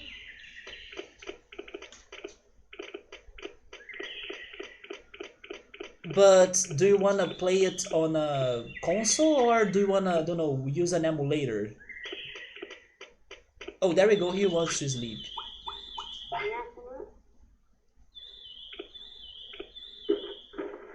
Also, I don't know if you can buy it on any virtual store. Maybe not actually, because this is an old game now, right? So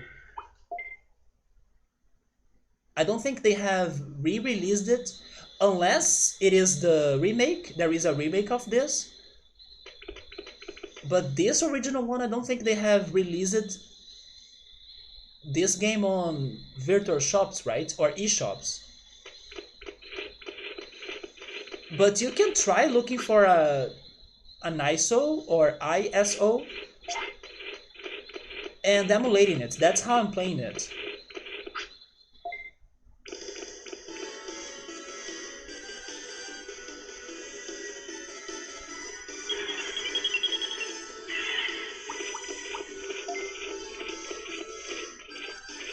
I never liked fighting those bugs. I forgot their names. It was something Kunemon, right? But I forgot their full names.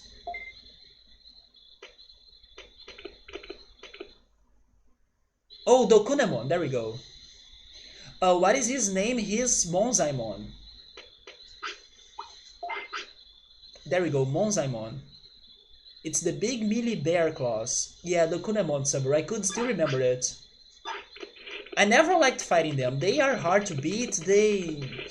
Make me poisoned. They don't drop good things, I think. Monzaemon.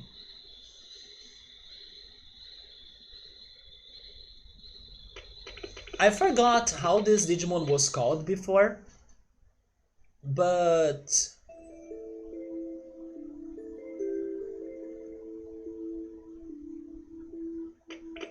I remember the name of his other version, which is like a nice version.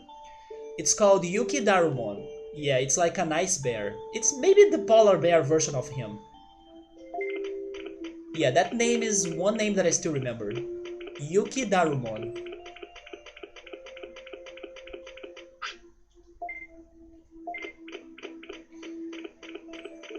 Alright, so we have meat. Now do we have money now after those fights? We do actually, so let's buy some items. Yuki Darumon is a champion? Wait, so are you telling me that Yuki Darumon digivolves into Monzaemon? Because he's an ultimate.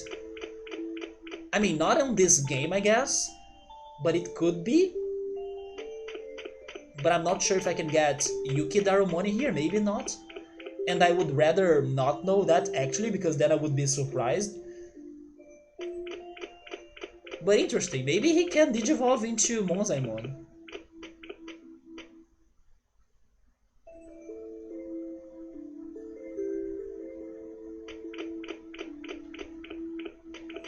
In some games, yeah. I always thought they were, I don't know, very different because one looks like a polar bear, the other one just like a teddy bear. Also, I don't know, Monzaemon is lightning based, while Yuki Darumon is ice based.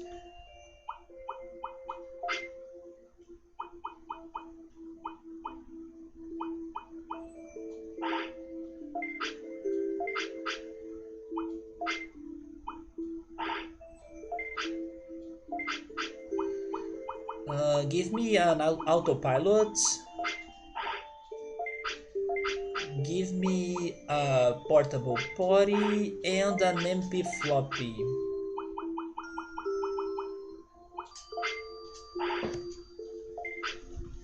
It is what you said before, Digimons are all EVs. That makes more sense now. Should be doable on emulator. Thick old school games. Yuki Darumon is like a snowman, yeah, but with legs. I think they look a lot alike, right? At least on my memory.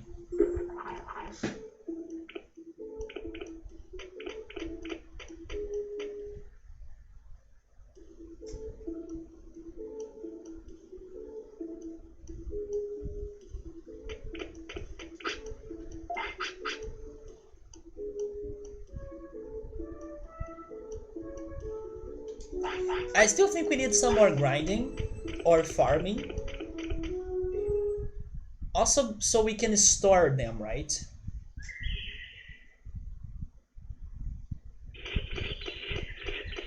Oh, come on, give me the Betamon.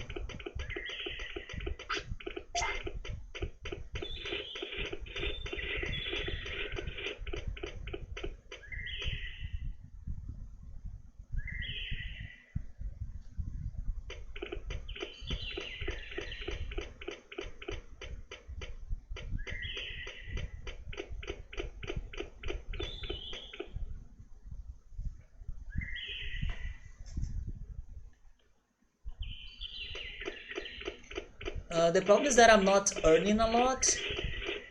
You mean a lot of bits? Well, we can try moving on to somewhere else. Okay, let's go to Mount Panorama, why not?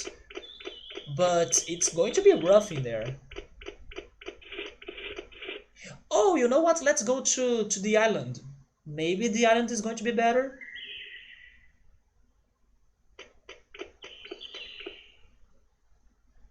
Yeah, let's try going to the island. There is actually one enemy there that I still haven't fought.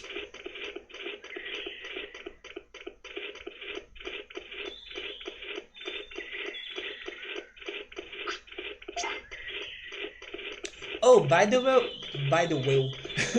by the way, Gabrielle, I believe that tomorrow we'll be able to complete the max friendship on Pokemon Go by trading those gifts. I wanna know if you wanna use a lucky egg, so we can double the experience points, right? Because I'm kind of thinking about using one myself. But if we both wanna use it, we gotta kinda talk to each other so we can activate it and then open the last gift, you know?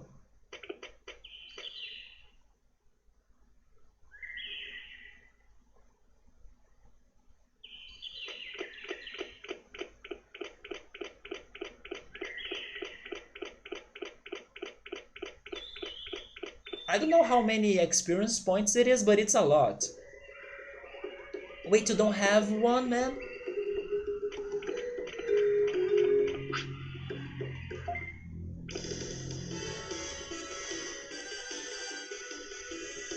Yeah, it's going to be the last gift of um, the friendship level of the Pokemon Go.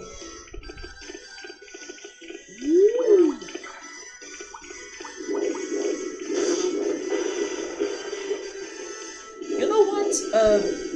Have you been collecting coins, Gabriel? Poke coins?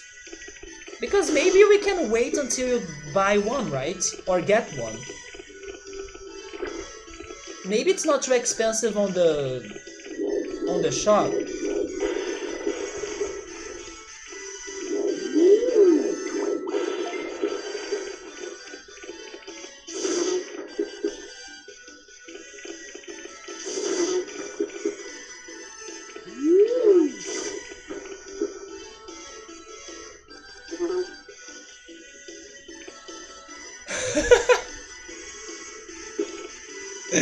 Come on, turn around a little bit. I want to see you. He looks like a gummy bear now.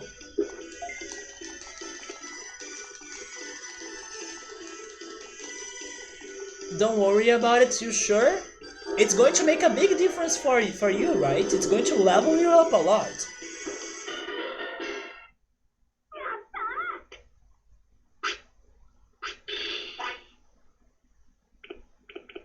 That was 350, right?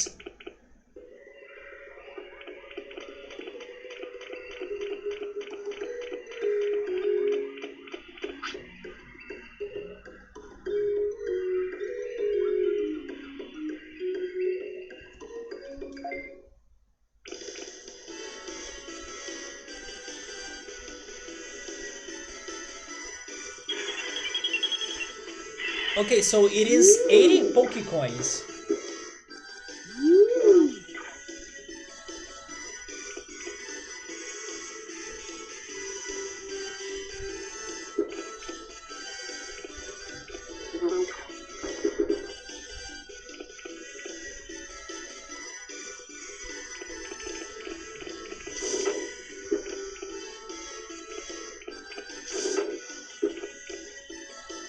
I don't know if you live next to a gym. You want your gloom with a relaxed nature? Oh man. I like you're going for a gloom because Lord Goddish is the best. And the Dilgon that's jolly. What is that Digimon? It's Pixel Dog. It's Pixel Bear.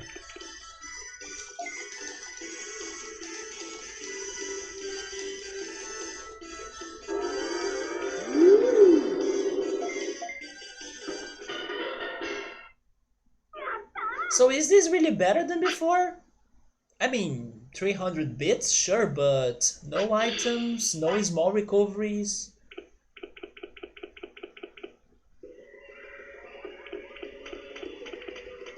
Oh, portable potty. Yes, I'm going for a portable potty.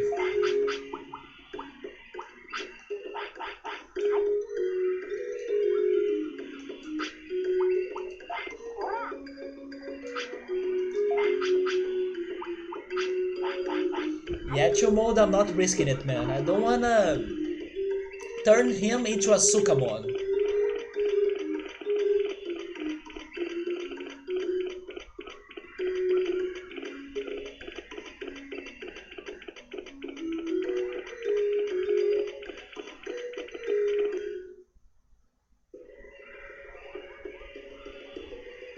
No Sukamon. I cannot find the enemies that I still need to fight for the first time. They are like some Monzaemon, but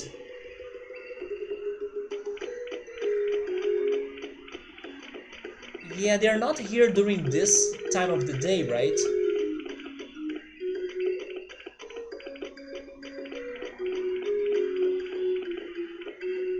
Sure, fight this Vegemon.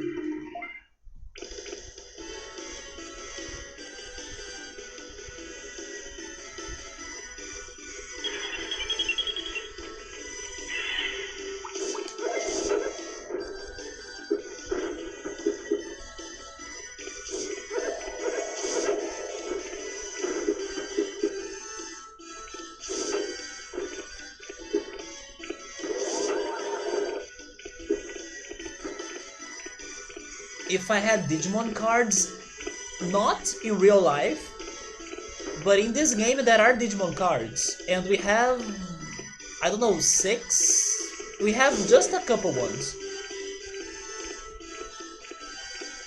But in real life, no.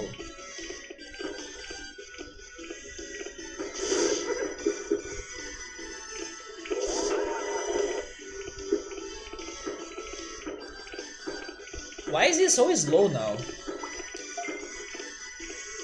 So when they get poisoned, they get slower as well?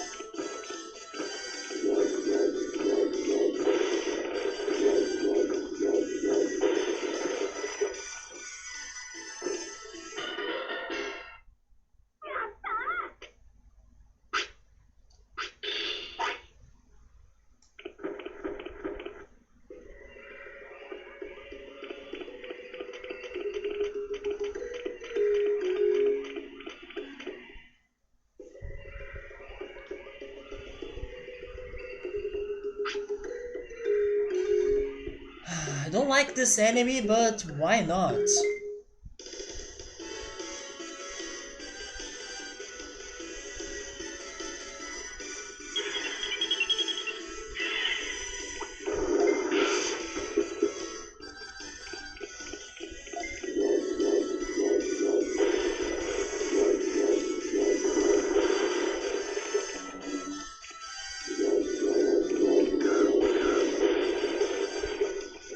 Well, they are strong, but they have a very short HP.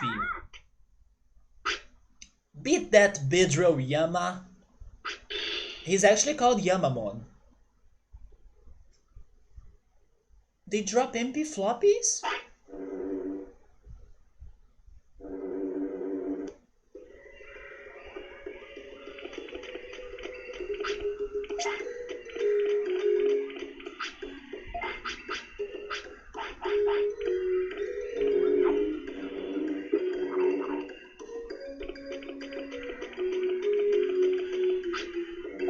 Oh no, we are starting to fight two now.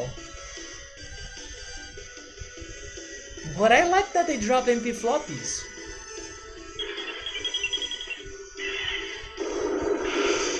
Whoa. Okay, good job, Monzaemon.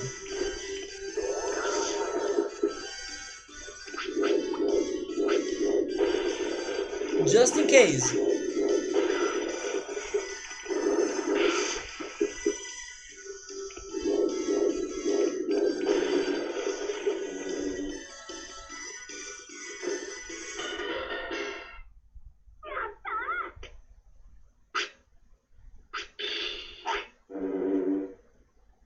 Yes, an MP floppy costs 300 bits.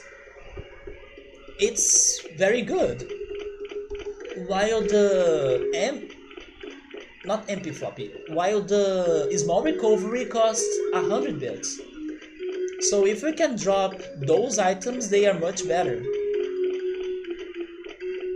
And And they have a short amount of HP, so it's okay. I mean, they are strong, but it's also kind of easy to kill them.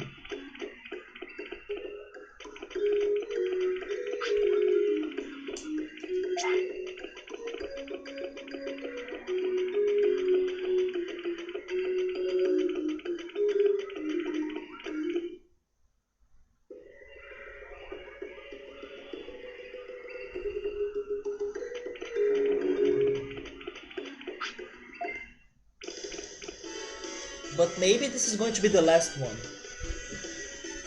We gotta heal.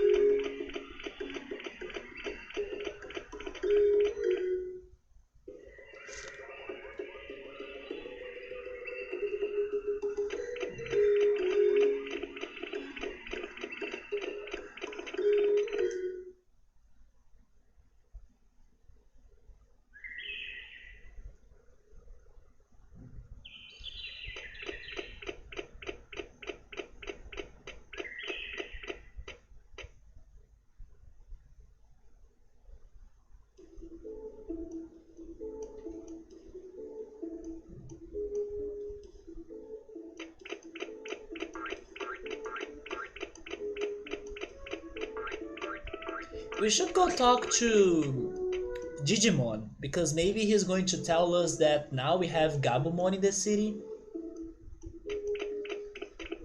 You are still going to talk about the thieves, right?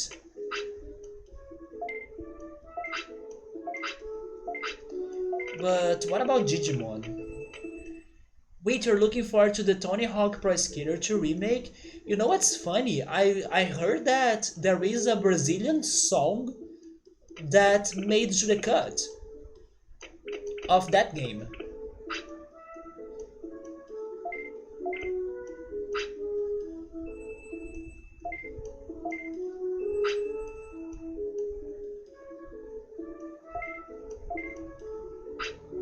Gabumon came here and talked about being worried over doing something.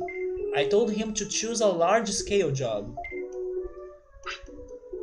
The prosperity rate of the current city is 21. It's finally taking shape.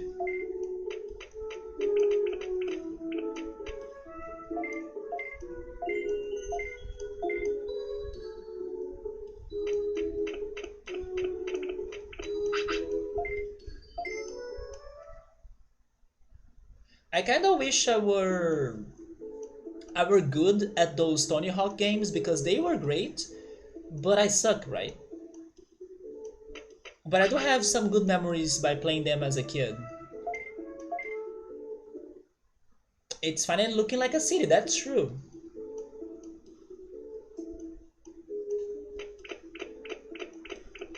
Rio was a level? Okay, I don't remember that though.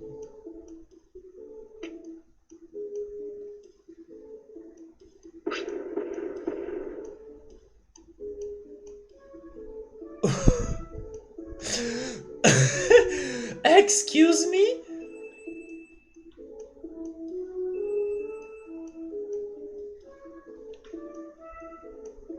Hi. I'm sorry that our reception is like providing you a piece of poop. That's how you get to the city or something?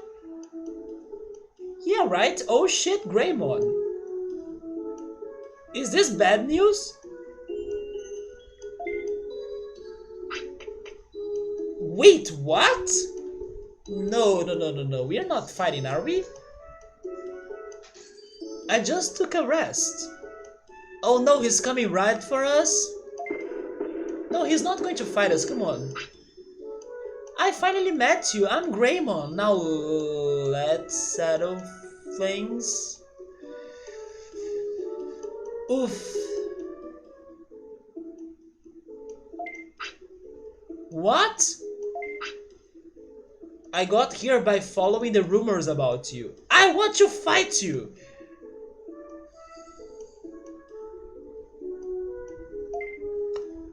If I win, I want this street sign. Wait, what? There is no sign.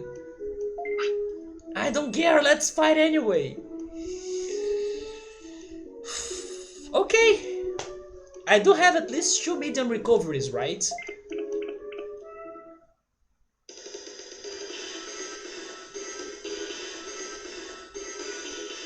And I just rest a little bit at least, so sure. I have 3 medium recoveries and 10 small recoveries. We good.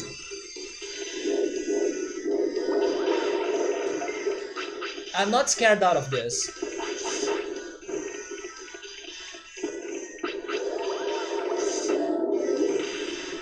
Nice defending.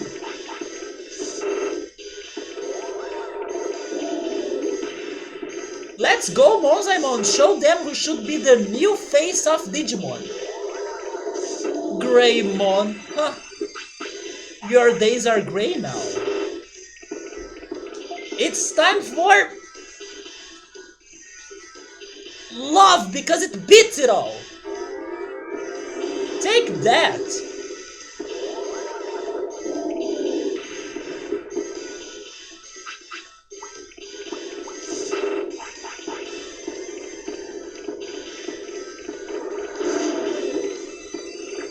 Nice.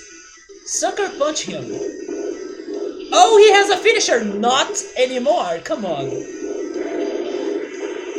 Okay, don't corner us there though.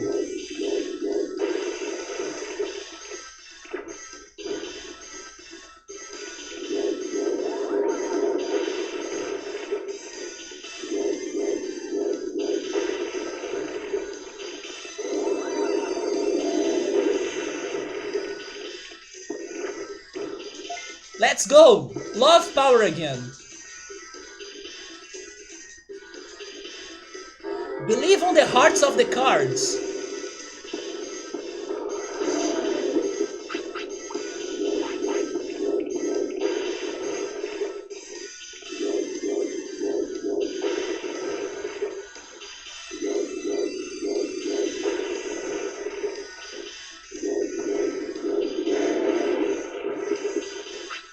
Just in case.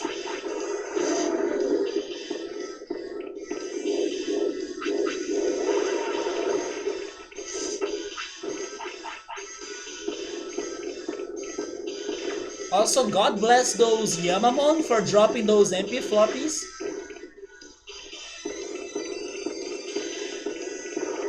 But this is very unfair, right? We are fighting a champion with an ultimate. No! I'm not risking it. No!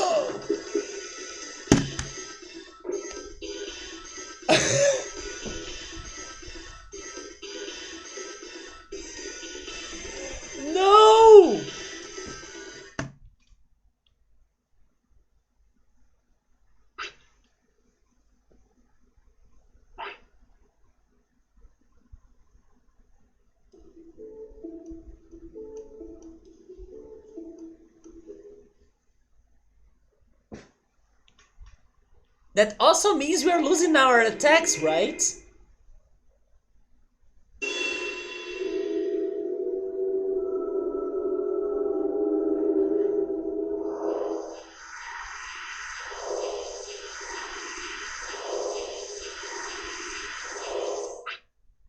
That was a good run. I'm feeling so bad now because I kinda was going to throw the recovery and it was too late.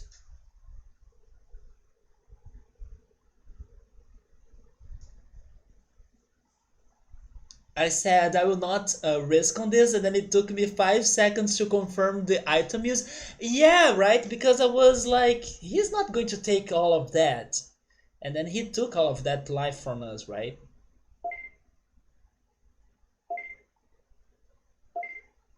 Oh, horizontal kick? Come on, nobody deserves that. Oh no! But it's no, it's our best attack though. Electric Cloud, come on. Okay, this is BS now. Also, hey birds, welcome. I might be soft locked. Wait, soft locked. And that's Punimon, right?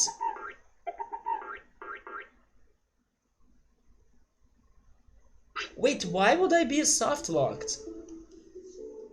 Is that why Greymon came to the town?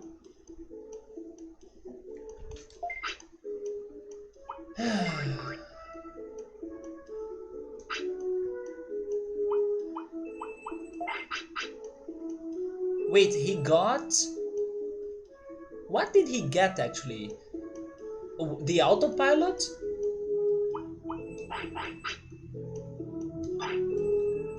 Oh no, he's talking about getting soft locked because of the use of the item, right? That's why it took me forever to use it. So Greymon comes when I talk to Digimon after I get a certain prosperity. Yeah, we got to 21. But he won't fight a baby? I hope so, right? But anyway, once again, on this whole playthrough, instant change of the whole plans, right? So there goes the freaking Monzaemon dreams, and we are back to this thanks to an unexpected Greymon visit. But sure, that's okay. Let's deposit things. Actually, never mind. You should keep the Digi Mushroom because you are not going to eat a lot. But I will deposit the giant meat and I will deposit some small recoveries. Also, that super carrot. And I will keep just one MP floppies. Or just one MP floppy. Sure. Let's go training. We are not progressing anymore. It's a whole new life now. And if it goes well, great. New stuff for us. If it goes bad, great as well, because we can now turn Numemon into Monzaemon. So there we go. It's a win-win. Throw some sirloin. We do have one sirloin, but it's on stock. Somebody's saying getting Monzaemon was the moment you were expecting me, because Greymon was. Wait. Oh, I see. I see. Somebody saying that to get Monzaemon was the moment of this playthrough that he was waiting for the most, but Greymon's visit was the one that he was scared the most. It's funny that I kind of almost did it, right? I kind of had it, but then I got stunned, and then there was a soft lock that or I don't know what happened, but I could not use my item in time. Oh, maybe what Birds meant was that the soft lock was getting to it was getting to that certain level so Greymon could visit your house or your city, right? Okay, I get it now. But yes, I kind of got cocky on that fight and then I dropped my defenses and then they totally got me. But it's all good, come on. I was not expecting to make any progress tonight. And we still got to Monzaemon, we got to the Toyland, we finished or kinda did a great exploration on how was it called again? Misty Trees? We now know that Greymon is going to rampage through the city. So it's all good. We could also start the Monzaemon side quest, finally. So, come on. I was expecting to have a whole day with Numemon, and they could do more than that. So, anything that happened tonight was progress, or it was better than what I imagined. So, Greymon, it's okay if you came to destroy us, that's fine. I could do some other things already. We good. Greymon was camping, kinda, right? Oh, he's sleeping while hungry. Please don't be a problem.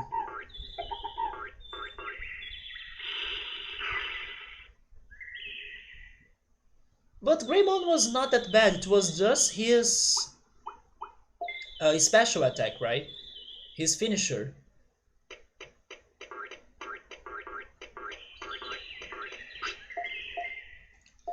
So Punimon becomes Tsunomon, right?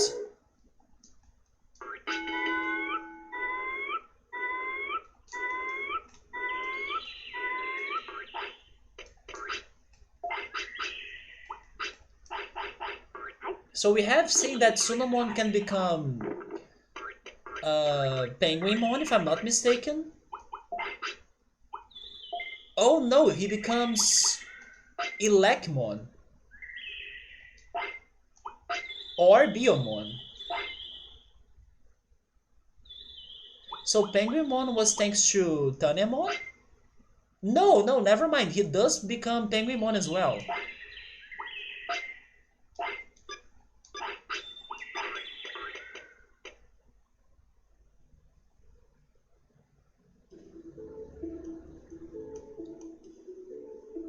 It's not like on a right order.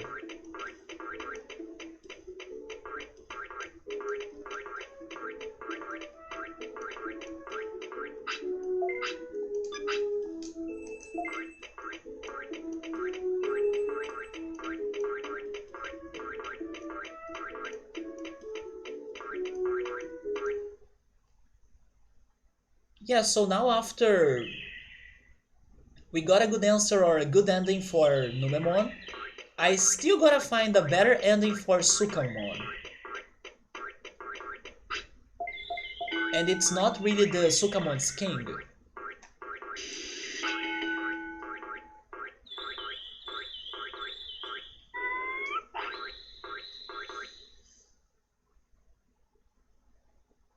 Actually, let me check my list of side quests.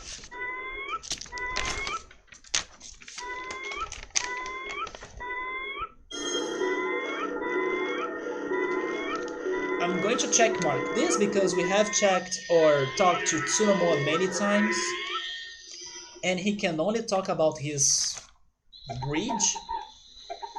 And speaking about him, Tsunomon, what else am I missing? There is the refrigerator inside the mansion, the sealed door inside the mansion as well, right? Maybe I need to beat Soulmon and then he's going to allow me to go inside that. Then you have the locked door inside the second floor of the mansion. I forgot about that one. Then there is... Oh yeah, there is some Digimon looking for some specific cards like the Meramon card, the King of Sukamon card as well, and Itemon. Oh, there is a Melancholy Mount Panorama. That's true. I forgot about that as well. Get Rimogemon's treasure hunting plan. We did that tonight.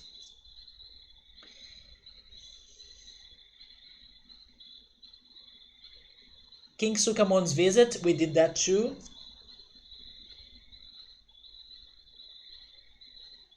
Oh yeah, Gabriel was talking about the factory city, and I have a note in here saying that maybe you gotta fly to factory city, and that's how you get there.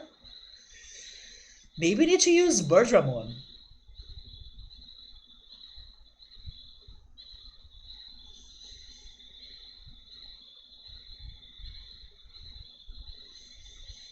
There is also this cryptic note that I have in here saying that Digimon with claws and horns, they use wood to build houses. It's something that Koalamon told us, I think. But I still need to think about it. They use wood to build houses. Is that a clue for the wooden door in the forest? I don't know. Will it become Gabumon this time? I don't think so, to be honest.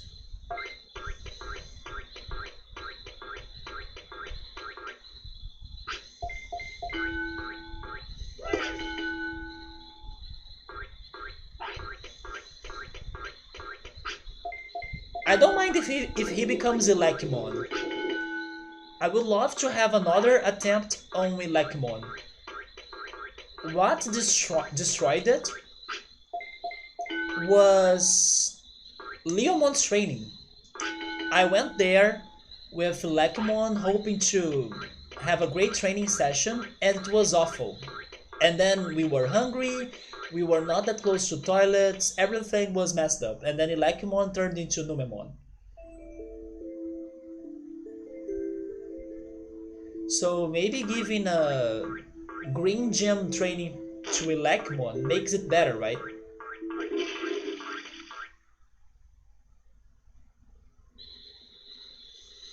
But honestly, whatever will be will be. Now that Numemon has a news, I'm happy with anything. All of my all of my fears are gone.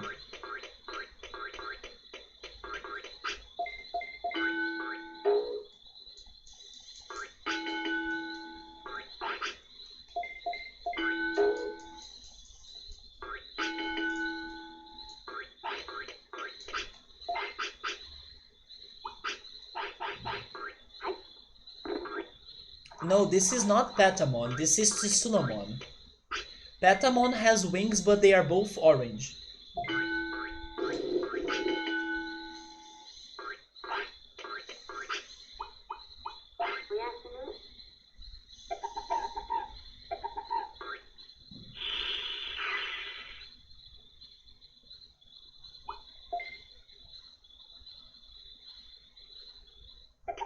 Let's go get food.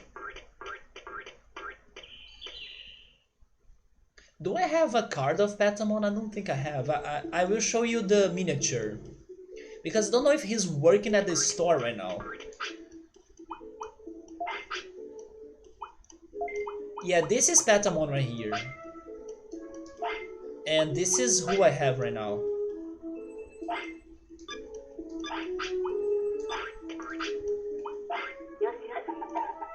Oh yes, last weekend I was thinking a lot about the two bars right there, the happiness and the discipline one. Tsunomon. I imagine Tsunomon being a little bit um, undisciplined. So maybe I should give him some choices to make him a little bit more rebellious.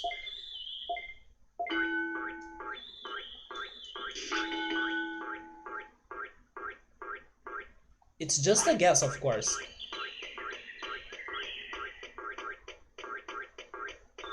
Or maybe it's the opposite. I have no idea. Maybe you just need to keep on trying and then see what happens. But when I think about Gabumon and Tsunomon, I think on a Rebel Digimon. Although I still haven't gotten a Gabumon, right? So I don't know. This one got the headbutt attack. Or the horn attack. Patamon used it to use a headbutt attack as well.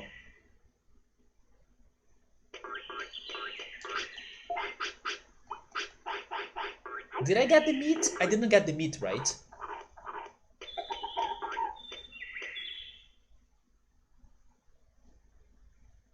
It's also crazy how sometimes you have nothing to do on this game.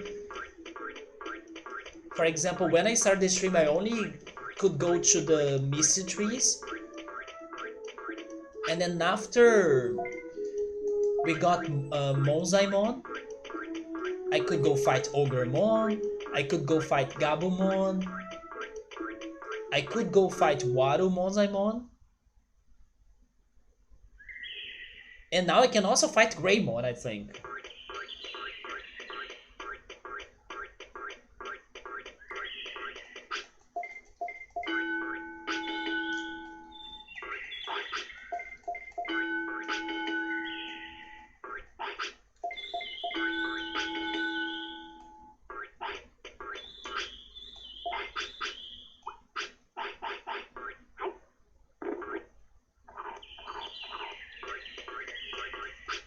Is he still hungry?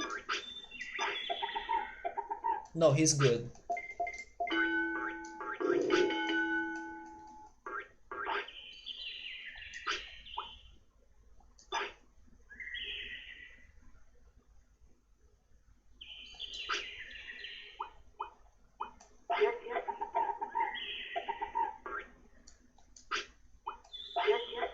I will test this out.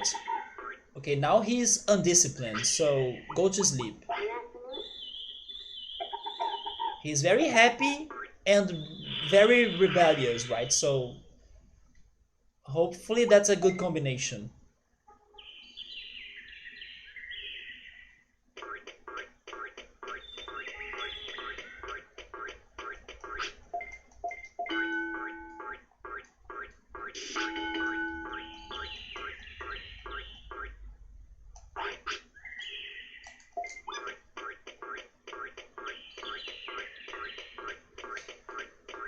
But man, I imagine all of those kids and people that totally gave up on playing this game because they were always getting Numemon, but they could never get to the Toy Town. If only those people knew, right?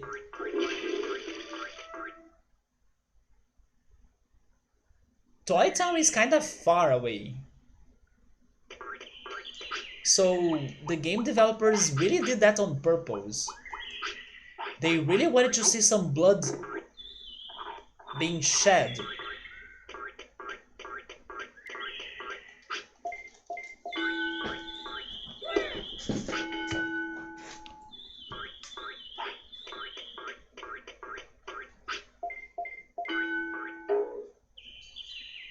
Also, imagine if if you make progress on the other direction first, like going to the canyon and Freezeland. You would never find Toyland that fast.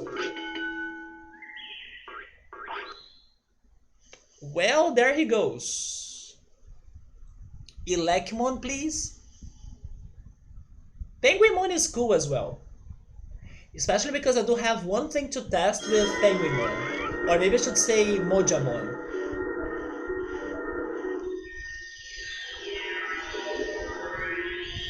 There we go, okay, that's who I wanted. Also because your attack is Electric Cloud, right? It's the move that I was sad to lose. It's not? Oh, it's not. It's a static electricity.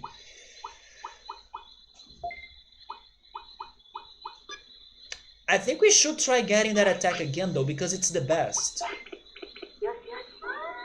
This is Elecmon. It is electric. Let's beat the Watermons. We haven't seen many, have we? Besides Coelamon, maybe?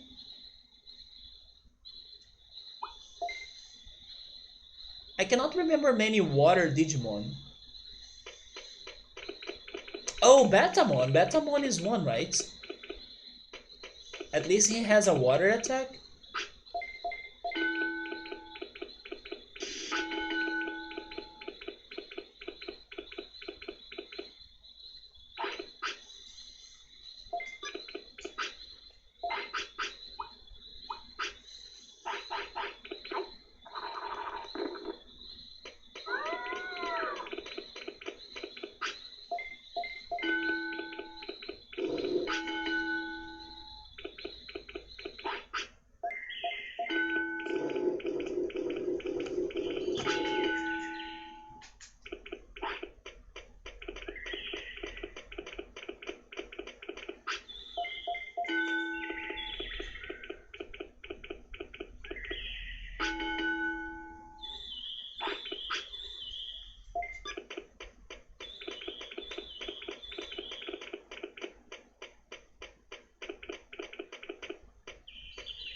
No, we are not ready to fight Greymon. Yeah. I think that if we talk to Digimon again, maybe Greymon is coming back. But I don't think we should go after Greymon now. Not even if I get a good champion. Greymon was... I had an ultimate. And I kinda still died, so... Maybe only if I have an ultimate.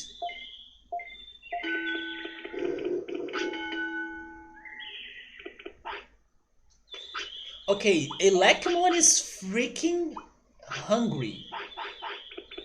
He wants to eat every freaking time. This is a little bit worrisome.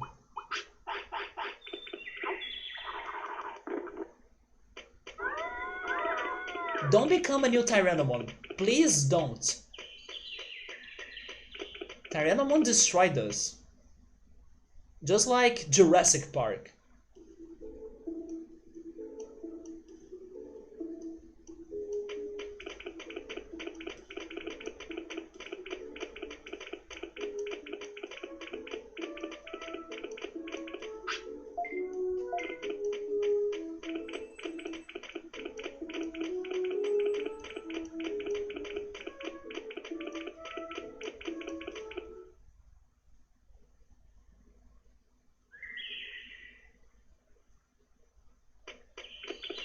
Yeah, man, Jurassic Park. Have you seen the dino area on this game? We were exploring it last weekend. We even brought Tyrannomon there. Subway is saying the last Tyrannomon wasn't from Elecmon, was it? I don't think it was. If I remember it right, Elecmon became Numemon. But I can be wrong though.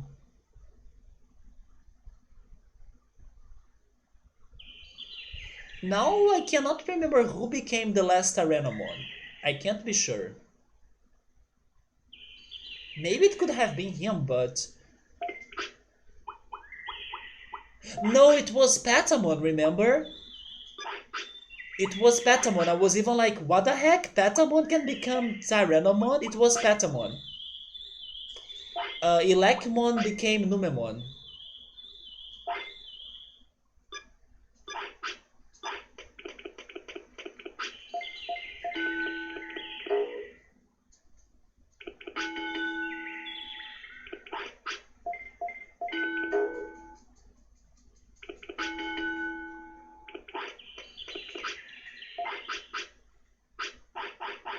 Yeah, it was Patamon.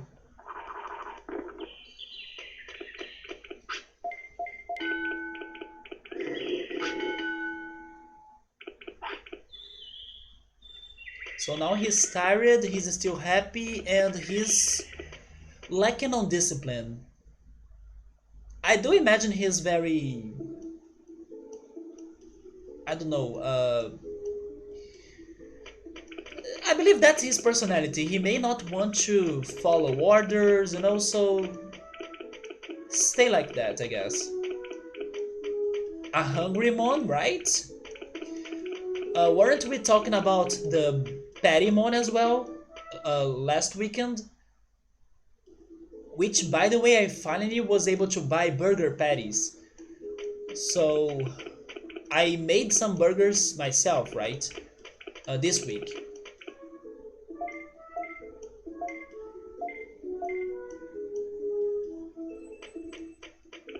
They were like ham, cheese, ketchup, oregano, onion, eggs, tomato, green pepper, burgers.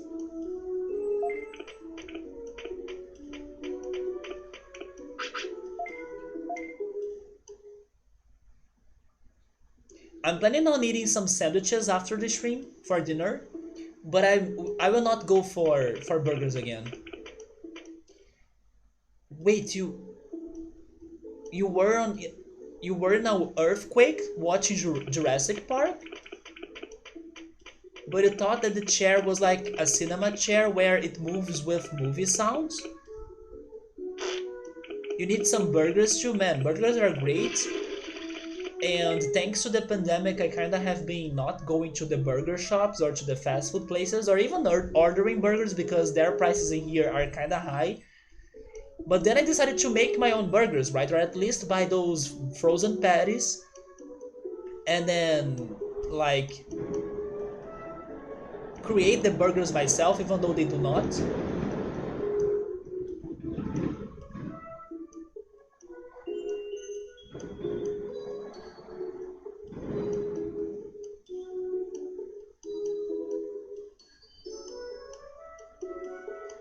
Is there any soccer game happening right now?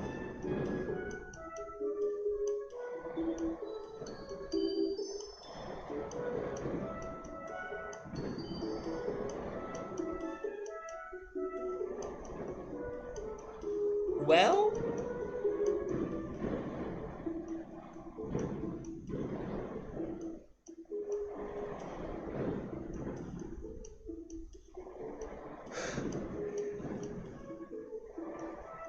no, those are not shots though. It sounds like fireworks.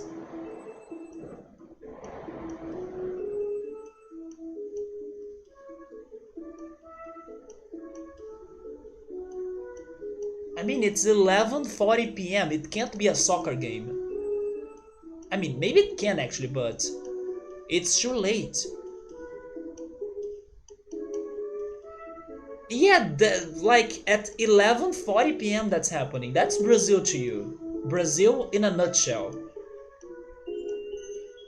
When that happens out of nowhere, the first thing that I think of is like it's probably the drug mafia, like, oh my god, the police is coming up the mountain or the favela, so let's shot the fireworks so we tell the drug dealers that danger is up ahead or something.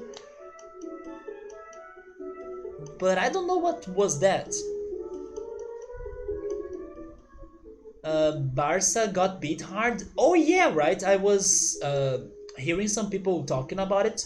I don't know how was the match in the end, but it was kind of getting close to 7-0.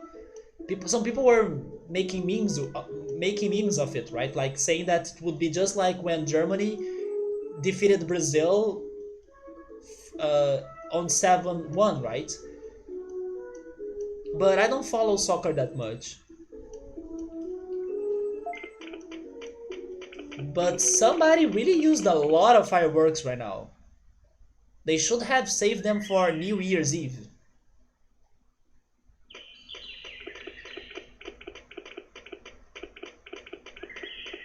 Which one is the attacking one? It's this one, right?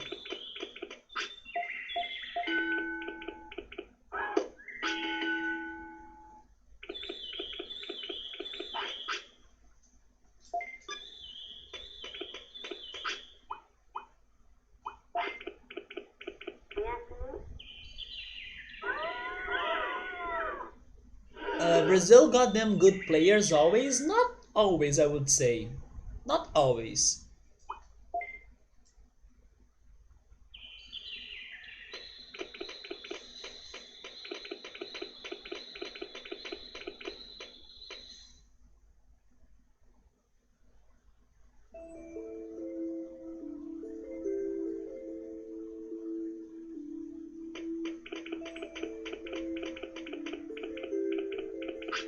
He's not tired anymore?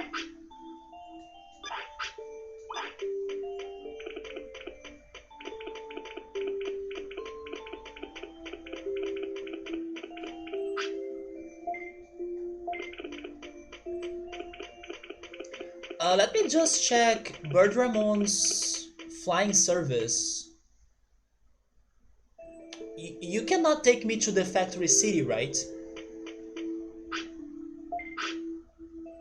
Wait, we can go to the Dino region though, or Misty Trees? Huh.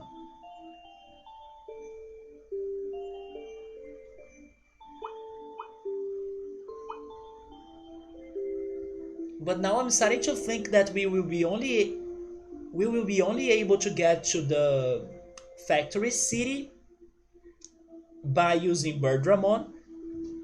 after we find a way inside, right? So maybe she's not like the first option for us to get there. Even though we got that message uh, that got me confused by saying that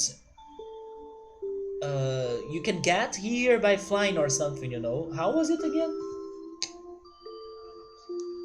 I wish I could remember who said that as well. Um, is flying to Factory City a thing? Yeah, I have this question here. We'll definitely be investigating Factory City sooner or later. Maybe tomorrow. Because now I kind of feel like I have other priorities. Ogremon, this new enemy, Waru Monzaemon,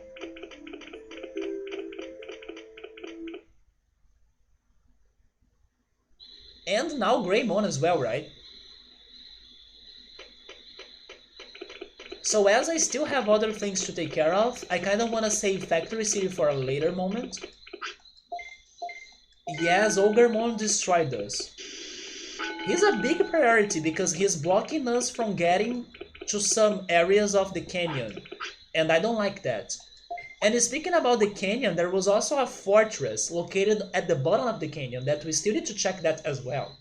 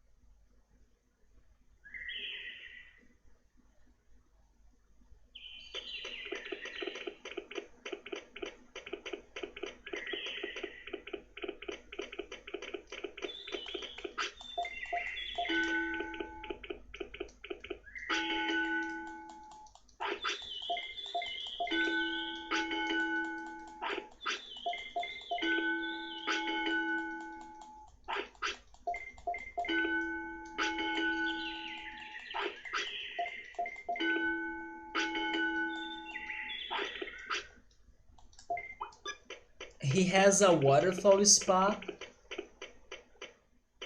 Do you guys like to, I don't know, swim at a river or something? I always think that that water is so cold, you know?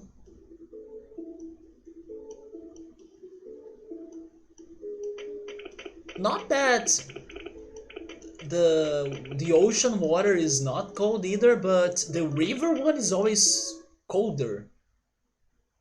But I know some people love going to rivers and swimming in rivers.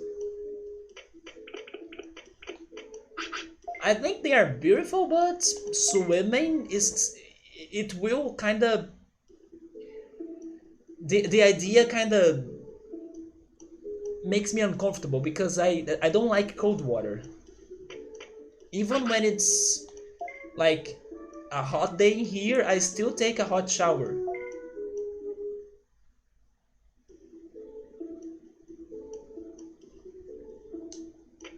But there are also people that love cold water as well.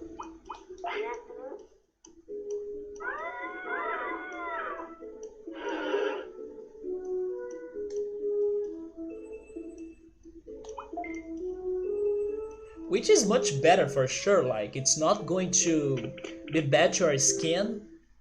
It's going to be great for your circulation, your blood circulation in your body. Cold water.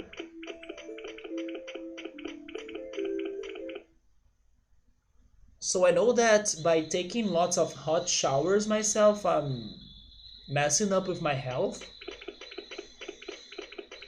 I mean, maybe it depends as well because hot showers can be relaxing. So if I'm feeling stressed or anxious, it can be helpful. But cold showers have many benefits.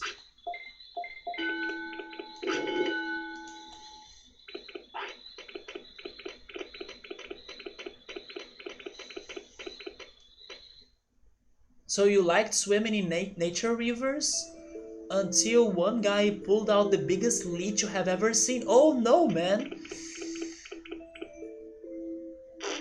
Honestly, I don't think I have ever seen a leech. Which is good, right? I don't want to see a leech. But I can't remember seeing one. I have only seen them in movies. Cold shower seems like blood circulation. Yes, yes. And also to wake up. That's true, but I can also wake up with a hot shower. At least for my entire life, taking showers wake me up.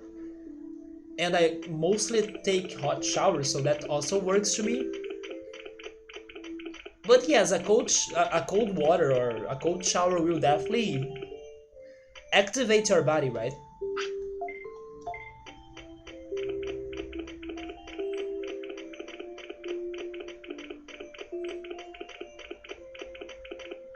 But you know what? Maybe that's a big reason why I also don't like to feel scared or to, I don't know, watch horror things that much. When you have like adrenaline pumping through your blood or something. Because it's kind of the same feeling, you know? It's like something that's going to energize you, you know? It's going to give you some chills. Cold water and horror things. And I never liked that feeling. Maybe that's also why I don't like to, I don't know, practice radical sports like, oh, let's bungee jump, let's jump from a plane with a parachute. Those things are no way to me. But but now I wonder, do people that do those things they also like to take cold showers because it's kind of the same energy they may be feeling inside their body or something? Maybe there is a logic in there, you know. And then because I like hot showers the most, I don't see myself doing those activities. I'm just pretty much brainstorming, but probably what I'm saying makes no logic or no sense. You thought that in Brazil we all needed cold shower? That's why some people do like cold showers in here, but not me though. We do have a hot and warm sun most days, yeah. No, I would never bungee jump, parachute, even going to roller coasters scares me. I have only been to one roller coaster and I don't want to go again ever. And it was like a very simple one. It had no loops. It had nothing very crazy going on. I don't like the I don't know the feeling of how is that in English even? The adrenaline. No, I'm not going to a roller coaster. I'll be buying and building them on Roller Coaster Tycoon, but not going to them. Maybe that's also a reason why I never dreamed on going, I don't know, to Disney World. You know, some crazy huge amusement parks. I could go there, of course, and then enjoy some more gentle rides. But I know that some people are crazy to go to those places, and I'm kind of not. If I had to pick one, though, I would love to go to the Nintendo Universal Park they are building, right? Or to the Harry Potter one. But going to amusement parks for their exciting rides, no thanks. It's definitely not my thing.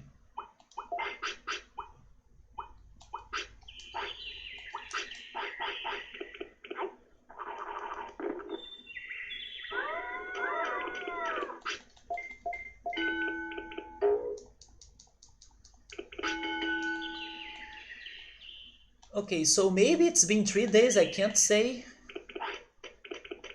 And last weekend I noticed that he digivolved after he was either uh, actually what happened was that he was obedient and then he got his discipline bar lower. So maybe I need to do the opposite here. I need to get him to behave more and then maybe it's going to be a trigger for his Digi evolution. And then that goes against my initial attempt.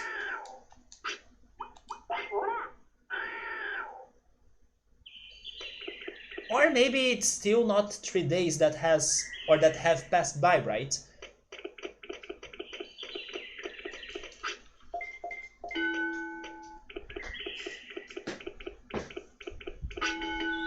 Oh, we got new orders, which is pretty much um, attack, right?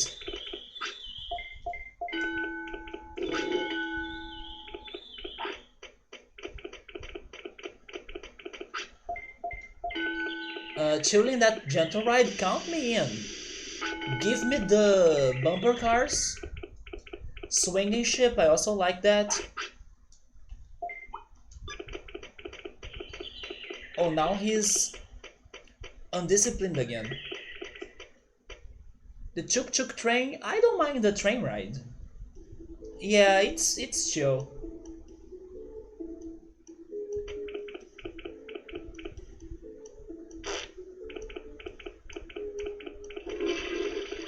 I may like some trail rides, but not like crazy ones, like the swinging inverter ship.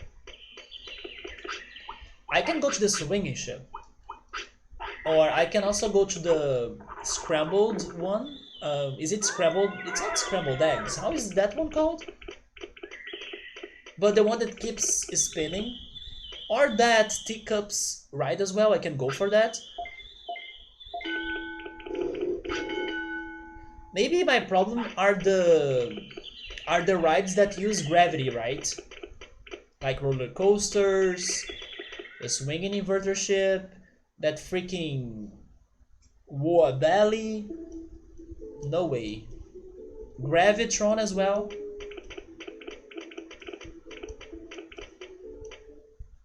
The swinging ship messes you up. I kinda like the swinging ship, but not the inverter one. But if it's only this, I'm good.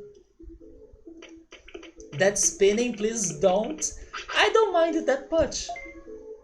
If somebody pukes, one person is messed up in a random spin, that's true though. Problem Child movies taught me that.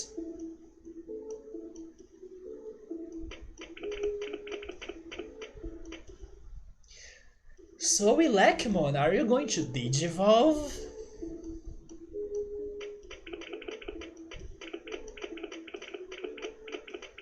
Oh, let's promote a meeting in here, right? I don't expect anything to happen, but who knows? My initial plan was actually to have an Elecmon to talk to the other Elecmon.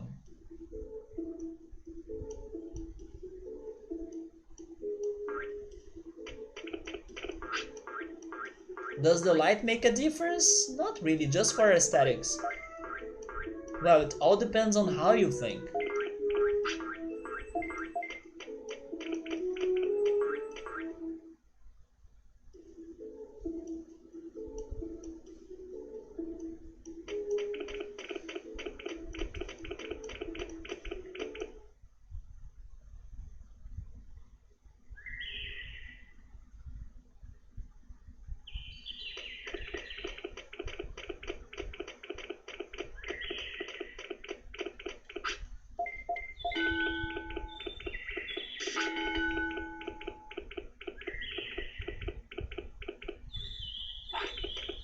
And now he's angry. He's angry and he doesn't have discipline.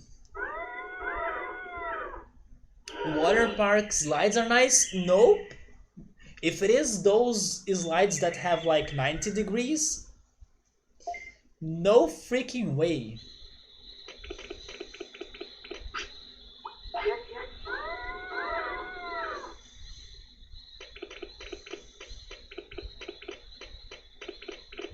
only Chrono Cross has interactions between themselves. Yeah, but there are some specific things that I can do on this game that I still need to figure out, right? That I can only achieve by having a specific character. For example, what happened today with Numemon. But yeah, interacting with themselves, maybe it's just a Chrono Cross thing.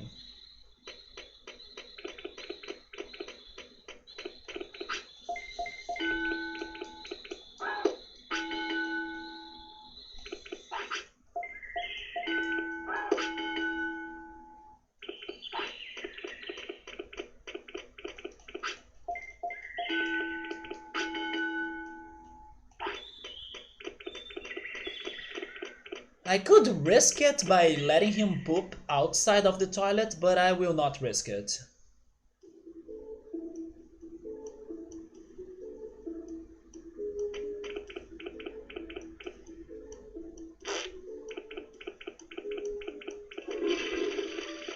Especially because now I know that it's better to have Numemon than Sukamon.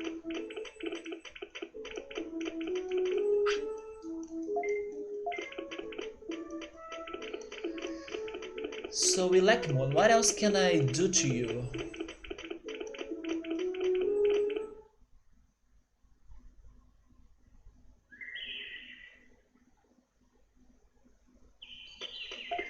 What else was giving them happiness last time? You know what, let's go fighting. I know that eating increases their happiness.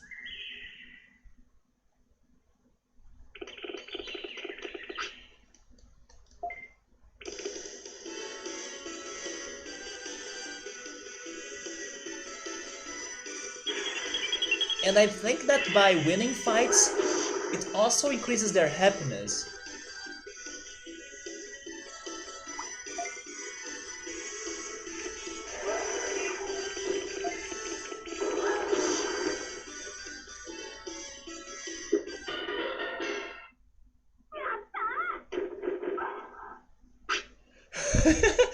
What was that handstand? Such an acrobat. Yeah, it does increase their happiness, you see? That's something I learned last weekend. Although, do I know why do I need to increase their happiness? Not really. But it's still useful information. Somebody is saying it's like the aerial electric attack. It's kinda like that, right? Is that the horizontal kick? If I had to guess, I would say that's the horizontal kick. I mean, never mind, dynamite kick, because the horizontal kick sucks. We don't need horizontal kicking here. Dynamite kick. Yatta!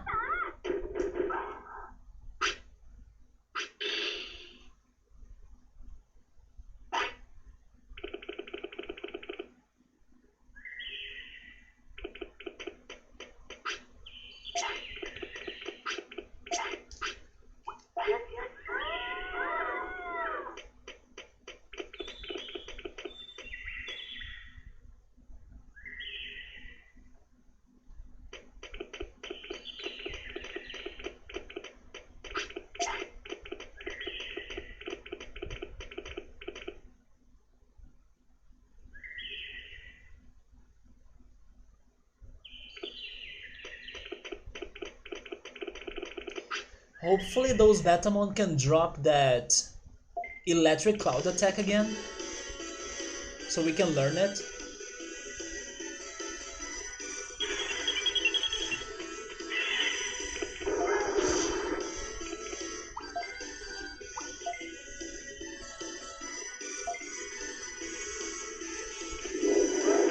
That attack, I want it back.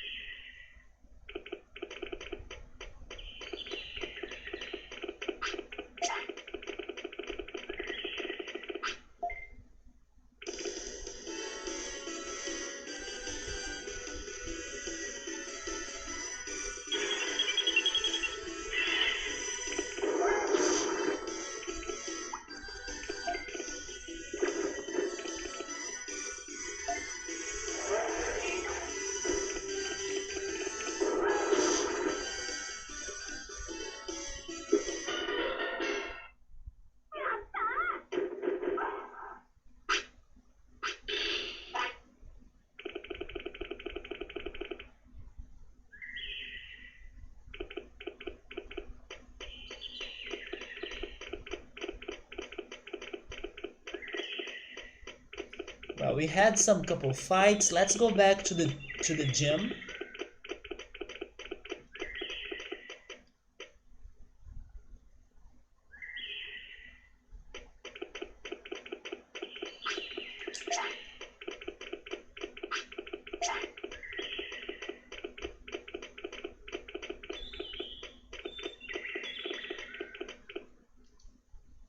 In case we get a good champion, maybe we could try doing some more progress, even though I'm not sure what should I try.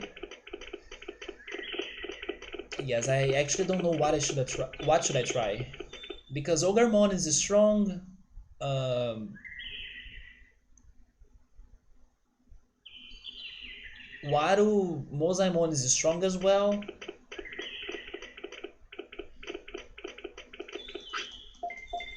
Unless I try exploring the Misty Trees again, I could try that. Because I don't think I have seen everything.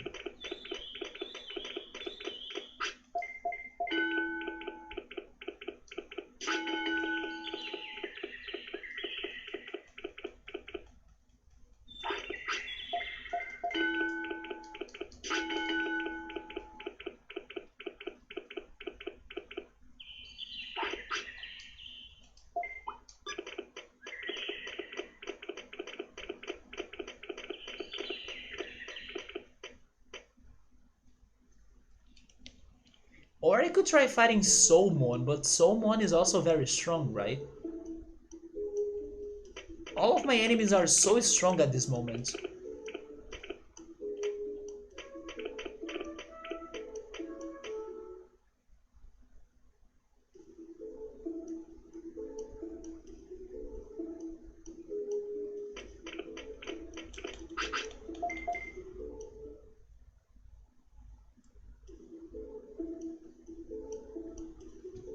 You know what? I said that I would not do the burgers, but I'm almost doing them.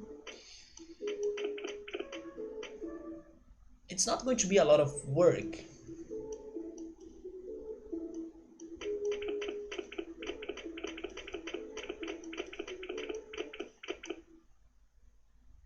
You know what? I think I'm going to go for the burgers. Because I was planning to eat sandwiches, why not just fry 2 freaking patties and then that's it, right? It's going to increase the taste of it.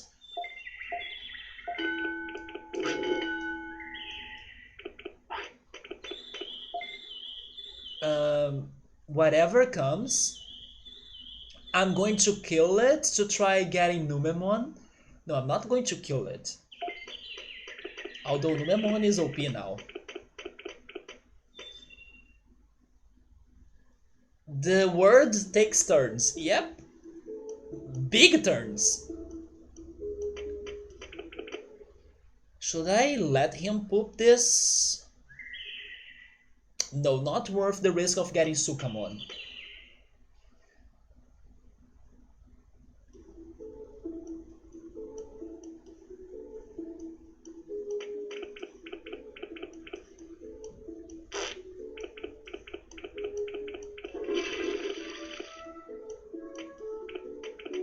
He's tired and sleepy, right? Go to bed.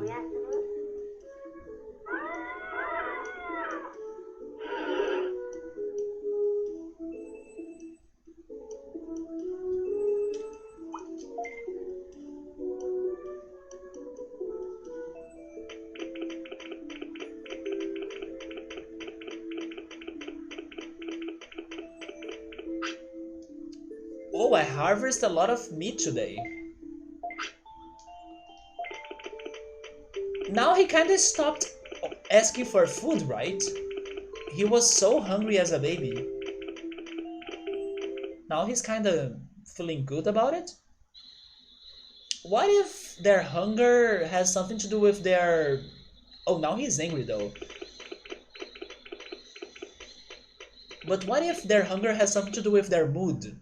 If they are angry, for example, they get hungrier or hangry. Oh, it's those guys? I hate those guys.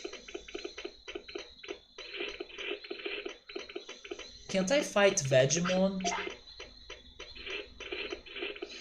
Sure, go for one of them, but I hate them.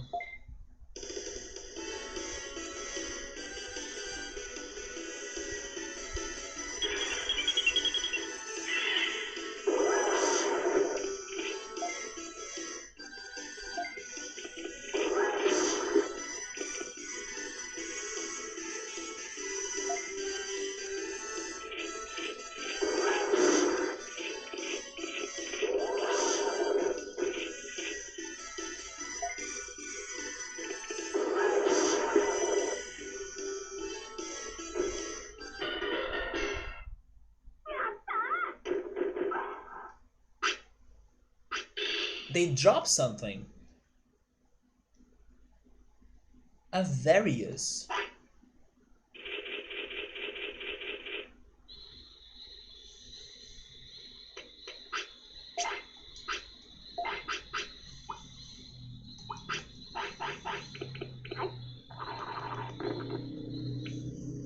Oh, there we go, he got happy!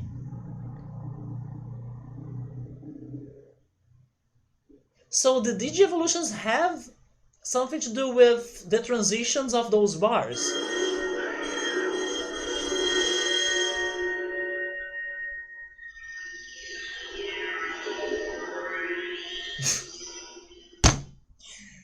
There we go!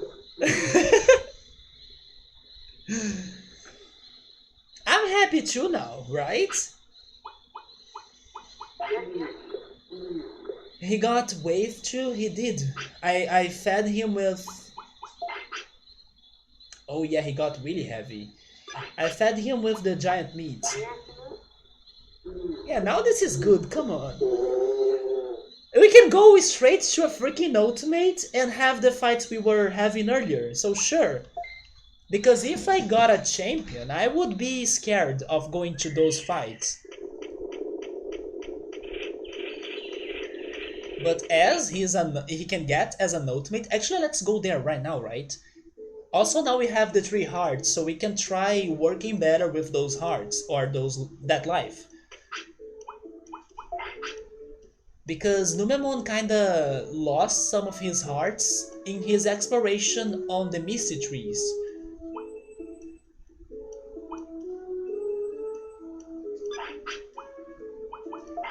I need an autopilot. Small recoveries, some meat. Okay, so... let's shop. I should also get a portable potty. No, he does need a portable potty though.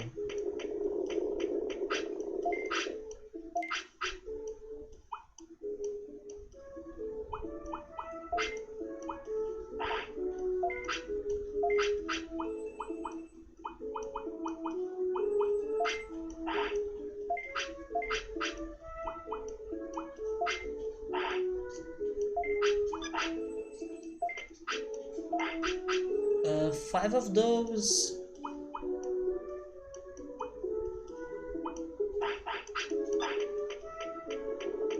I kinda wanna beat Greymon first though. Every time we find one of those very popular Digimon, I imagine they have a very important role to this game, so they kinda become my new priority. So before jumping into the Waru Mojamon, not Mojamon, Waru Monzaemon fight, I think we should go after Greymon, especially because we were this close to beat him. While against Waru Monzaemon we got destroyed. This is Numemon. That's the slime thing I showed you that turns into the bear. And he's crap. But thank goodness we learned how to make that transition. So we can turn crap into good. We can recycle him. Sabri is saying, I'm going to take a walk with my pet animal. So I gotta bring something to not leave his crap on the streets, right? You gotta always collect the crap. Yeah, he doesn't have the cloud now though. Yeah, that's a good point. That attack is the best. Electric cloud. But let's first go to the Toyland to turn him into the ultimate, into Monzaemon.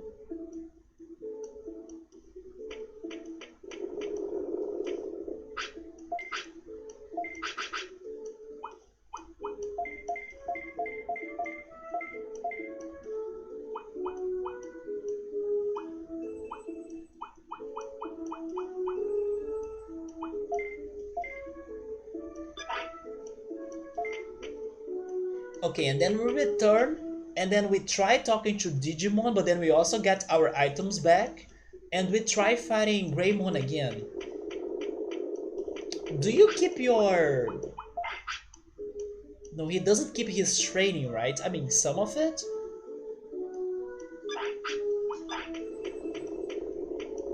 We are turning crap into gold, pretty much. Even the color of the bear is gold. So, sure.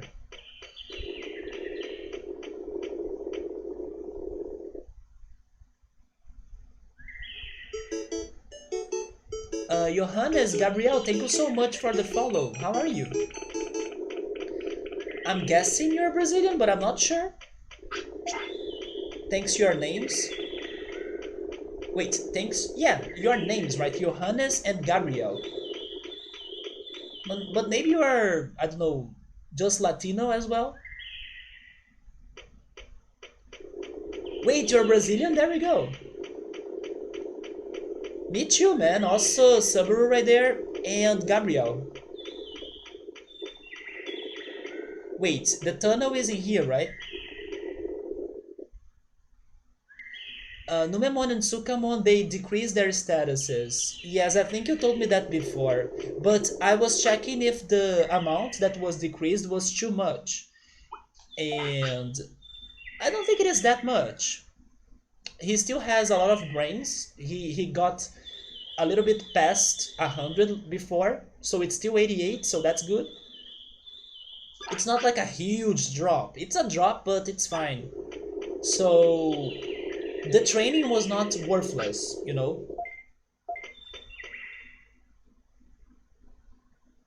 Because, for example, now we are going to get Monzaemon. And in our first run with Monzaemon, we had some fights, especially when we were exploring that toy area, Toyland, and those fights were pretty much helping Monzaemon to get stronger. As I may not be having those fights now before trying to fight Greymon, I was worried about his stats, right? So that's why I'm concerned about the training results, because I'm hoping that the training results helped him to get stronger, even though there is some sort of punishment for getting Numemon or Sukamon. You love this game? Man, this game has been fantastic. Of course, you gotta be patient, you gotta struggle. You will suffer as well, because there are moments you get stuck with something that's bad and then you don't have a lot to do besides waiting for him to restart or, you know, to do it all again, and then you gotta be patient pretty much to train them, to feed them, to find items, to grind money, all of those things. But thank goodness, tonight in particular, we were able to find an answer for our worst problem, which is Numemon. And that's why we're heading to the Toyland. But yeah, this game has been a roller coaster. It has its ups and downs, but I love it because of that. It's completely unpredictable. You can be at your worst time on this game and then on the next second everything changes, like what happened today. And then you should not get that confident, because maybe on the next corner there is going to be something that's going to kill you, like Greymon did to us earlier today as well. So dude, this game is one of those games that is extremely surprising. You may have an idea of what's happening, but you do not know the details of what's going on. So it's also great because it leaves it kind of still mysterious or up to luck, or keep on trying until you finally get something else, you know, a different result. So this game has been a blast. I'm shocked that it's that complex, especially considering it's like one of the first Digimon games.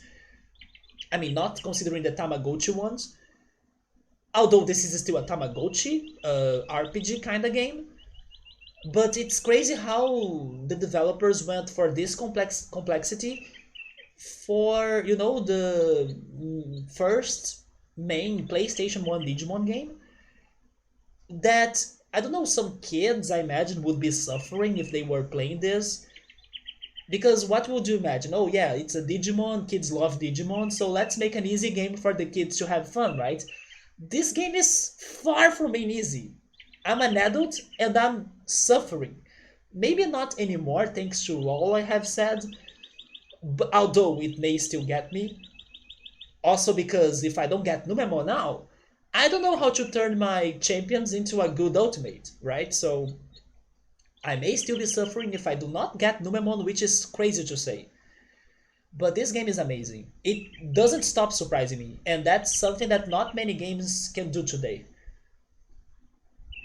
So I'm guessing, Johannes, you were able to beat it, right? But my question is, could you beat it as a kid, or could you only beat it after getting older, right? Also, I will be speaking here in English, but feel free to message me in Portuguese or in English, it doesn't matter. That what matters in here is communication, right? As long as you understand me as well in English, I'm guessing you do. So Sabri is saying, I believe that by digivolving, you lose the penalty. Oh, I see. So Sabri is telling me that if we turn Numemon into Monzaemon, we do not get the penalty of dropping our stats that much, right? We can kind of fix it, right? There we go. So it does fixes it. You could never beat it, man. Yeah, that's one big reason why I'm not giving up, because you are not the only one that have started this and never beat it. Emily as not Emily, wait, who was it? Bookmark. Bookmark as well. Bookmark could not finish this. Some other people too, but then I cannot remember. Oh wait. No, I cannot remember. But there were also that amount of people that could only finish this game after growing older, which was Subaru, and I imagine Gabrielle as well. And oh, you know somebody that could beat this as a kid, but he kind of had help. Pixels. Pixels beat this as a kid, but he kind of played it with his cousin, right? So they kind of worked together to solve this game and make progress.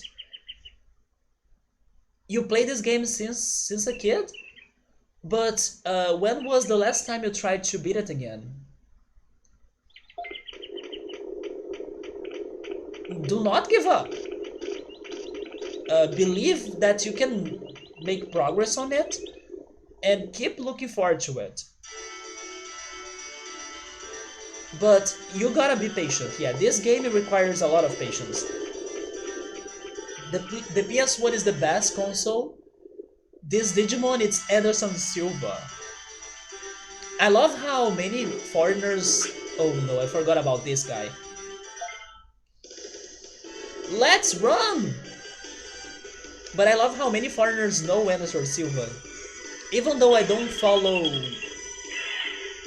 wrestling that much, I think it's funny that he got that popular and that famous.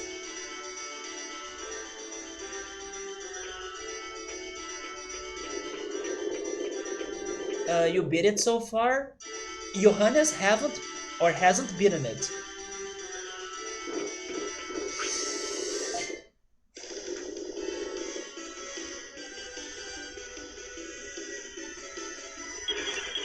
This is a good example of why you gotta be patient on this game.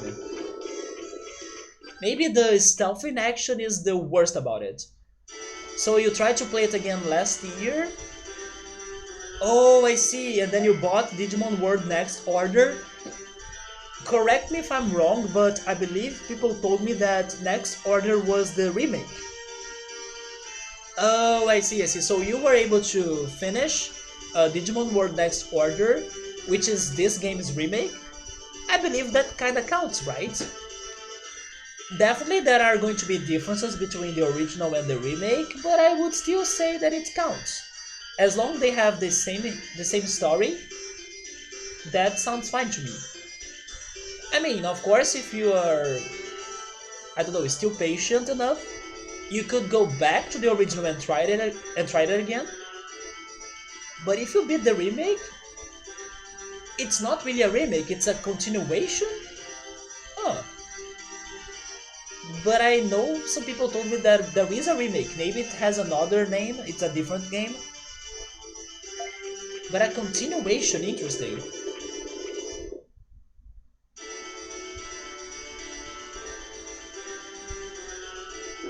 I definitely want to play some other Digimon games after this one.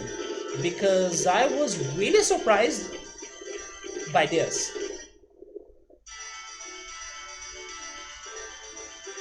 And I don't know, I have some sort of guilty pleasure regarding hard games. For example, some of my favorite things to do or to watch other people trying are hard games. For example, Zelda Ocarina of Time Water's Temple. Or maybe I should say Zelda's Water's Temple.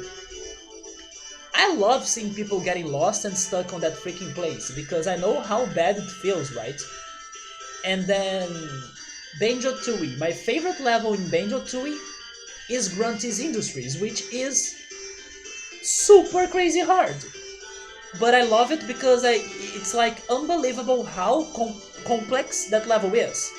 And how you always need to go back and forth to solve the puzzles and everything. It's like one of those smart levels, that a genius worked on it or developed it. But it's freaking hard. So I do appreciate some, you know, challenging games or challenging levels or challenging things in general, actually. Of course, if they don't get too impossible, then it's only frustration from there. For example, the last word of Poly Bridge, that was too brutal. But if you can see some progress being done little by little, step by step, and with patience, I love it. I may suffer, but when I finally accomplish it, I feel completely proud of it.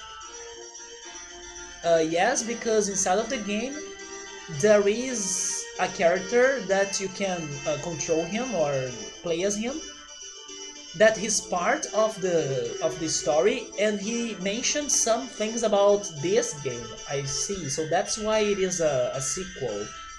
Maybe it's like Chrono Cross. Chrono Cross is a sequel of Chrono Trigger, but you only notice that it's a sequel, later on the game, because at first it kind of feels like it's a different game, and that's why many people kind of hated it, which is bad though, because Chrono Cross is fantastic. Wait, did you say something wrong? Oh, the protagonist is an NPC? That's just a detail, that's not a big deal though. Older games have a bigger difficulty in general, yeah. Oh, you're saying that the character of Digimon 1? Oh, you mean this game? He shows up on Next Order to pretty much introduce the story in there. I see, so there is a connection, yeah. Even if it is just, I don't know, maybe an Easter egg. Although if he's introducing the story, I would say it's more like a sequel. So it does have a connection. Yeah. It's not like a big connection, but it still makes it, right?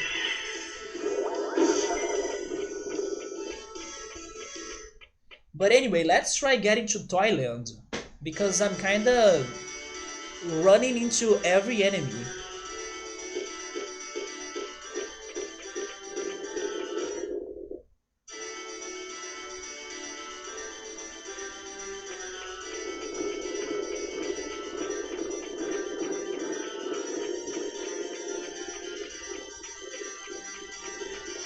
I'm from Rio. I mean, not really Rio, but I live next to Rio. I'm from Niterói, actually. But I consider it Rio because, come on, it's 10 minutes from Rio.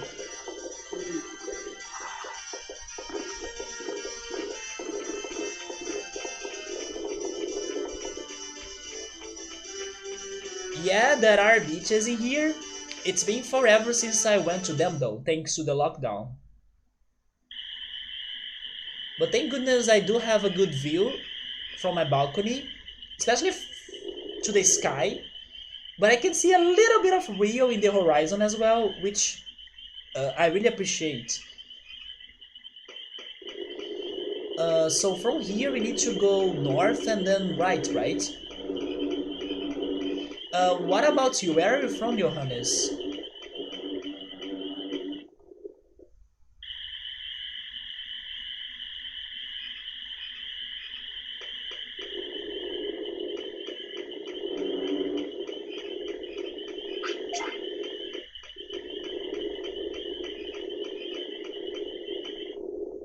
Oh, you're from São Paulo, just like Subaru and Gabriel. And by the way, São Paulo has the best food, just saying. The food in Rio sucks. The food and the prices. You pay a lot of money for horrible food, right? But São Paulo's food, that's the best. So... You know what? Before turning right in here, let me double check if something has changed in the area that Gabumon used to be. I mean, there are some enemies in here, but is that all?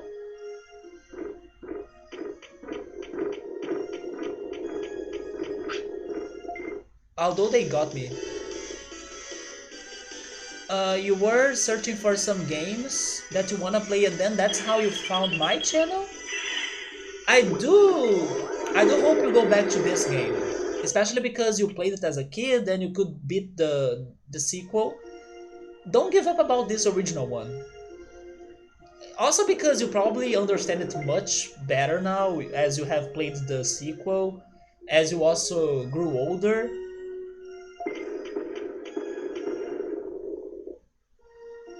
It is good to train English. Do you mean games? Do you mean my channel? Or maybe both? But definitely, games did teach me a lot of English. Especially vocabulary. Okay, I cannot see anything very major in here. So maybe nothing has changed but the enemies. Both, there we go. If you wanna try speaking in English or writing in English, feel free to do it as well. Even if, I don't know, if you commit some mistakes, nobody here is going to judge you. Like I told you, what matters in here is communication. So should I... Wait, the toilet is...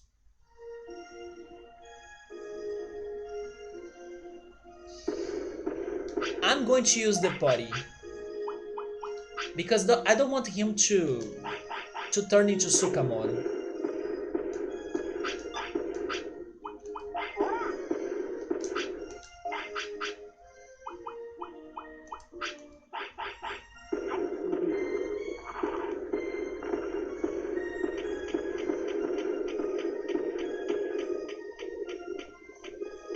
You're going to try? There we go.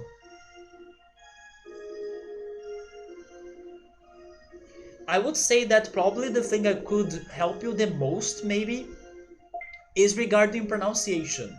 Because as I think that my English is somewhat at a good level, if there is something that gets me every time, it is pronouncing some words, especially some tricky ones or words that I'm not that used to.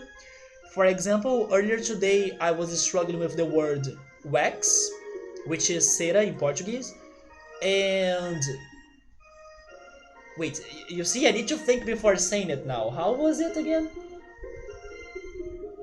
Pour. Yeah, pour, which is pretty much to. I mean, it's kind of like polvilhar in Portuguese, but not really because you can use it for like rain. So it's when it's like. Uh, when you quando você espalha mais lentamente, it's hard to explain it in Portuguese, the verb pour, but I was saying it like power. and then it's not like power, it's poor.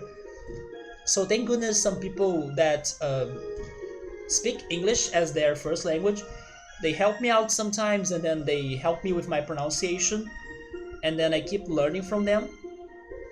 But yeah, I believe sometimes, of course, I will be committing pronunciation mistakes because that's so freaking hard. But thanks to my mistakes, I can learn, and whoever is watching this can also learn, I think. And in my opinion, it is the hardest thing in English, to learn how to pronounce the words, because many of them, they do not sound in the way you read them. Especially when like there is this word that's super uncommon and then you have never heard it before, or even if you have never tried to pronounce it yourself as well. So every time I learn new things, and especially new pronunciations. And you gotta learn thanks to your mistakes. So I'm going north because... Never mind, we are going back south after we run away from this, and then we try again.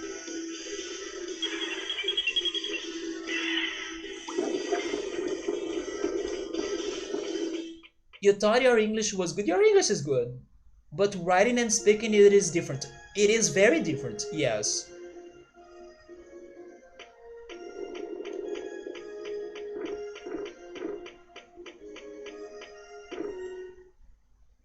You kinda need to practice both. But I was going north because of Cherrymon. And then if I wanna get to the toy land... Where is my map? Yes, I need to go left, right? Left from here.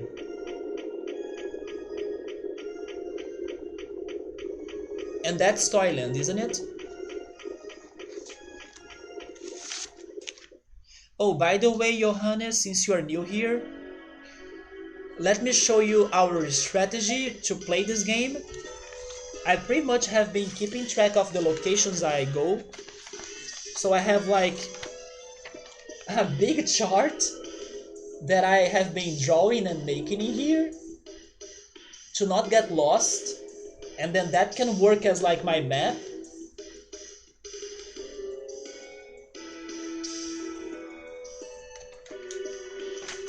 And then there is also this paper as well.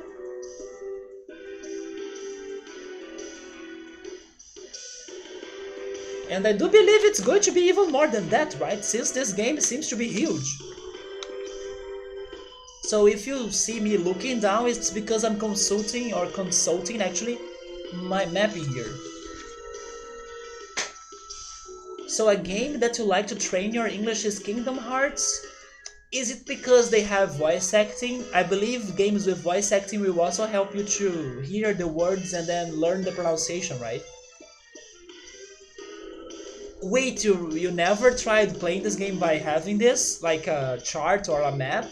This was actually an idea of Subaru, Gabriel, and other people that they told me that this could help me. And I get their point, it does help me.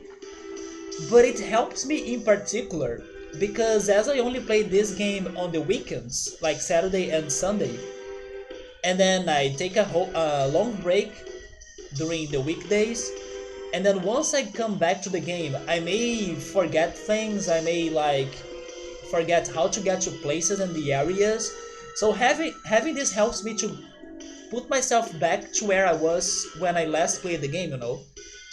As I do take 5 days as a break between my streams. So not only to help me out regarding finding myself, but also to remind myself of what I was doing in this game. So it's been a really good and handy map. This girl said you swear too much? Do you really? You learned English through Vegeta? Okay, now it explains why you swear too much, right, Chill? I love that you learned English through Vegeta though. And Tupac, and also Cow and Chicken, man, that's a classic right there. It's easy to listen to the pronunciations in Kingdom Hearts, maybe because they speak slow as well, thanks to the what I believe amount of kids that love Disney and Kingdom Hearts as well. So they may have a very easy to understand vocabulary and English going on in there. I still need to play Kingdom Hearts. I have never played it. But yeah, I learned a lot of English thanks to Mario RPG, which is my favorite game. Pokemon? Oh yeah, Pokemon. Pokemon probably was the game that taught me the most English, since I'm addicted to Pokemon even today. And yeah, Pokemon is like all of those attack moves that have something to do with the elements. Oh yeah, oh Ember, it means fire, right? It's like a tiny fire or something. You know, Pokemon taught me a lot of that, especially vocabulary.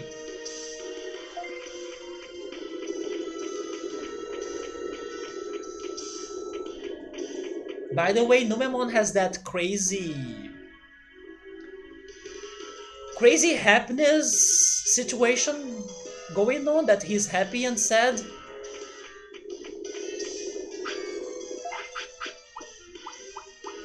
That gotta be something special, right? It gotta mean something.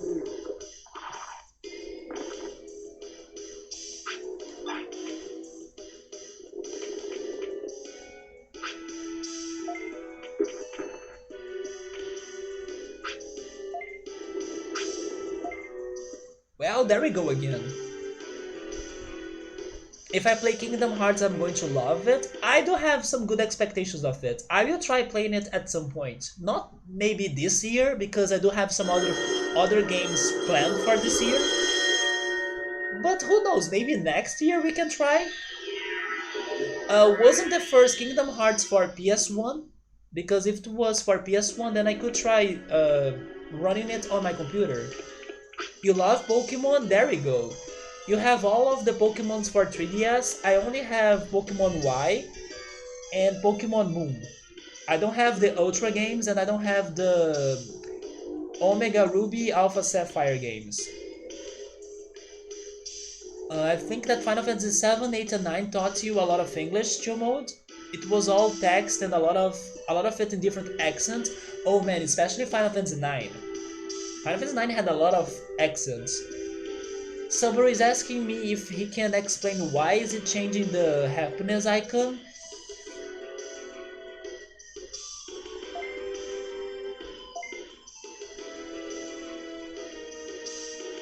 I mean, I don't want to get a direct answer to that, but if you are making that question, that means that probably I will never figure that out by my own, right?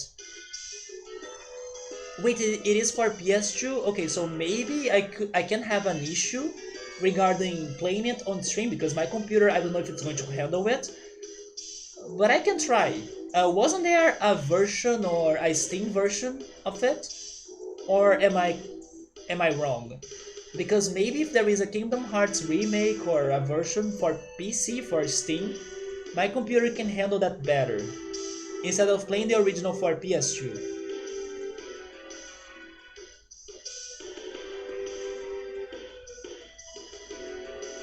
Saburo, let me ask you this. Should I really care that much for when that happens or not? Yes or no? Is it like an important thing or a minor thing? Not yet, you think? Okay, so I would need to try playing the PS2 game then. Somebody's saying that I can try to guess, it's easy, I just need to pay attention to some things.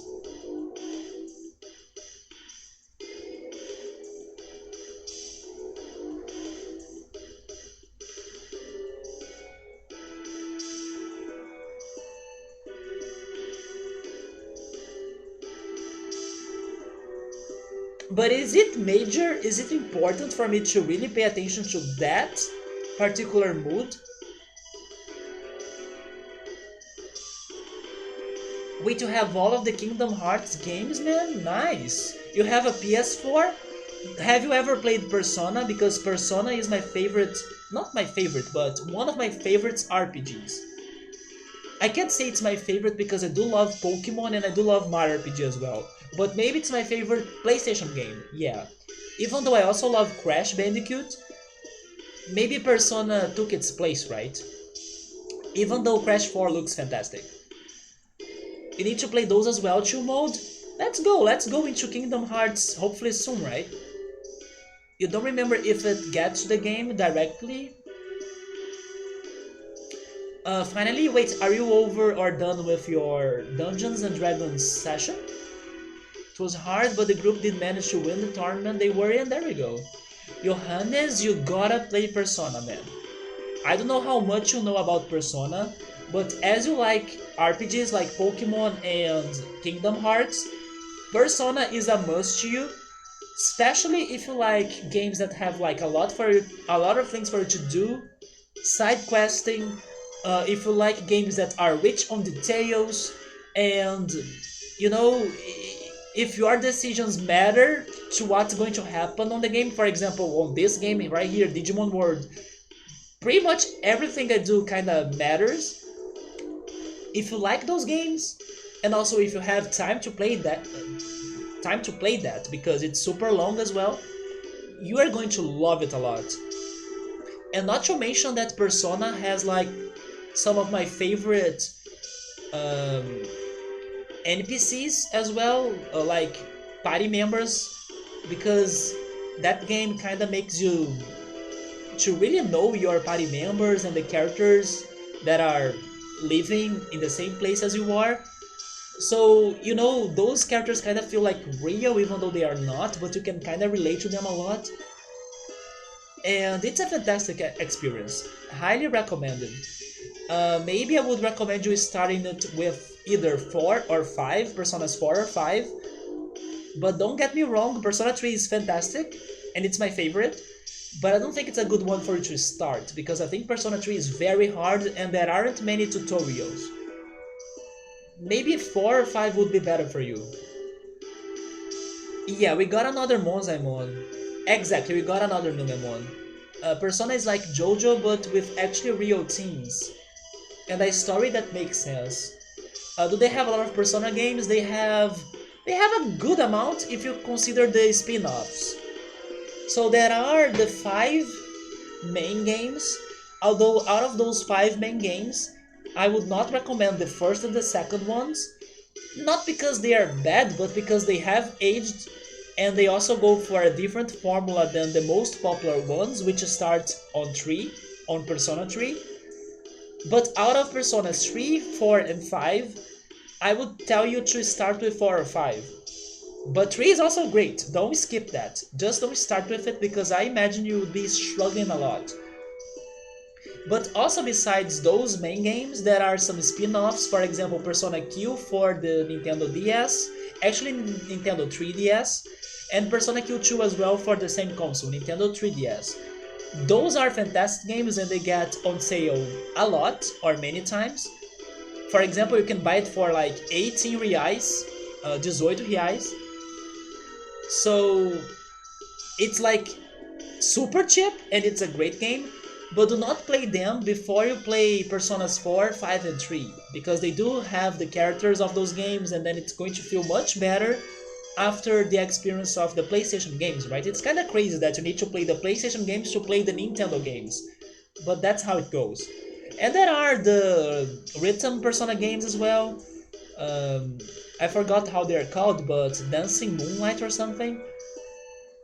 There is the Persona fighting games, which are the Persona Arena games. There are the Persona Scramble games now that were released for the Switch, and it seems to be a direct sequel to Persona 5. So there is a good amount of Persona games out there, yeah, but you gotta start with the main ones. Just like what Pokemon does, right? Pokemon has their main games and then lots of spin-offs. Wait for a sale as well. It's not that rare for the Persona games to get on sale.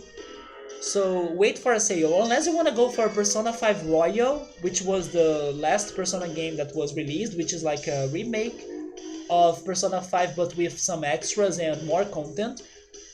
But to get like the story and everything, it's not like necessary for you to play Royal. You could also go for the original with a better price for it. and then still have a fantastic experience. But then it's up to you, right? But they do have lots of Persona games. Hopefully, more will come, right? And I gotta also say, it has fantastic soundtrack. The Persona music, it's gorgeous. Yeah, man, I do hope you get into it. It's if you have a PlayStation, you gotta try at least one of those games. So Saburo was saying that I kinda could guess. Why is that a thing? Here's my first guess. Does that mean that he's on the edge of becoming sad? And that's why it's like flashing? Yes or no? Because that's what I guess. It's the most obvious. Man, Persona 5 is freaking great. You miss playing a good RPG? Given meat? Give me my burgers, right? I can't wait to finish the stream to go eat my burgers. It's not that?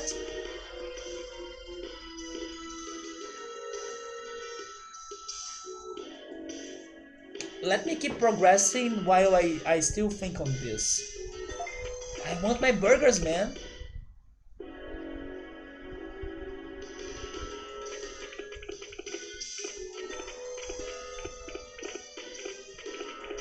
You know what? Maybe I should use the autopilot? No, let's save the autopilot. What's your health? He is not that healed. You gotta leave. It's kinda getting late, right? You're tired? That's okay, man. If you wanna check more of our playthrough here, I'll be back to it tomorrow at 6 p.m. 6 p.m. Brazilian time, 5 p.m. EST, right? So yeah, we'll be back here tomorrow. If you wanna stop by again, it's going to be great. But yeah, man, thank you for stopping by, for the follow, and take care, get a good rest, and good night. Yeah, we'll be back here tomorrow. And there we go, chill mode, we gotta give him meat.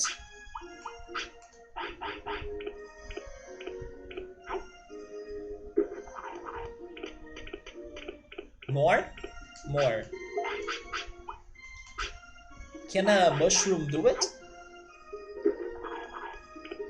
Nope. I may not be streaming for that long either because it is getting late and I'm hungry. But I still wanna make progress, like... I wanna beat a boss. I wanna become the boss. And I kinda wanna go for Greymon. Yeah, good night, Johannes.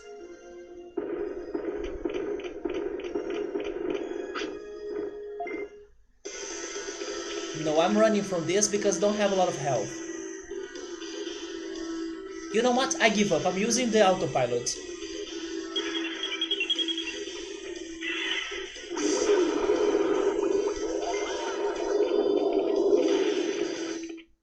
Let's just not risk it, right? I could go all the way back and then keep the autopilot, but too much work. We can grind money later, so we good. Autopilot.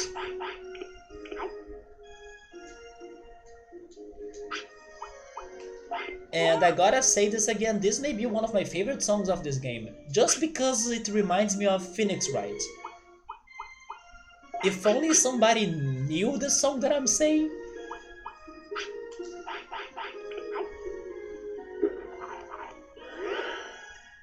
But I love that song. It's actually better than the one that it reminds me of. So here we are. Let's get meat.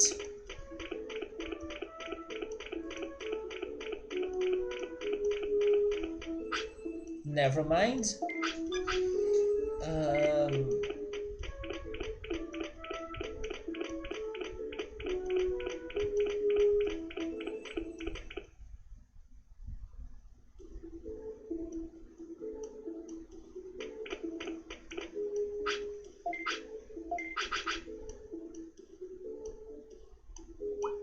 Okay, I will deposit those.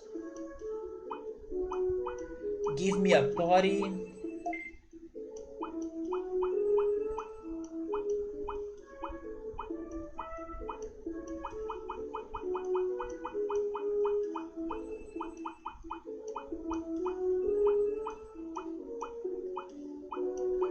The floppies, the recoveries.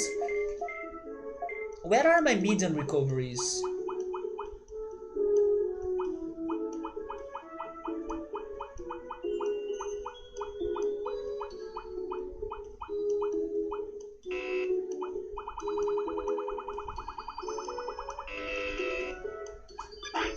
Do I still have them?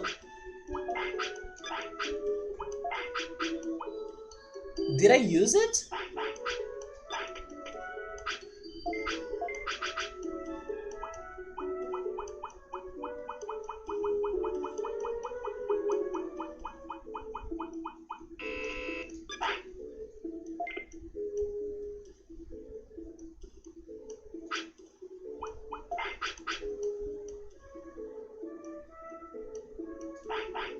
I could swear I still had them. I had like 3, right? Did I lose them?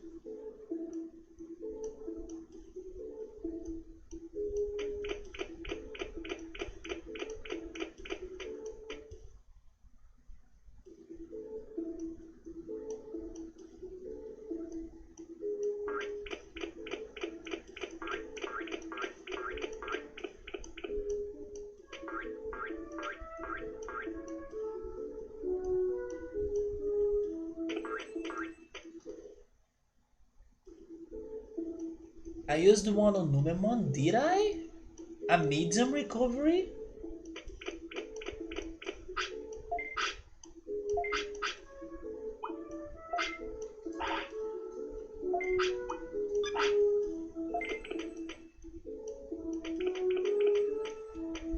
I have one on the box, I could not find it. I do not have one on my inventory, I could not see it.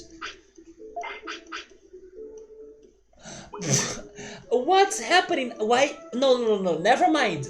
No, I'm not crazy. This one right here is the one that I just bought. I'm not crazy. I do not have it. Oh yes, I'm talking about medium recoveries. I'm not talking about MP floppies, medium floppies, flip flops. No, I'm talking about medium recoveries. I could not find them in the box, out of the box.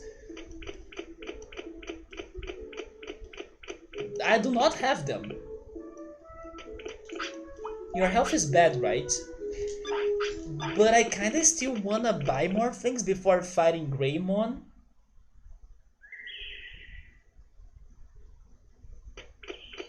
So let's try beating some of these enemies in here.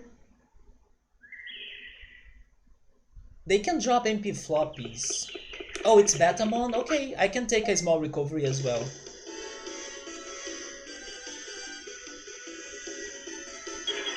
I'm stacking up on potions, yeah.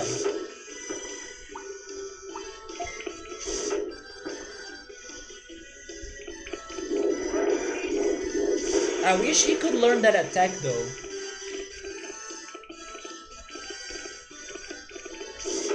He's also so slow. I guess I didn't train my Numemon to be fast.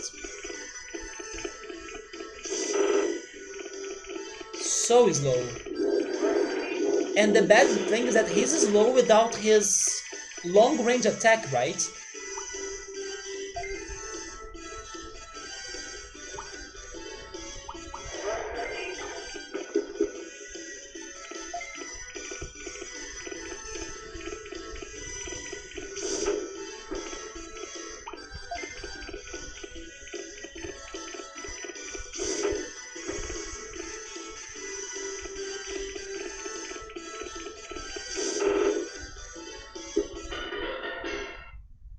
Oh, it's because he may be tired?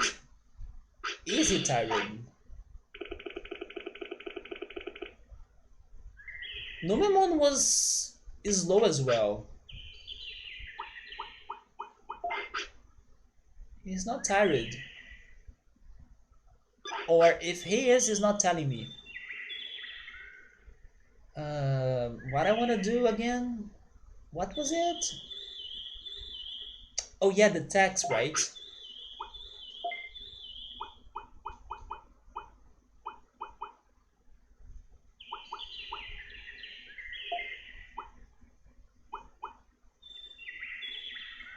I mean, we can try using the war cry to see how it goes. Why not? What is the range for dynamite? Oh, it's super close, but it can stun. Yeah, that's the problem. We'll need to be super close to Greymon. Yeah, after that fight, I realized that I should have equipped some more attacks, right? He only had the Sonic Jab. Now I'm going to train his speed until he wants to sleep. I know, I'm not jumping into another fight.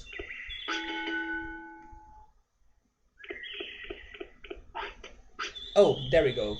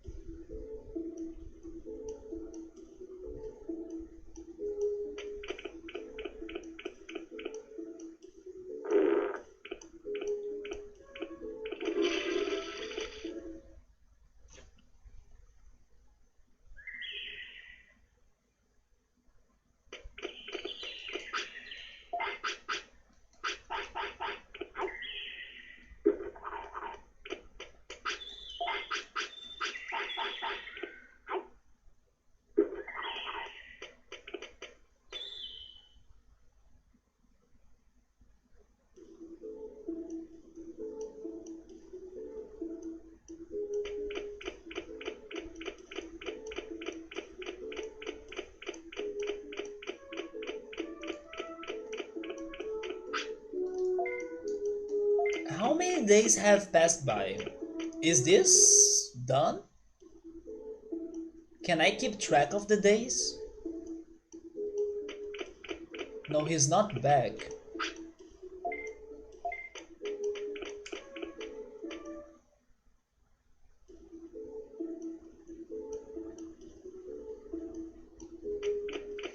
So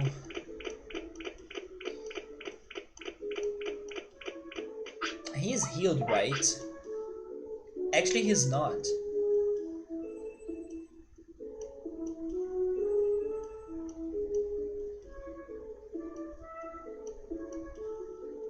I can talk to him?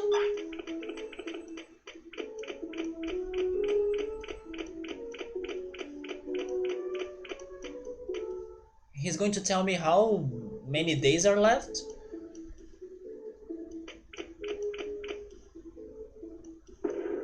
What? Oh, okay. I see.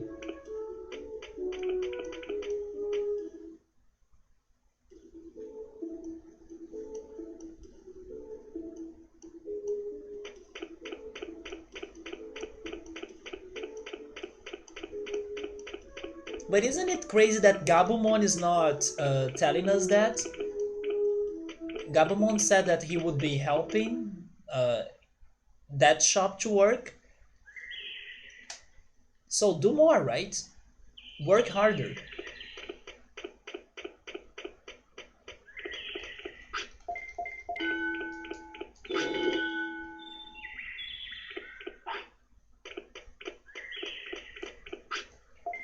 Imagine if it were at real time. He would come back after 10 streams, right? Thank goodness that's shorter. I should rename next time our partner dies to Pooh. It's a cute name. And it kinda shows me how you have low faith that I'm going to get something else than Numemon, which is kinda accurate to be honest. Yeah, that's right. A Gabumon could have been a good secretary or receptionist. He says he's going to help to find rare items, but I don't see him moving, right? Or going there. How are my items? That's not enough. Let's have another day of fighting, getting more small recoveries, maybe MP floppies, more money, buying more of those items, medium recoveries, and that's it. We gotta really prepare ourselves in here.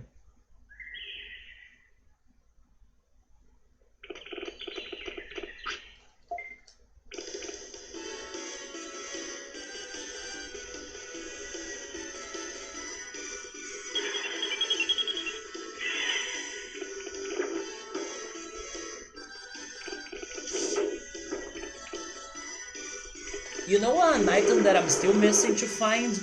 Something that revives or reanimate my Digimon. Because after they knock down, they give me that countdown 5 seconds timer that I still don't know what's that for, but I'm guessing it's time for me to do something in order to reanimate or revive my Digimon. I do not have such an item. So I can't wait to have one of those as well. Whatever it is. Yeah, the bear has to do its work, right? Nobody else can do what he's doing now. And I guess we are going to hang out with him forever. We got a stock on the potions, on the money, on the MP floppies, on everything. And if it's possible, I want to learn the electric cloud attack. But at least that... Oh, that's the buffing one. He's increasing his speed in 35 points?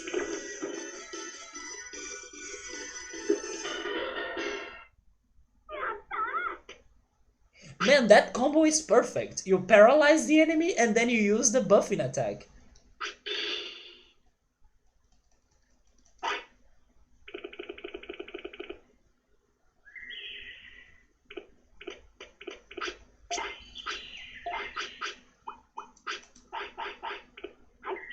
It is easy, or is it easy to chill in Brazil with English only? Oh, no way, man. Nope.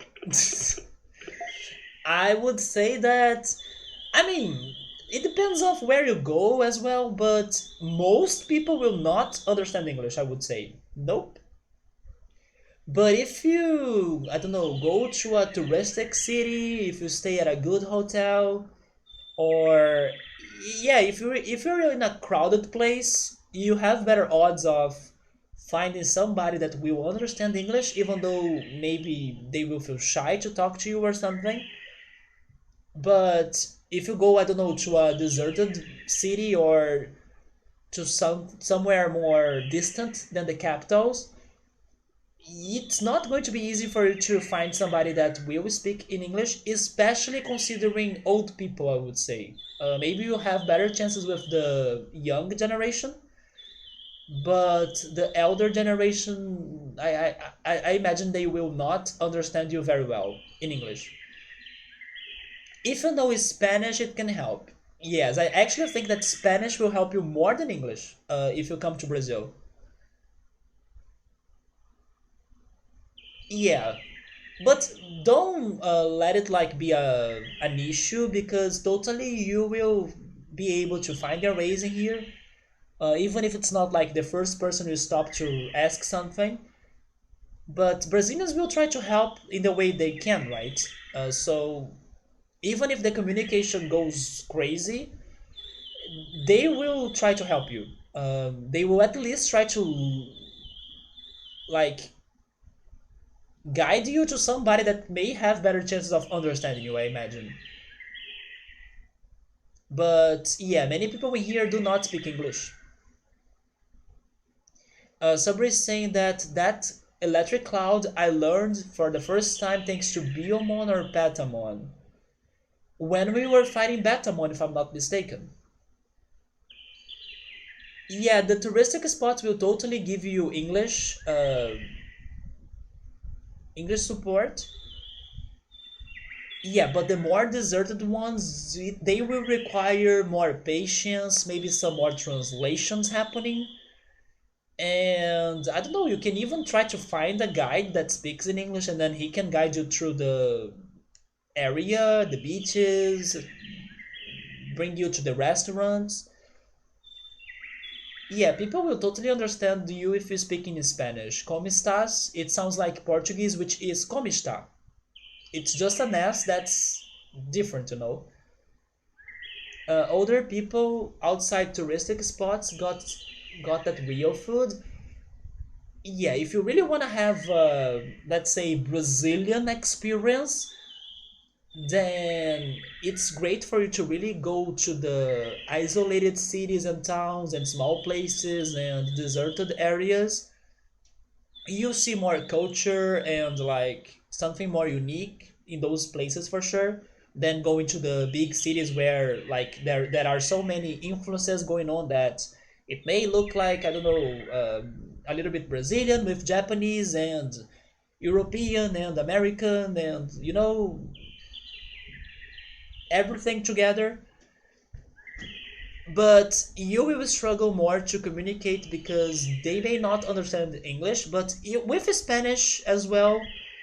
And come on, you have technology, you can also use a translator or something.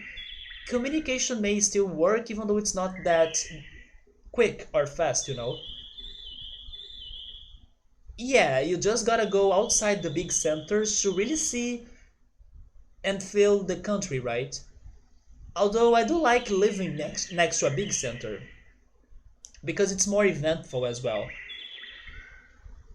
Big cities is like a big mix. It is, which is good too. If you get tired of, I don't know, I'm tired of Brazilian food, and then you have lots of options for Italian restaurants and Japanese restaurants, everything.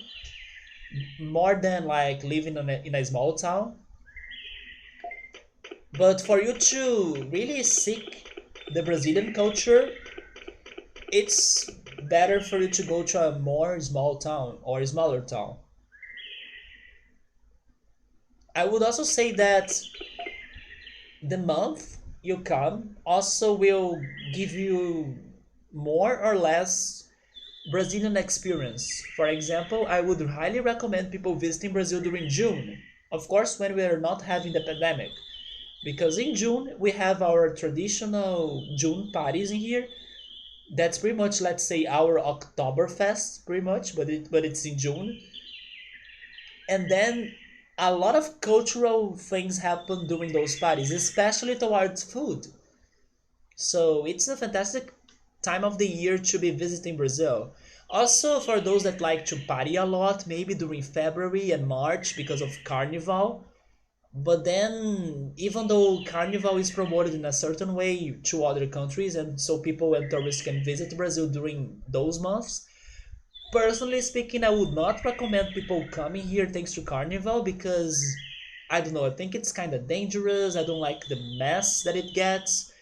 But there are people and people, cases and cases. Nothing may happen to you, and it may be safe if you are at the right place with the right people. So, you know, it's not necessarily all bad, but I like to avoid it. I don't take the risk of Carnival anymore.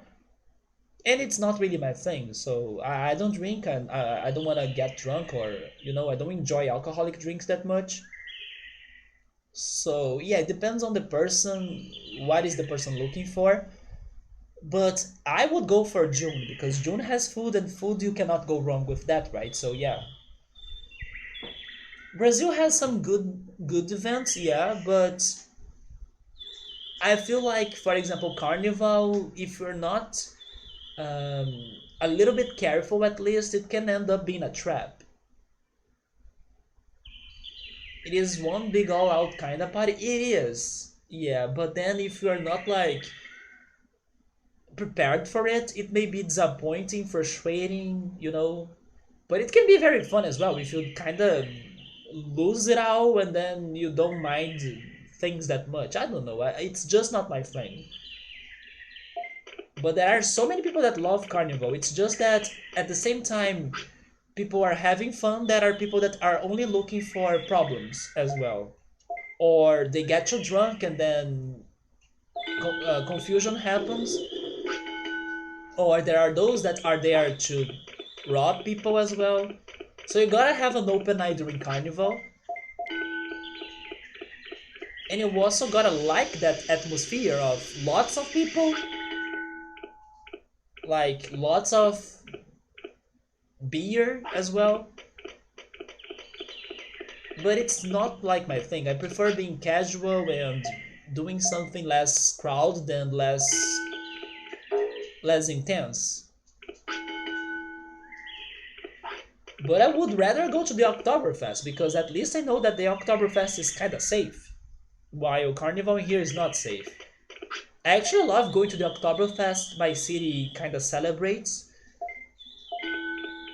I went there last year, 2 years ago as well. I really like it. Again, especially thanks to the food. Carnival in NL? Do you mean the Netherlands? It is basically one big drug fest, not my thing either. Yeah, it's not my thing.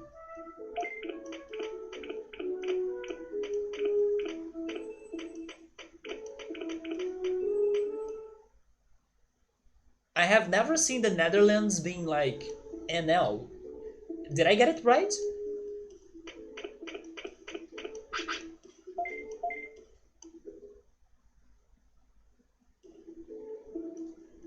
There we go, I'm happy to get it right then. I knew you lived around those areas, right? But I wasn't sure. So, Netherlands.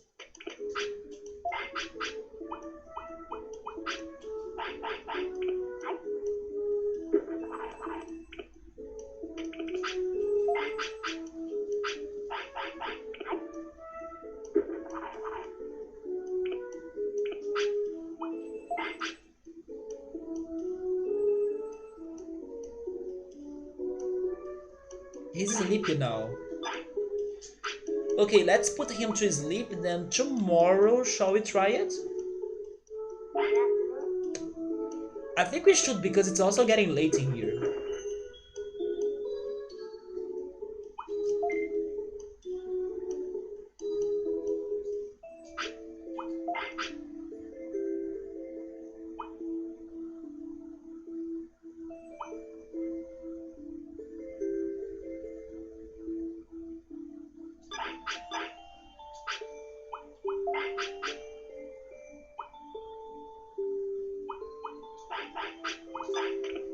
Let me see if I can still buy some couple more items. I feel like I need more small recoveries and maybe one more medium recovery.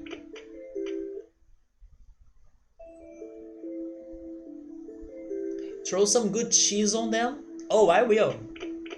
But you know what's funny? I'm starting to not mind pizzas that don't have mozzarella. And the reason why I'm saying this is because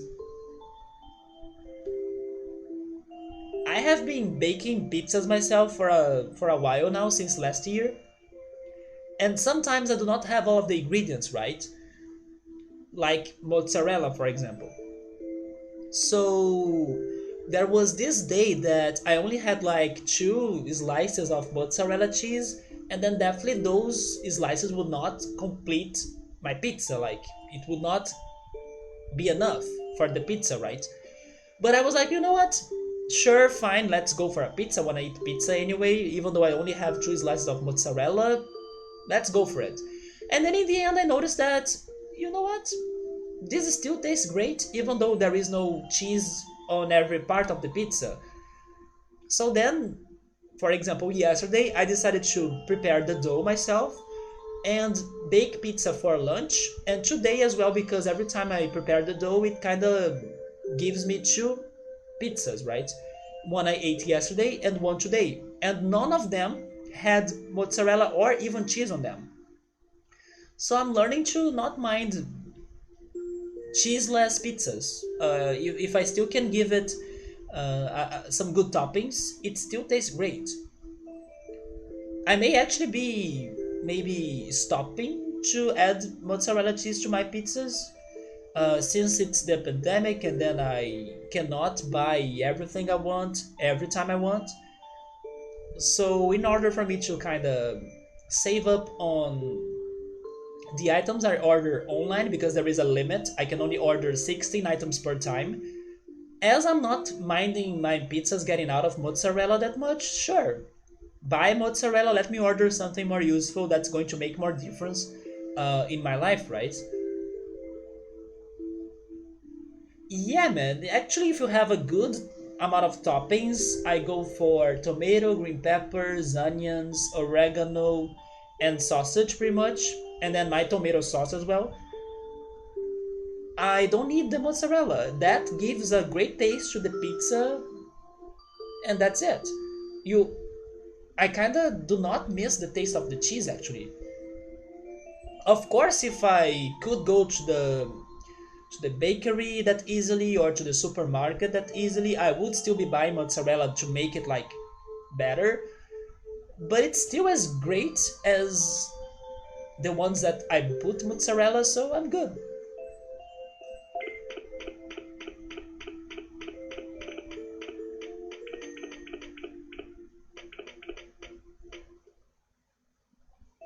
Buying from homegrown people in the area, I actually do not do that. I know Ultras does that a little bit. I just buy it at the supermarket. I live in a somewhat big city, so there aren't many. I mean, there are some if you look, but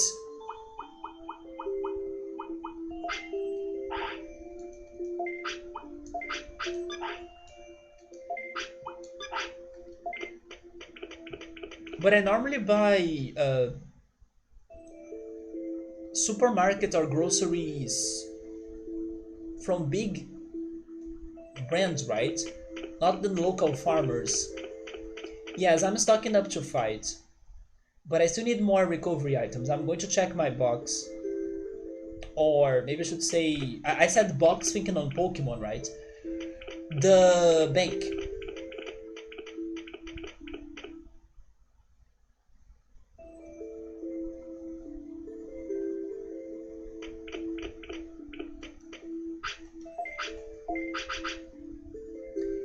Well, there goes all of my small recoveries. Let's get a medium MP just in case. Okay, let's go for it, sure. But then I don't know if Greymon shows up during the night. He showed up during the day though.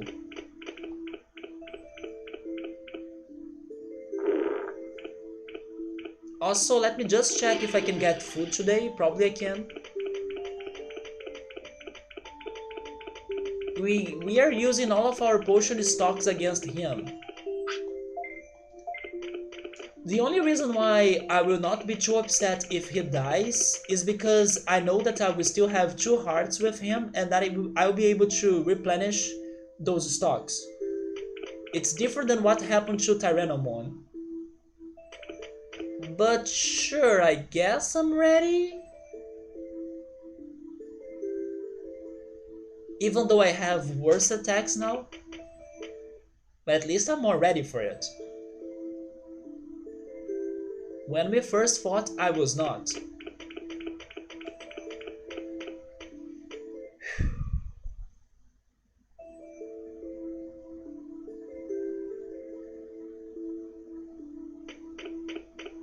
Here comes nothing.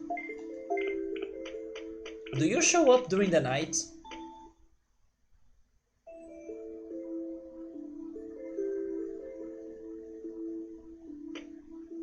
He does.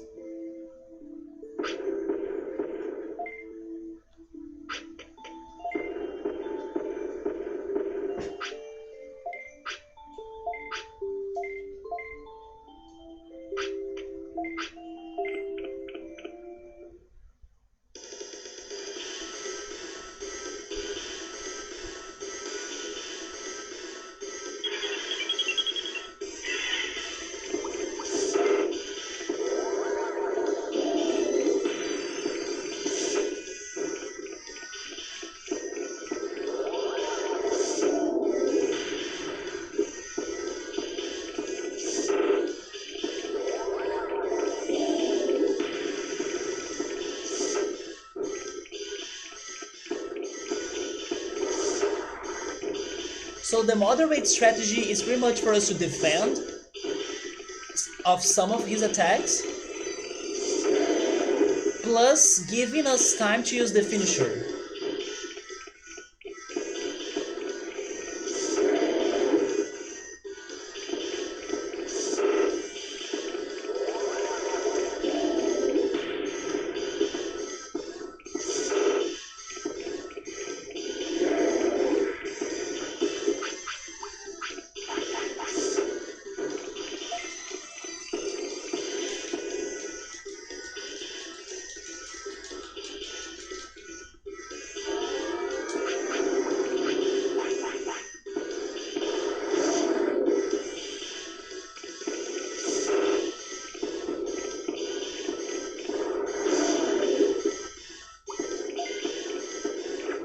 Let's try some more strong attacks.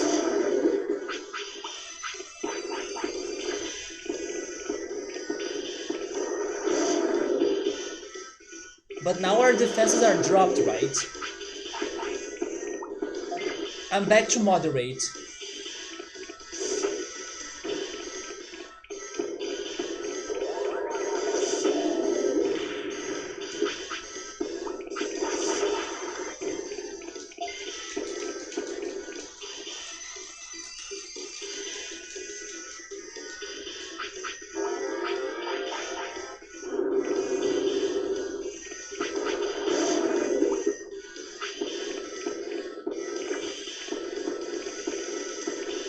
Oh no!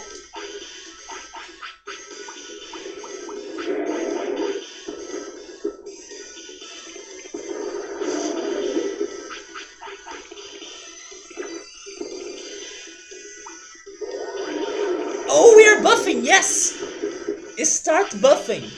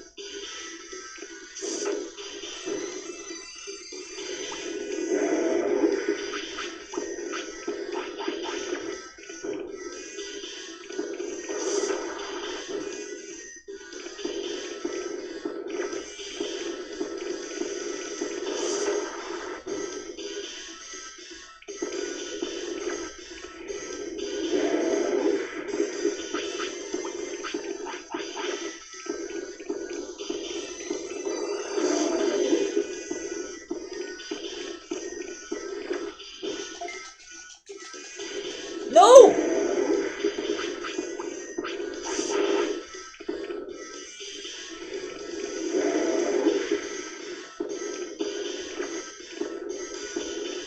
Maybe we need to buff more. There we go! He's hearing me.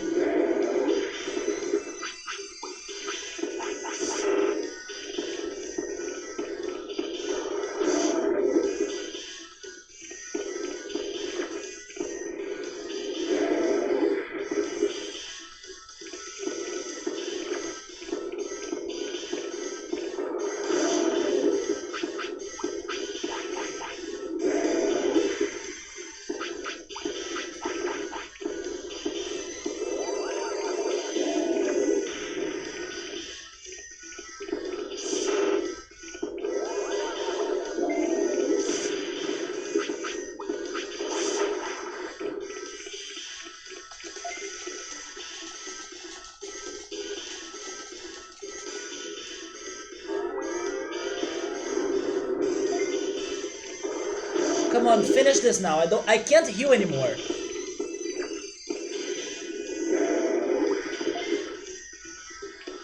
No! No way, come on. Attack!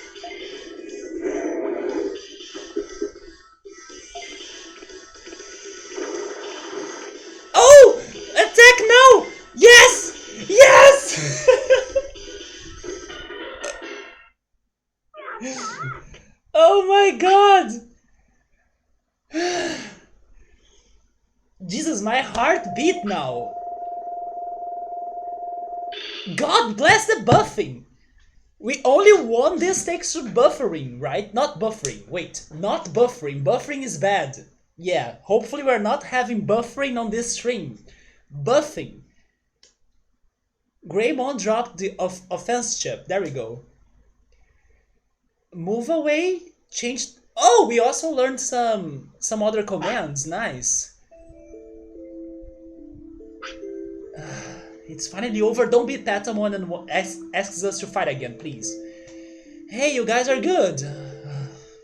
You are as good as us. Maybe even a little bit better. But to finish your goal, you are still amateurs. Okay, at least he knows it. Yeah, we are pretty much Numemon on these guys, so he knows it, right? Maybe he can smell it. Huh. Oh! Okay. I will stay and train you, you get much better. Okay, please don't be Leomon 2.0, don't be Cherrymon as well, such a disappointment. But if you are around the same lines as the Trash Mountain training, I'm down. There we go, we did something good today. Greymon joins the city, there goes all of my recovery items, but not the MP, right? We kinda had a good amount of MP points, or MP items as well. So much HP, Greymon also was really good on defending. Many of our attacks did not hurt him that much because he was protecting a lot. He really pushed some rocks. Cubone got nothing. Cubone gave us a lot of trouble again, even when we were prepared for him. Kill him with love, that's the threats. He was hearing me, thank goodness, because I do think we could kinda protect against that freaking finisher. Because you remember that in our first fight against him, he caused 1,600 on us, right? Now he caused 1,100. So I think that was thanks to the buffing, not buffering. Also, Tails, welcome to the stream. So there we go, guys. We got Greymon here. Hopefully he's better than Leomon, he's better than Cherrymon.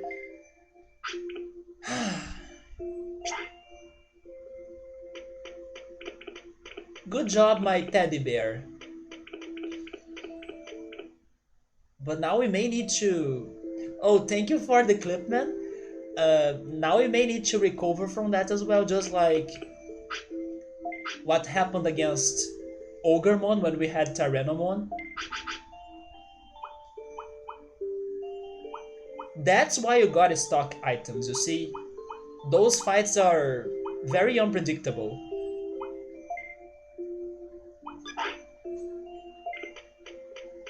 So can I train already? Is it open?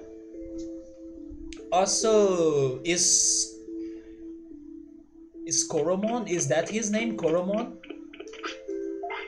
Was Koromon fired from his job?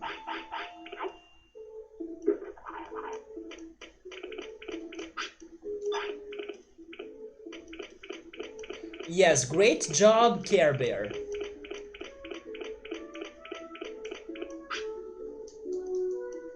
Is that a good clip? I'm curious about it too. But as I may be finishing the stream soon, I will check that out after the stream. But you know, I kinda wanna also have more things done tonight though. Although I should not also jump into the fights without getting ready. Oh, Koromon is still here. Here's new info. For bonus try, if you line up the same pictures, his ability is boosted greatly. That's too risky still, so if that's the upgrade, I don't like it. Where is Greymon? Wait, he doesn't train in here?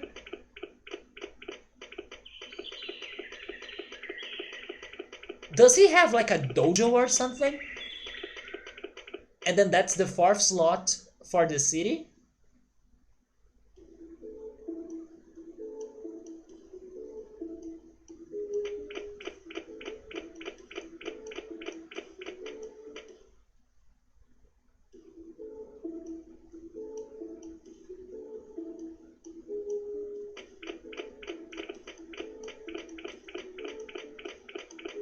he does have a dojo in here.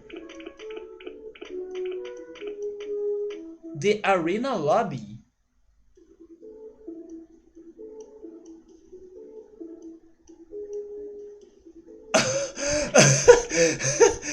Look at those pieces of meat.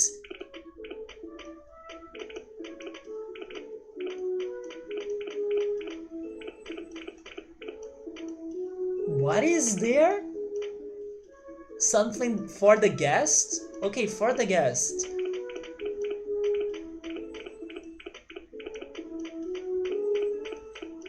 An entry, also in Japanese. Hey, those seats are for our guests? Oh my god, is this a battle arena just like Final Fantasy VII? Oh, Ern, Demon, you came. Look at this great 5-seat arena. Cool, huh? Soon contestants and fans will fill this up. We will also bring joy to the fans, right? Hopefully? They will prepare money and... Okay, I like that. And prizes for tournament winners. You got nothing to lose? No, you're kidding, right? For details on the tournament, check out the machine there. The machine there, this one.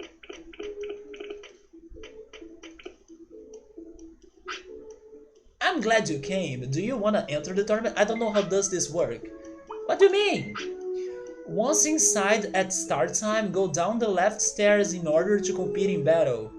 Registration is free. You can register only today's and tomorrow's competition. Or for only today's and tomorrow's competition. However, for that day's competition, you have to register by 10 AM. You can check the schedule 5 days ahead. So check it and make your plan. That sounds too complicated. The competitions in red mean you... Wait, they mean...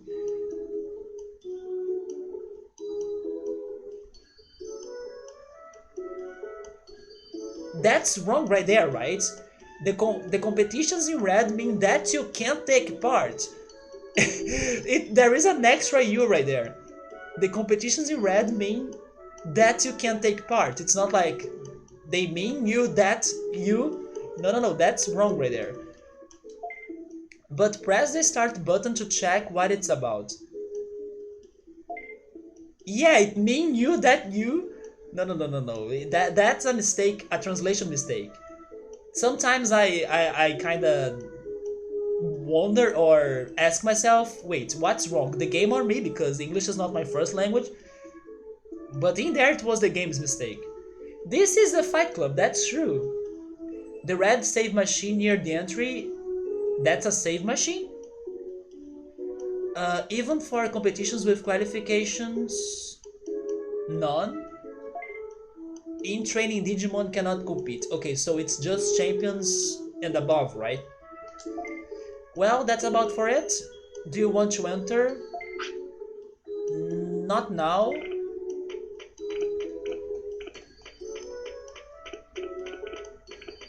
Oh, do you mean this? Oh, it is that. Arena information. About grade tournament. Anybody can join a grade tournament. It's held a lot. But a higher generation Digimon should not enter lower level tournaments. Because it's going to break it? If your Digimon digivolves between registering and tournament, he can't compete. What? How do you control that even? Special tournaments have set contestant... Wait. Special tournaments have set contestant rules and they aren't held often. If there aren't enough contestants in the city, it will not even be held. Oh, okay, so there gotta be fighters, right? The same tournament is only held once or twice a year? Okay, but don't get worried about that because years on this game are different. Check the schedule in advance. Wait, is this to save? Oh no, it's just the backlog. Number of championship wins 0, wins 0, 0 losses. Okay, but I don't know if I can use items, if I can give commands. Can I go inside here? I can't. I will test this out tomorrow. This sounds too much for us to check today, right? Although I kinda want to fight again. What was my reward after beating Greymon?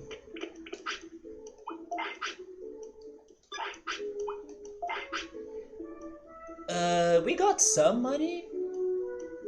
Not a lot though. Oh yes, I think Chill was asking us earlier about the cards. Those are the cards that I have. We do have Tankmon. We were fighting him today, right?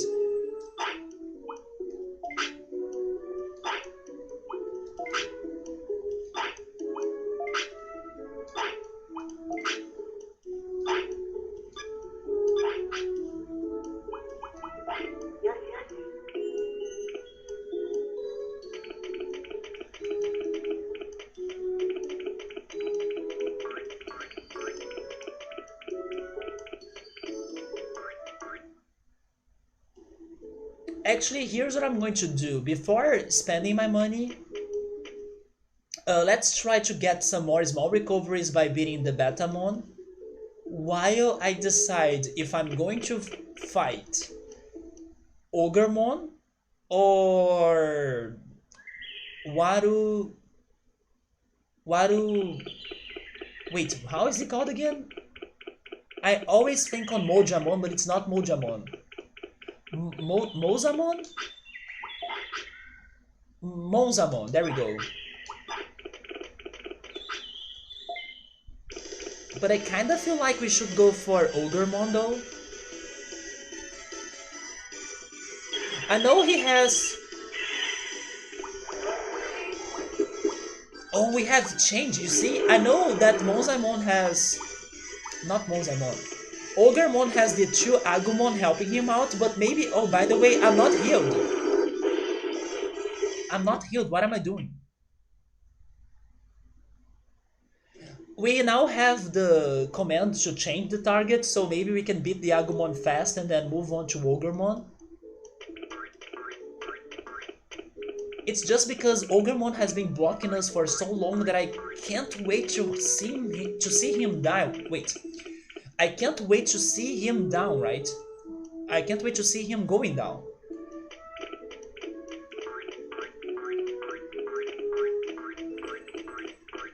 While we just met Waru Monzaemon today.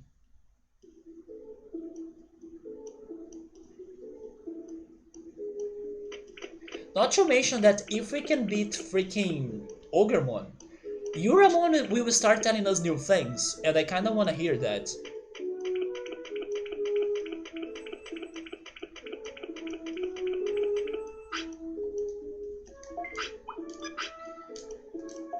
Yeah, but then I gotta heal, right?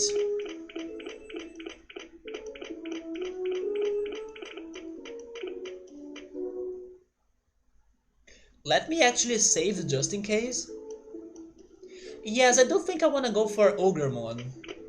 We have the...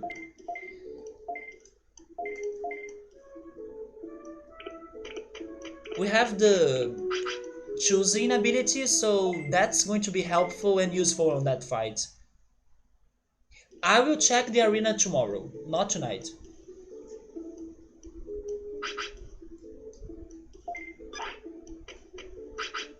Rest again.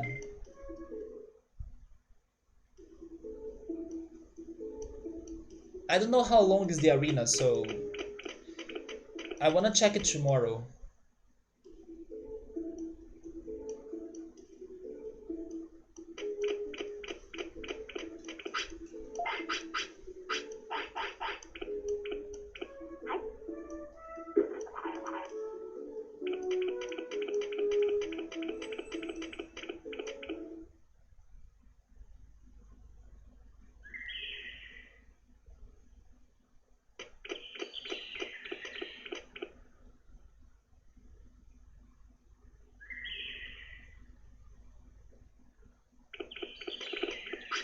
But man, getting this bear really brought some life to this playthrough, right? Freaking Numemon run, that was super painful. And now it's the best thing.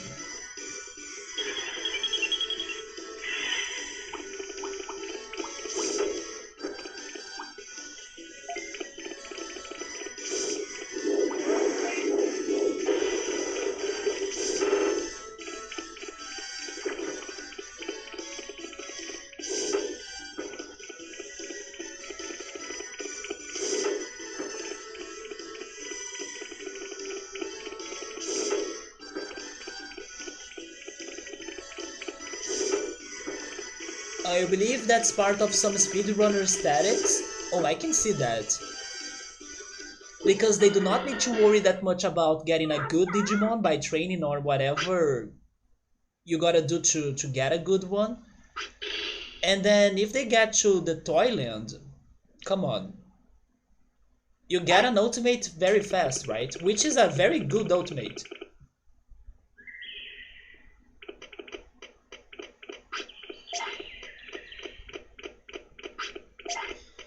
He's probably not the best, of course, but I also like how he's not always starving or something. You do not need to feed him that much.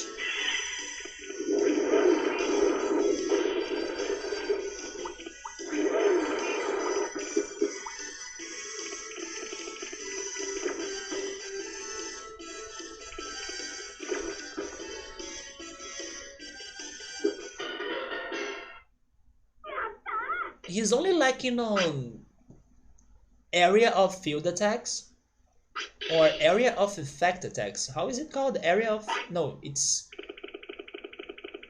area of effect, right? Like range attacks, long range attacks. The stunning punch is good. Yeah, it's good, it's fast. It flinches. Yeah, it's area of effect, right? That's his only problem. So if we are fighting more than one enemy, then we may struggle a little bit. Although now I can at least tell him to focus on a particular enemy or like target. Go for that one first. But we only got that thanks to the fight against Greymon. And also because I believe he got enough brain points. Which are how many though? Oh, 300. Interesting. 300 brain points give him those things.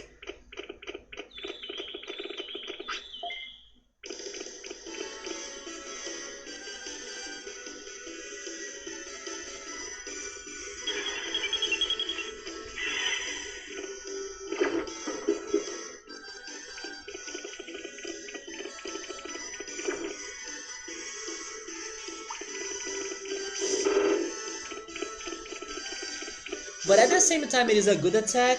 I feel like enemies can defend it a lot.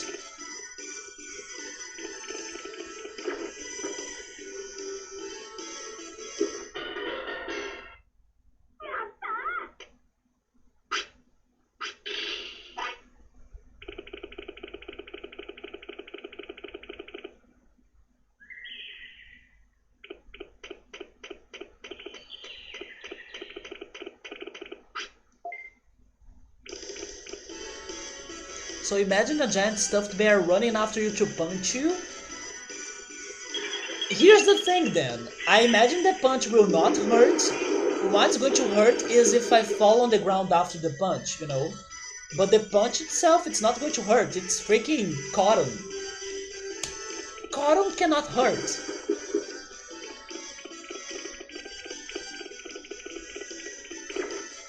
But then if you fall on the ground or hit a wall, then yeah.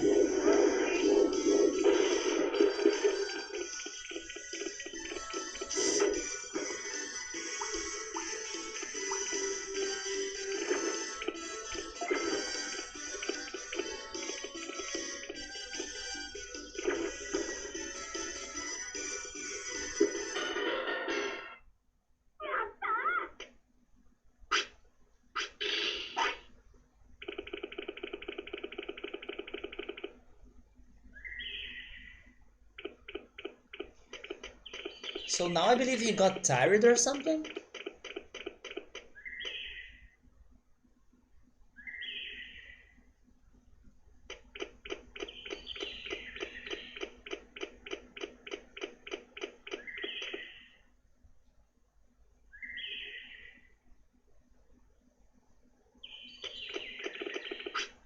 But I hope that we can still take this Betamon. And yes, this was a mix of like, he of course got us, but maybe we can take him down, so it's good.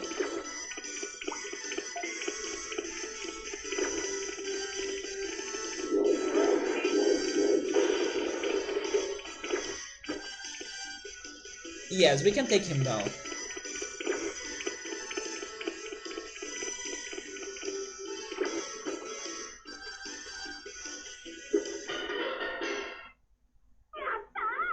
He's probably like that because he's fighting with a low HP.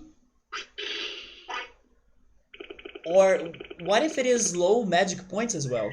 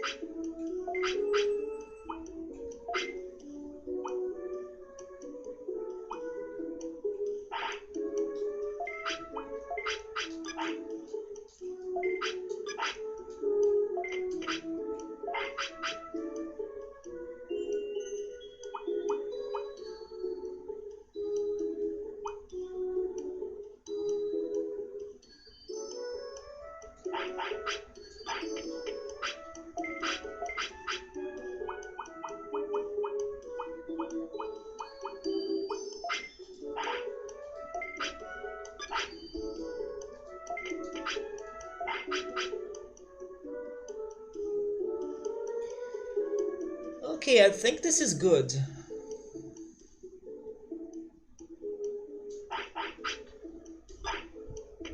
Should I stock some of those medicines? I don't know, Ogremon was strong. And we used 15 of those against Greymon. I will go with all of them. If I die, like I said, we still have 2 more hearts, we can grind those again, so...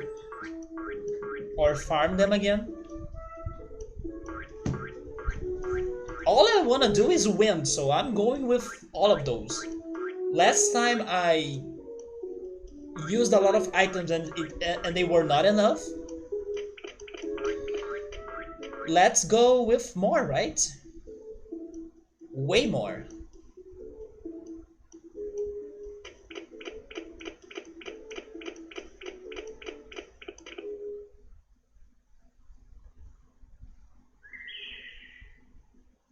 But then if we can win the fight, tomorrow we can check the arena, we can try finally getting to Freezeland.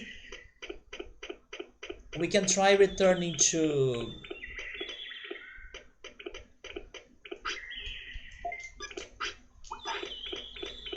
Misty Trees, because I still feel like I'm missing something in there. It's such a long area.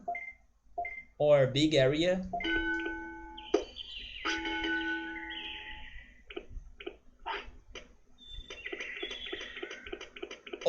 Oh yeah, Ogremon uses an area of effect attack. That's why he also can kill his Agumon minions very fast. Yeah, big stuffed teddy bear full aggro.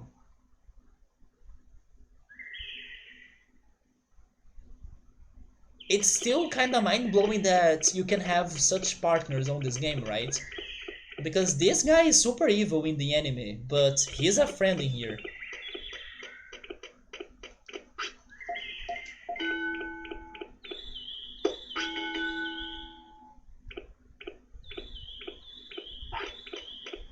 Okay, so it's time.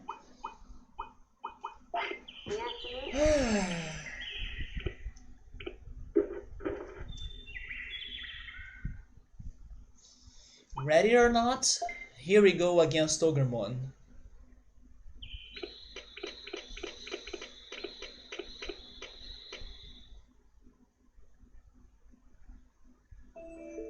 A lot of things changed when they finally made the anime, right? Vegemon used to be evil as well. That's not where I wanted to go.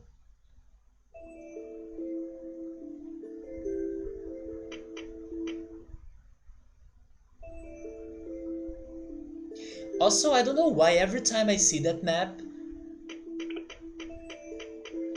I remember the map of Donkey Country 1.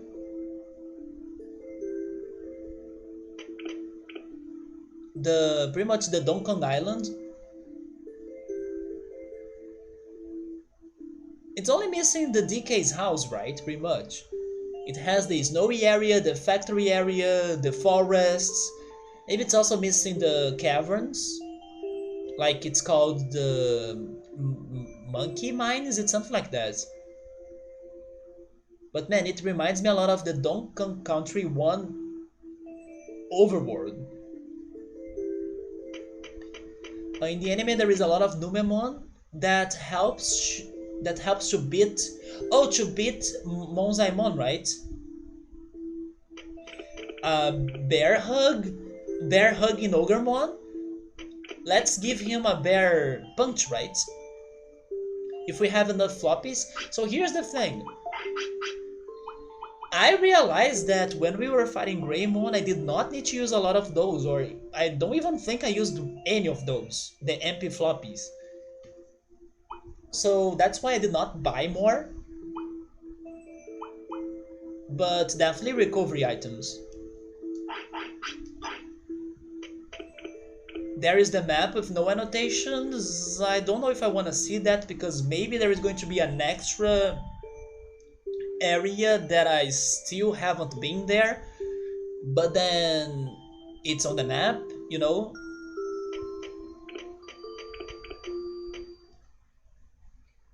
Thick Claw 26 recovery. Go get him! I need Quick Claw, which is an item of Pokemon that helps me to attack first. You think it's safe? Sure.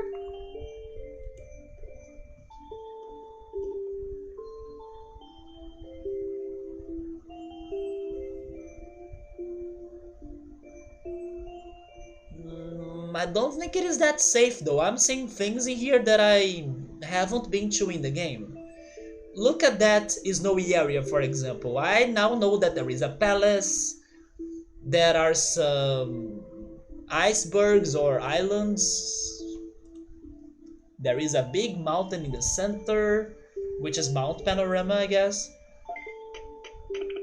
Yeah, it's not that safe.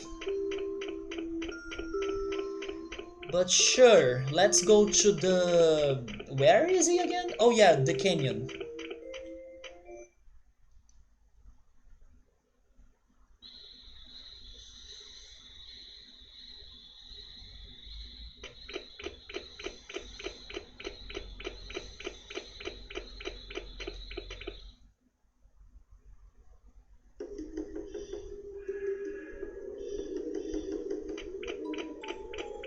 And please let's do this fast because I wanna eat. It's been... Is it like 7 hours? It's 8 hours of stream, so... Oh, by the way, that's the enemy that I still need to beat. Maybe tomorrow, friend. Maybe tomorrow we fight.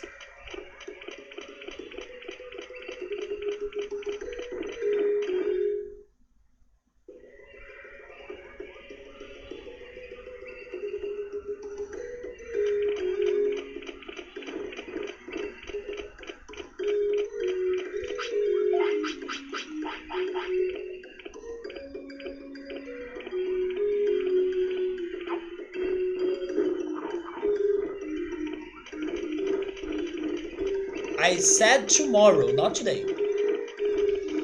No, I will return to the mansion. We have we have lots of things in there. Soulmon fight, the fridge, a sealed door, a locked door, lots of things. What if I encounter Ash?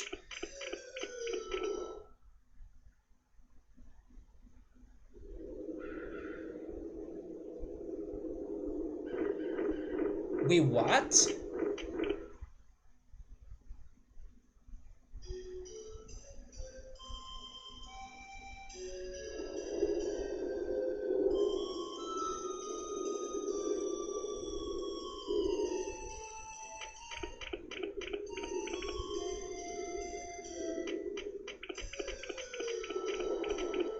Huh.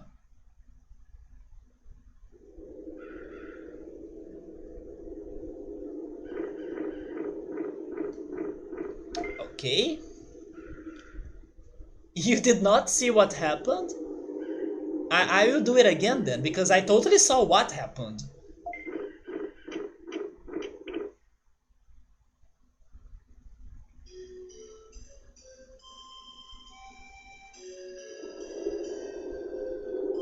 Can you see it?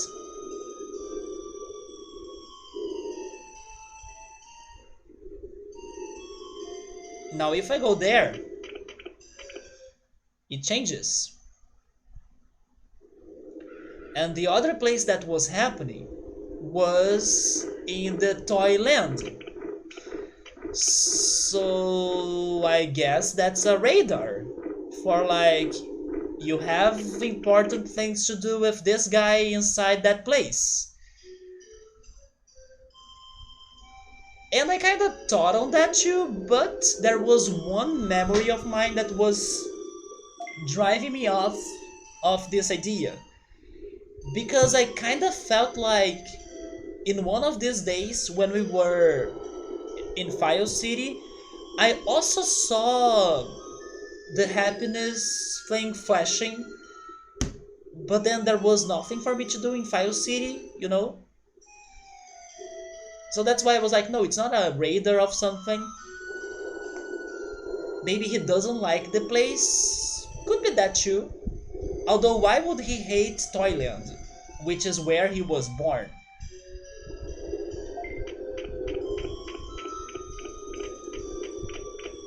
But that's like a radar of some sort, you know? It triggers on locations. And I kinda thought it triggered on File City as well for one day. I mentioned the radar back then, did I?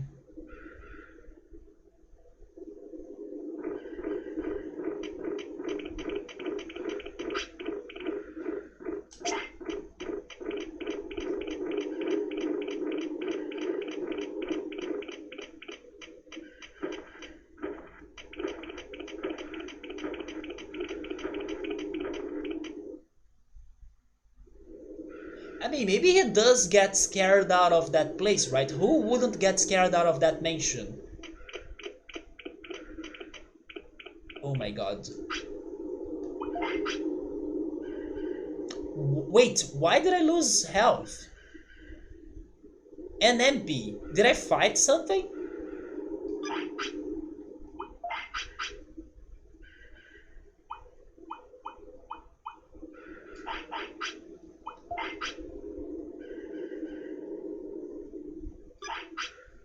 Okay, I will give you an MP floppy.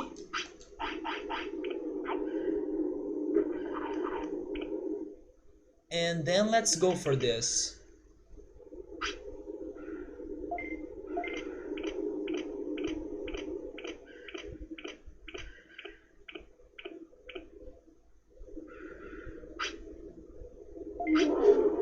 Well, there they come. Let's tell Monzaemon to go for the Agumon first.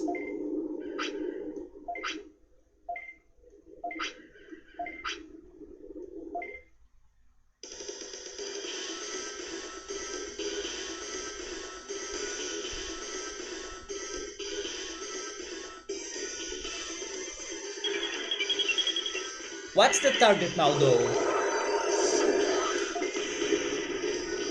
Okay, he's going for Ogremon. That's not what I want.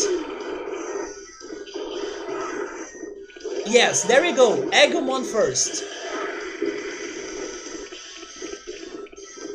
No, not him.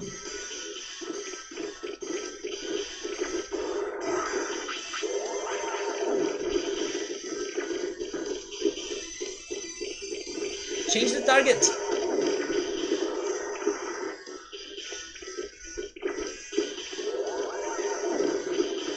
Okay, one Agumon is down.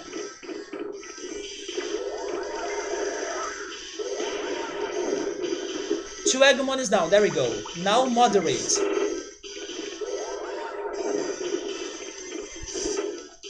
Finish!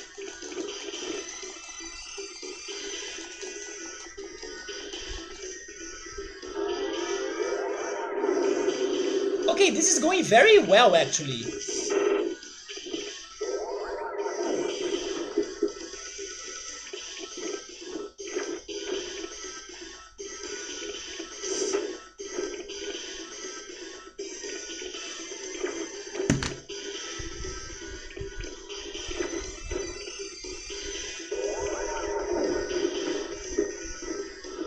Hands off the controller.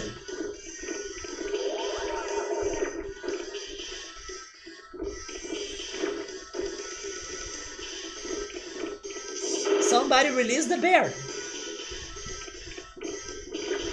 Oh, actually I wanna do the finisher though.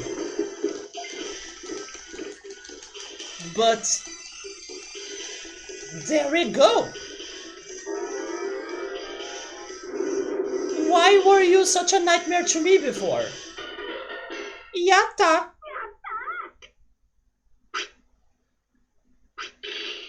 It's because Tyrannomon was a champion and then now I have a freaking broken ultimate?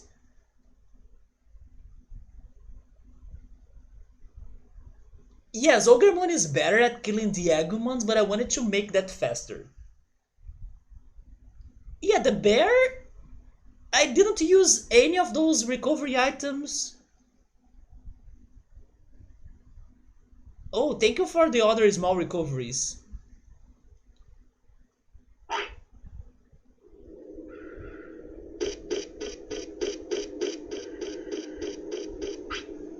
I will get even someday. Oh wait, this is not over though? Don't digivolve please. Oh no, it's not over. Look at them go, they won't be back for, oh, hopefully not. But goddamn finally. So we have access to the canyon again. So tomorrow hopefully we can also check Freezeland.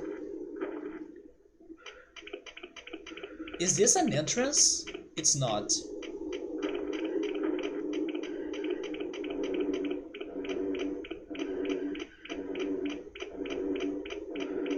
Also, we also need to explore this... Oh, actually Freezeland is here.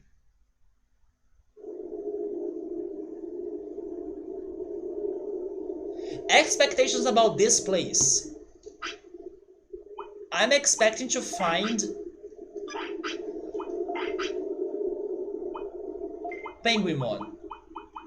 Thanks to my theory of every one of these guys will join my city, so where is Penguinmon?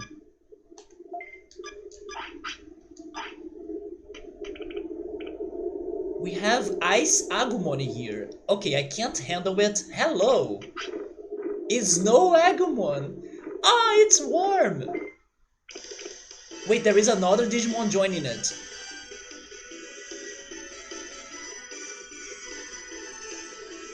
It's like Alolan Ninetales, you know? Who's the other one?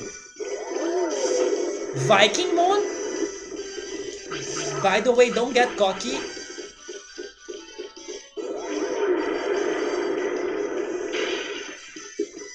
And they have area of effect attack.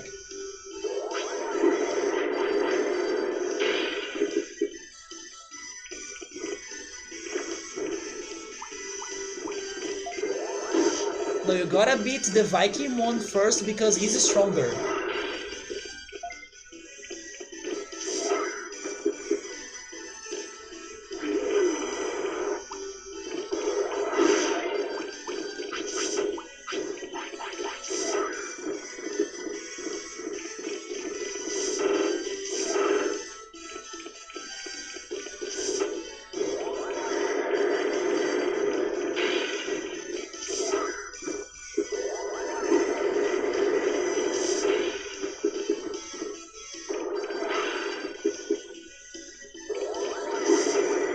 Try getting some distance.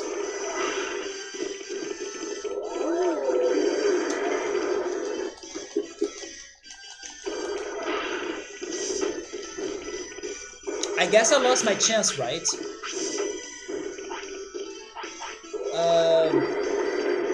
Moderate.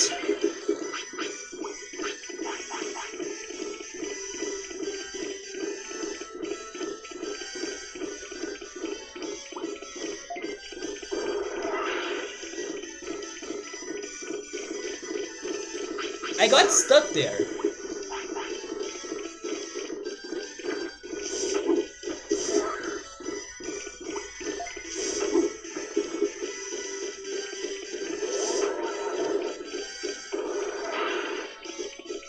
And yes, these guys are stronger than Ogremon.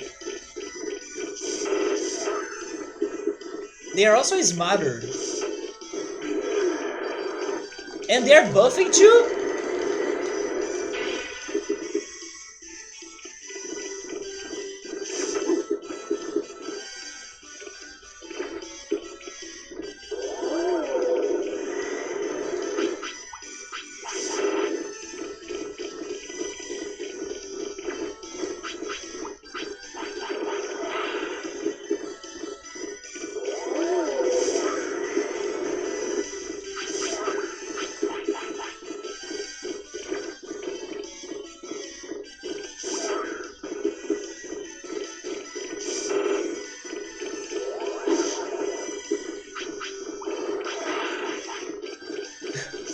This fight is also such a mess.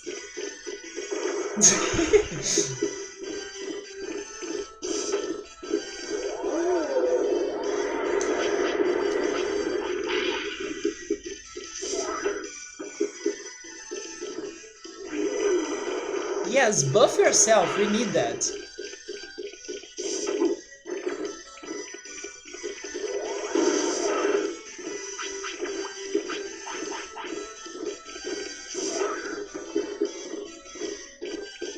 Man, this area, it's going to give us a lot of work. I cannot believe this fight's this intense, you know.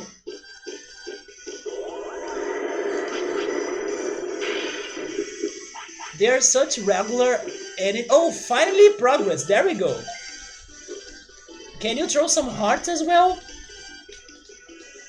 There we go. Jesus.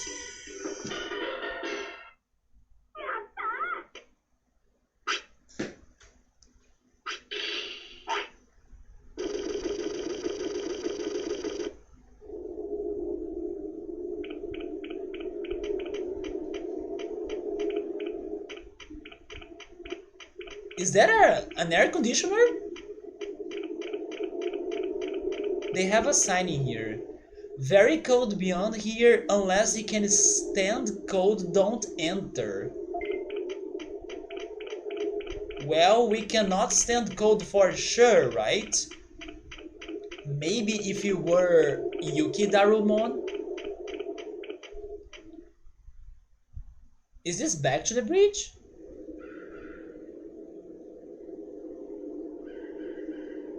Oh no, it puts me up there, huh? Okay, I will finish this exploration right here. I wanna see where it's going to get me to. Let me find the map.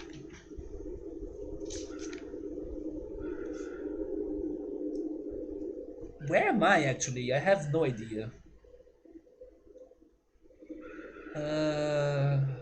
Yes, I'm lost now though. You know what? I will work on this map tomorrow. I'm now lost.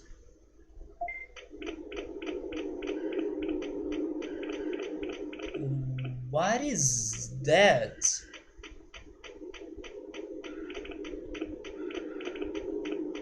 Oh, it's a higher place.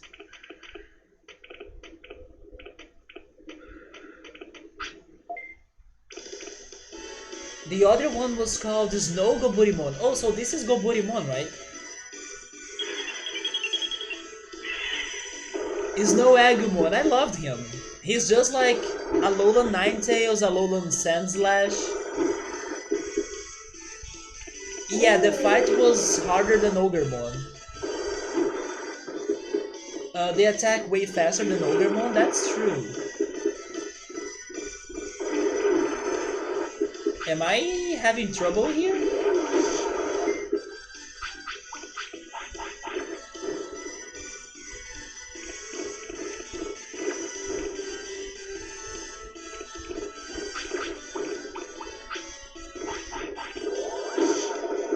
Explore the water.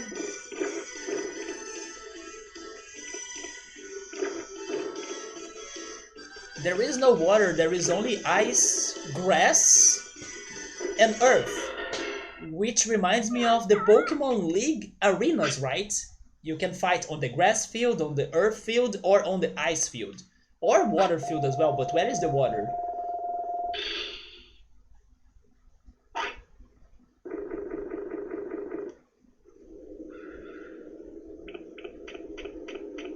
Yes, I'm checking this now, but we'll be back here tomorrow so I can fill my map in here.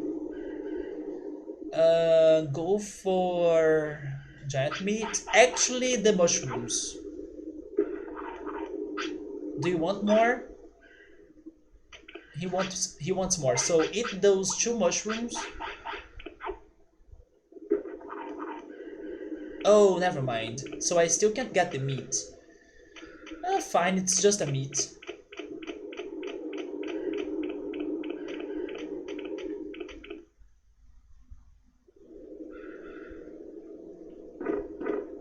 Oh yeah, there we are.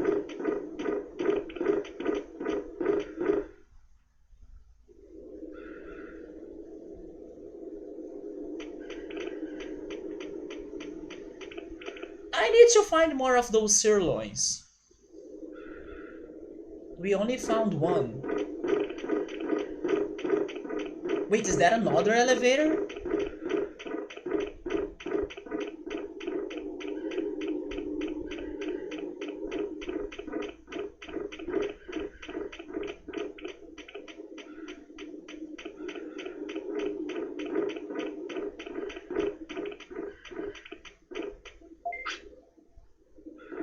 Press down.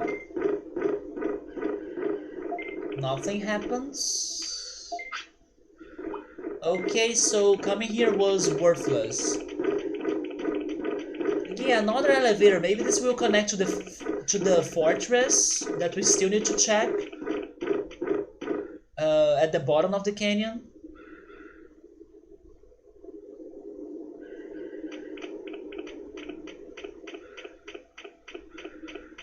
Oh, he's back there? Are you kidding me?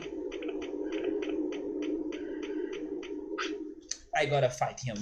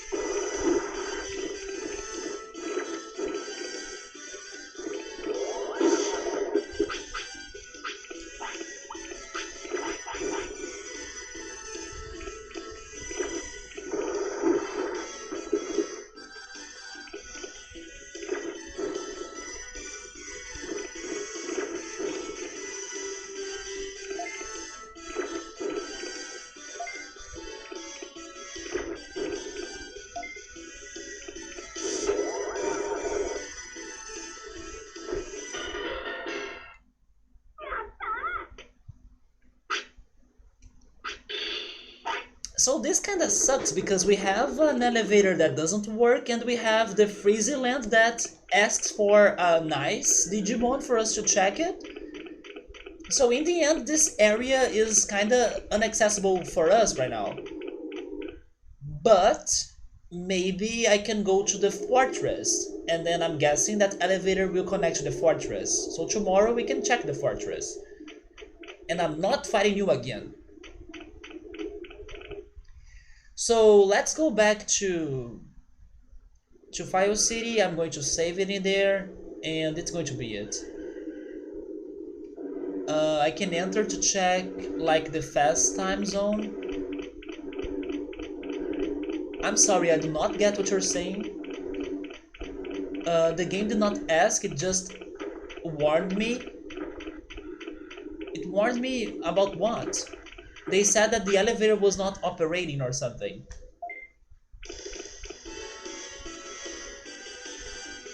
They said like it's not working.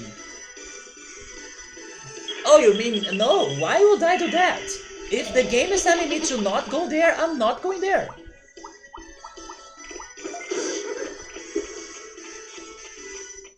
When I have a better setup, I will go there.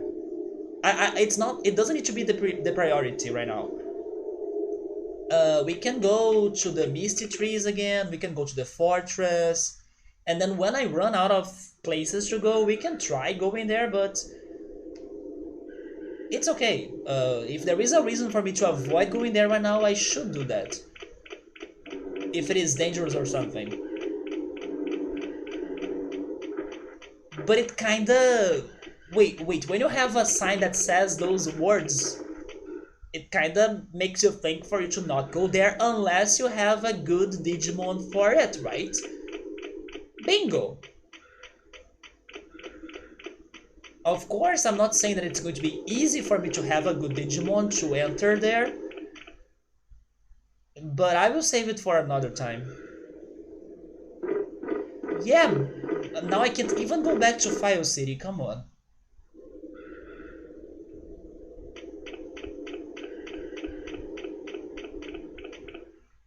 How do I return?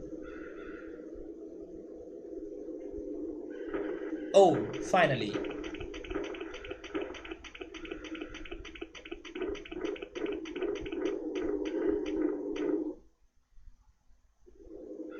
Yes, but I have like many places to check, so Freezeland is now at the bottom of my preferences.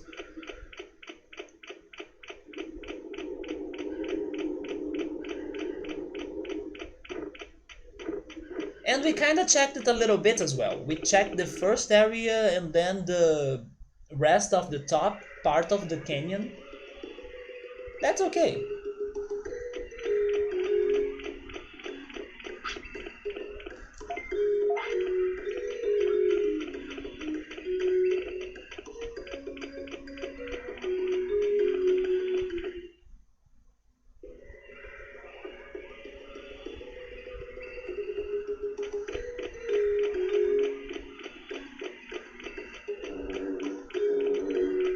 Am I close to a toilet?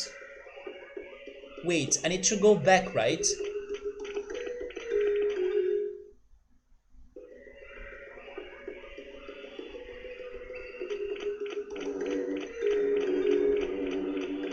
There we go.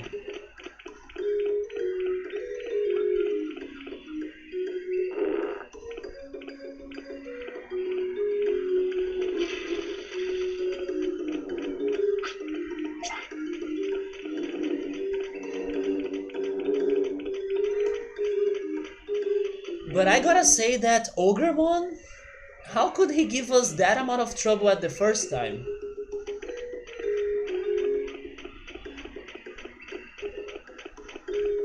My Tyrannomon was really bad.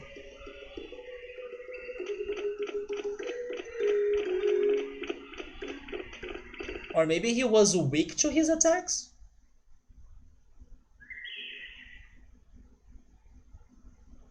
And they both had kinda short range attacks, Monzaemon and Tyrannomon, so that's not an excuse.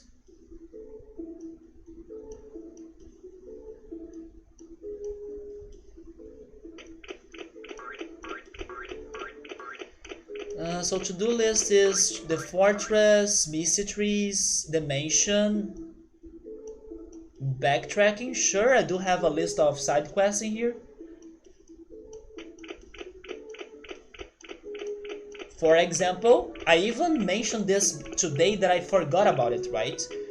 There is a freaking manhole in the Mount Panorama. What if it's now something important? Also, what if I need to enter there with Numemon? I could try that. Or Sukamon. And then there is the mysterious door on a tree. There are so many things that I still need to check. But as I'm back here, I'm going to deposit the thing, save and quit. The berries due to the Michelin star toilets. Wasn't Michelin just for food though? Although on this game, crap is also food, so who knows? 5 stars Michelin poop.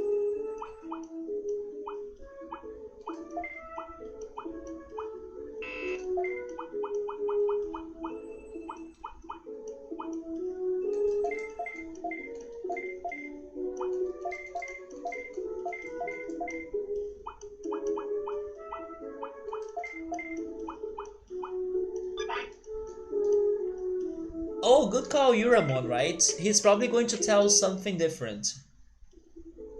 Or tell us something different.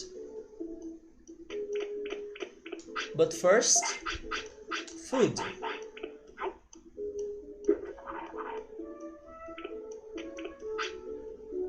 Are the bandits defeated? I heard there is a gang of bandits. More bandits? Well, there are more then. But guys, I'm tired and I'm hungry.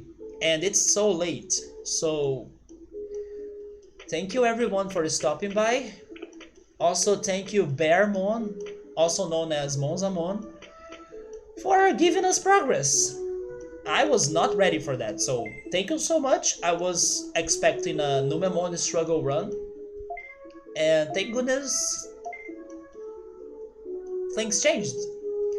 And changed for like the whole playthrough now, or the rest of the playthrough, because Numemon is now good news, and as we can only get Numemon, good.